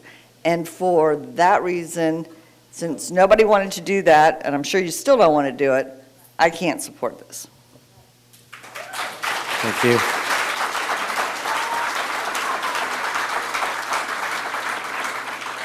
Mr. Craig? Okay, thank you. And I would like to add my thanks to everybody, especially everybody still here, because this is pretty rare. Oh, and you as well. But thank you again for your passion, your dedication to our children. It is refreshing to hear so many people get up and talk about what a great school system we have. Because many times we get the opposite, that we have issues, which we do, and we are continuing to try to fix those, and I think we're well on the path of doing that. But the bottom line is that I am still thrilled with the educational opportunities that this county provides to students, and they excel and exceed things that I have seen throughout the country in the many, many places I've lived. So again, thank you for your passion. I break it down, I try and take emotion out of stuff. Maybe it's my Navy background, because then that just throws a whole nother wrench in it. So I try and break it down into a practical or pragmatic look at what we have in front of us. And much of what I'll say is kind of been said, and I'll try and paraphrase it, because much of it was things that I brought up at the last meeting that I still never really got answers on.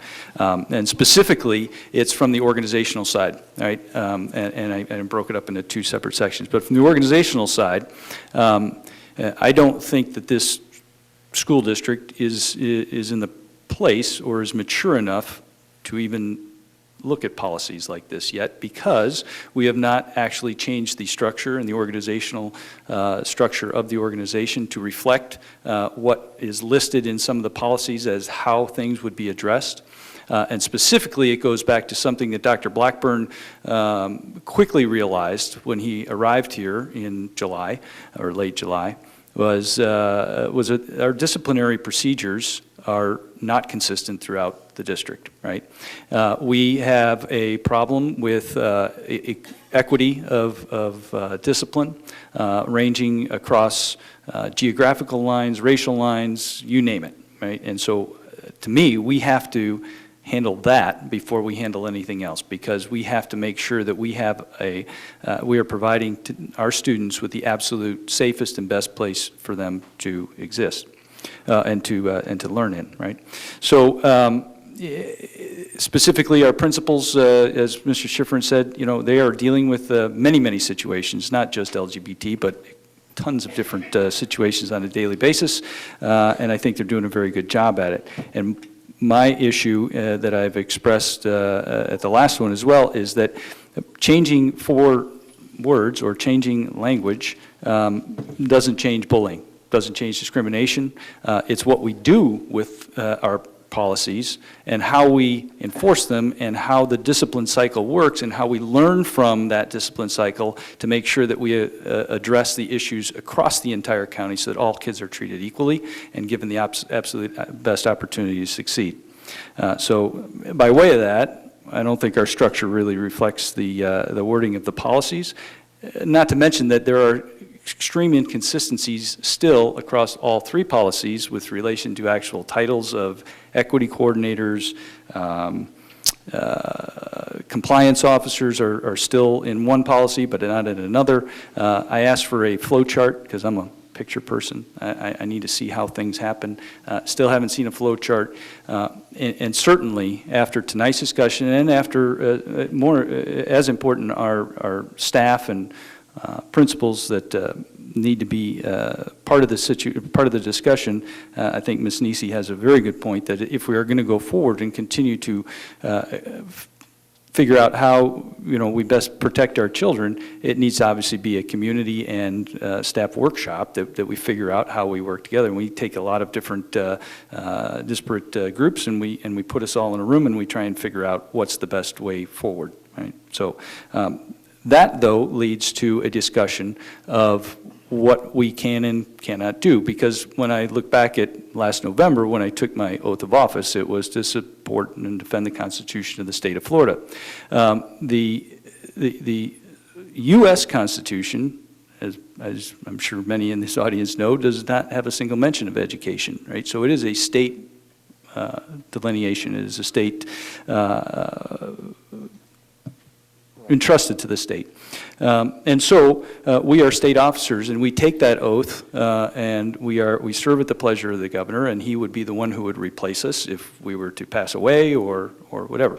And so I think it all goes back, then you have to obviously delve into the Florida Constitution and the Florida statutes to figure out exactly what you can and cannot do. And specifically, our Florida Constitution gives us specific definitions of what discrimination is. And so I know that there's some confusion about harassment versus discrimination. The Florida Constitution calls it discrimination. It's something that we need to make sure that we follow because they're the ones who set our rules. The Florida Civil Rights Act of 1992 specifically says that the freedoms from discrimination because of race, color, religion, sex, pregnancy, national origin, age, handicap, marital status, are the things that are protected. When I go to the enumerated powers of the school board, both in the general and the supplemental, nowhere does it give me or show me or tell me that I can amend the wording of that language. Specifically in the supplemental powers, it's very specific in that the district school board may exercise the following supplemental powers and duties as authorized by this code.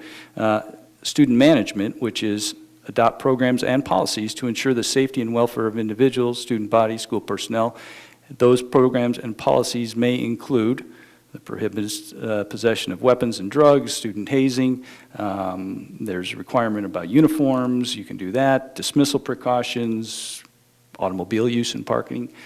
Nowhere does it say that I can change what the Civil Rights Act, the 1992 Civil Rights Act defines.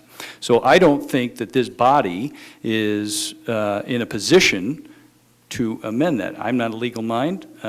That's why we have a Supreme Court. That's why we have a legislative body to tell us and give us those requirements and what it is we are supposed to follow when we take that oath of office. So those are my concerns. And I agree with you, Ms. Nisi. There needs to be a lot more discussion, because when you take something to go to a public hearing, that means that it is ready for signature. It is ready, and and that there is no holes, that everything's been looked at. I don't think we've done that.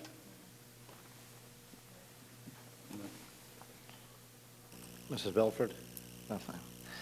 That leaves me. So let's see if I can't put my foot in my mouth. I'm very analytical about anything to do with this district, especially when it comes to the safety and security of children. And so there are a lot of questions to ask on both sides that probably will make both sides wonder where I stand on this.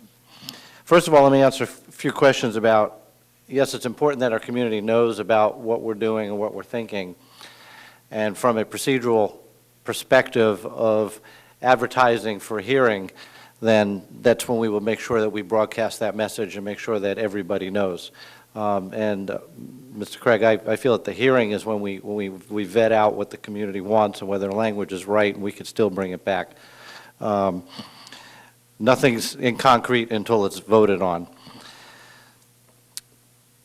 I liked what one of the speakers said, which I think was probably the most appropriate question asked here tonight. What is the problem we are trying to solve? Well, that may be a little different to each one of us, but in my perspective, the problem that I'm trying to solve is when I was a kid, like many of you, I was bullied, probably discriminated against in a couple areas, and I don't in any way, shape, or form, nor does I believe anybody else here support bullying. So it's to protect those who feel unsupported. And some people say, well, we don't feel that there's a problem there. Well, maybe that's because those that are not specifically supported are afraid to come forward and address their concerns about how they're being treated. I understand that the LGBT makes up somewhere between 1% and 2% of our community. With 72,000 kids, I suspect that there's probably a number of students in our midst that we're unaware of, that are our neighbors, our friends, maybe even our family, just by the near percentages that we know about. So to say that these feelings are not out there with that group, I think that's not the case. So how do we protect everybody? How do we do it in a way that's respectful to everybody? I absolutely do not support infringing on the rights of the many while respecting the rights of the one. I think I said it last time, I think Spock said it, is the needs of the many outweigh the needs of the one. And there needs to be a way to find that balance. So what is the problem we're trying to solve is how to protect all of our students. So I guess what we're looking for is solutions to that, ways to word policy if need be. And it's important that policy is well vetted out. We've had this before, and when I've said that if we make policy so complicated that it can't be followed, that's our fault. And so we need to be very careful about the policies that we set. I guess at this point in time, it's clear to me that we need to send this back to staff. I do hope everybody acknowledges that there's parts of this policy that needs to be cleaned up even without the controversial point. I heard two board members say workshop. Was that something the board would like to do, is get more information and bring this back as a workshop down the road? That's fine, but there needs to be a full representation of, it's not a workshop of just the five of us Sure. and the superintendent. I mean, it needs to be. It needs to have many more stakeholders in That's it, correct. including the administration, including students, both. And I want Mr. Bolin there from Orlando. I want, that's Okay, a well lot then, of legal evidence. Then we need everybody. Then Who's Dr. gonna be- Blackburn. All the stakeholders. Thank you. Dr. Blackburn, I'm hearing from the board that we want a workshop. Will you please get with board members and find out what components of that workshop need to be included and schedule for some date out in the future when we feel we have enough information? Mr. That's a possibility. Mr. Chair? Yes. So just to clarify, I think our workshop hopefully isn't truly about the policy, but how we best protect the kids, right? So How we solve the problem, exactly. How we solve the problem. Okay, let's not concentrate on policy. Let's make sure that we are identifying the specific problem and make sure that we are going for a solution to that. Right, Well, absolutely. then we need And- to identify what the problem is. And the community can help with that, and I definitely appreciated the fact that everybody who spoke is very concerned about the well-being of all of our students, and that was a common theme from everybody tonight, and I think we all do agree on that. Yes, ma'am. If I may, there are aspects of these policies that we have been advised that we need to amend. Correct. So I think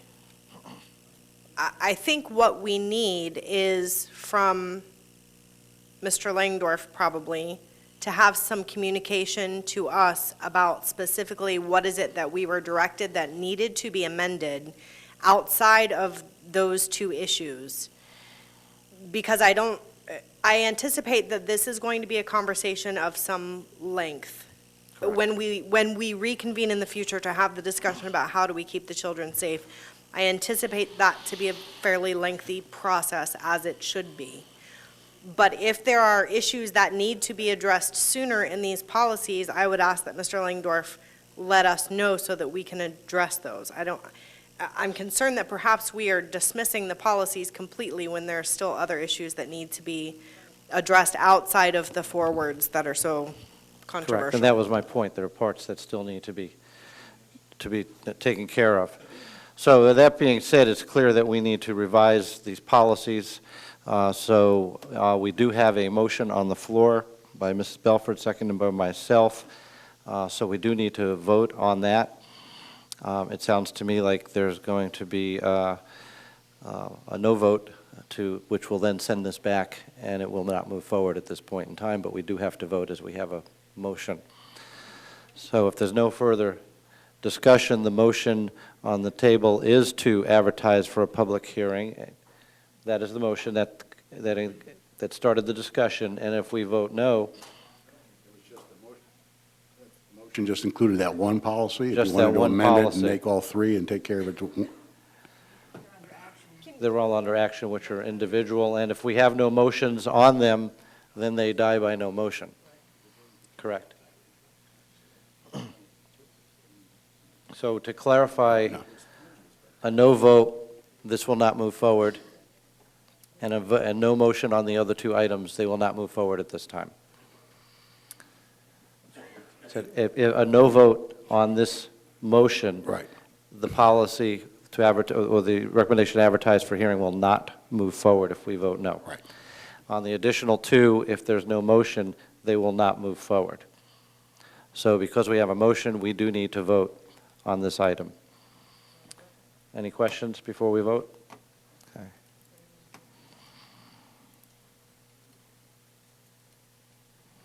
Okay, the motion does not pass.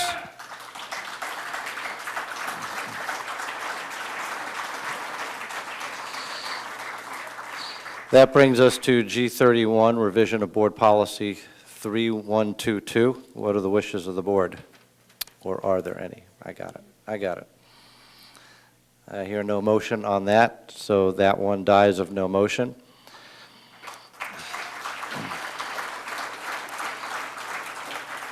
That brings us to G33, revisions of Board Policy 2260. Is there a motion to advertise for public hearing? Hearing no motion, that one dies and does not move forward.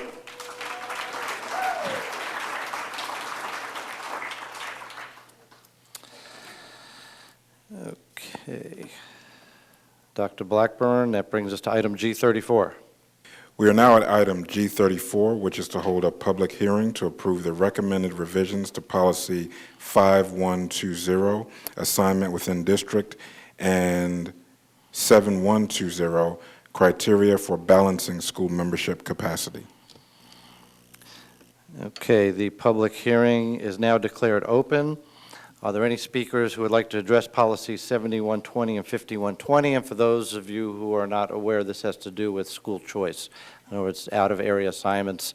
We just cleaned up those policies. They've gone through the same process. This is a hearing. If you would like to speak on either of these, you're welcome to step up and speak. Would anybody like to speak on policy 7120 and 5120? Step on up, Bob.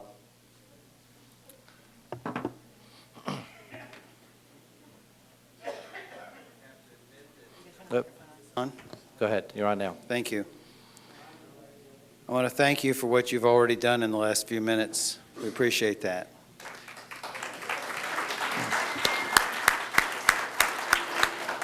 As far as school choice, I think there are some similarities in that we're trying to do what's best for everyone, not to do some policy that treats certain people differently. And so I'll just make the quick comment that we should provide the maximum support for the children that are looking for an alternative to a situation that they, for whatever reason, aren't very comfortable with, or whether it's a personality issue or just what's available. I think that we ought to do everything we can to accommodate people and let them go where they're going to get the best education and what works for them. Thank you. Thank you. Anybody else wish to speak? Hearing no more speakers, this now concludes the public hearing. What are the wishes of the board? Move to approve. Second. Moved by Mrs. Belford, second by Mr. Craig. Any further discussion? Hearing no discussion, please vote.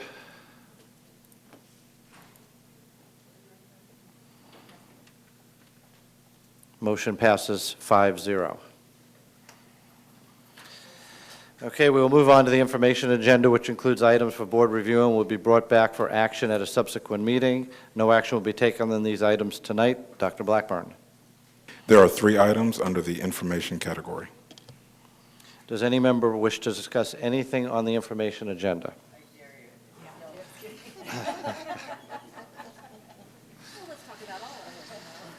Okay, seeing no discussion on information items, are there any staff reports? I don't see any. We are now at board member reports and discussion points. In addition to discussion points, I request board members please include any information requests to be placed on board-assigned tasks during this time as well. Mr. Craig, you asked to discuss the smoking tobacco policy. Would you like to discuss that at this time? Mr. Chair, can you respectfully request that you move that to the next agenda? Thank you, sir. That will be moved to our next agenda as it is a little bit past some of our bedtimes. Any board members wish to give a board report? I dare you. She dares you. I'm not even. Okay, I guess everybody wants to get out of here. Dr. Blackburn, do you have anything to add at this time? You've been very quiet tonight, sir. Yeah, okay. All right. There being no further business, this meeting is now adjourned.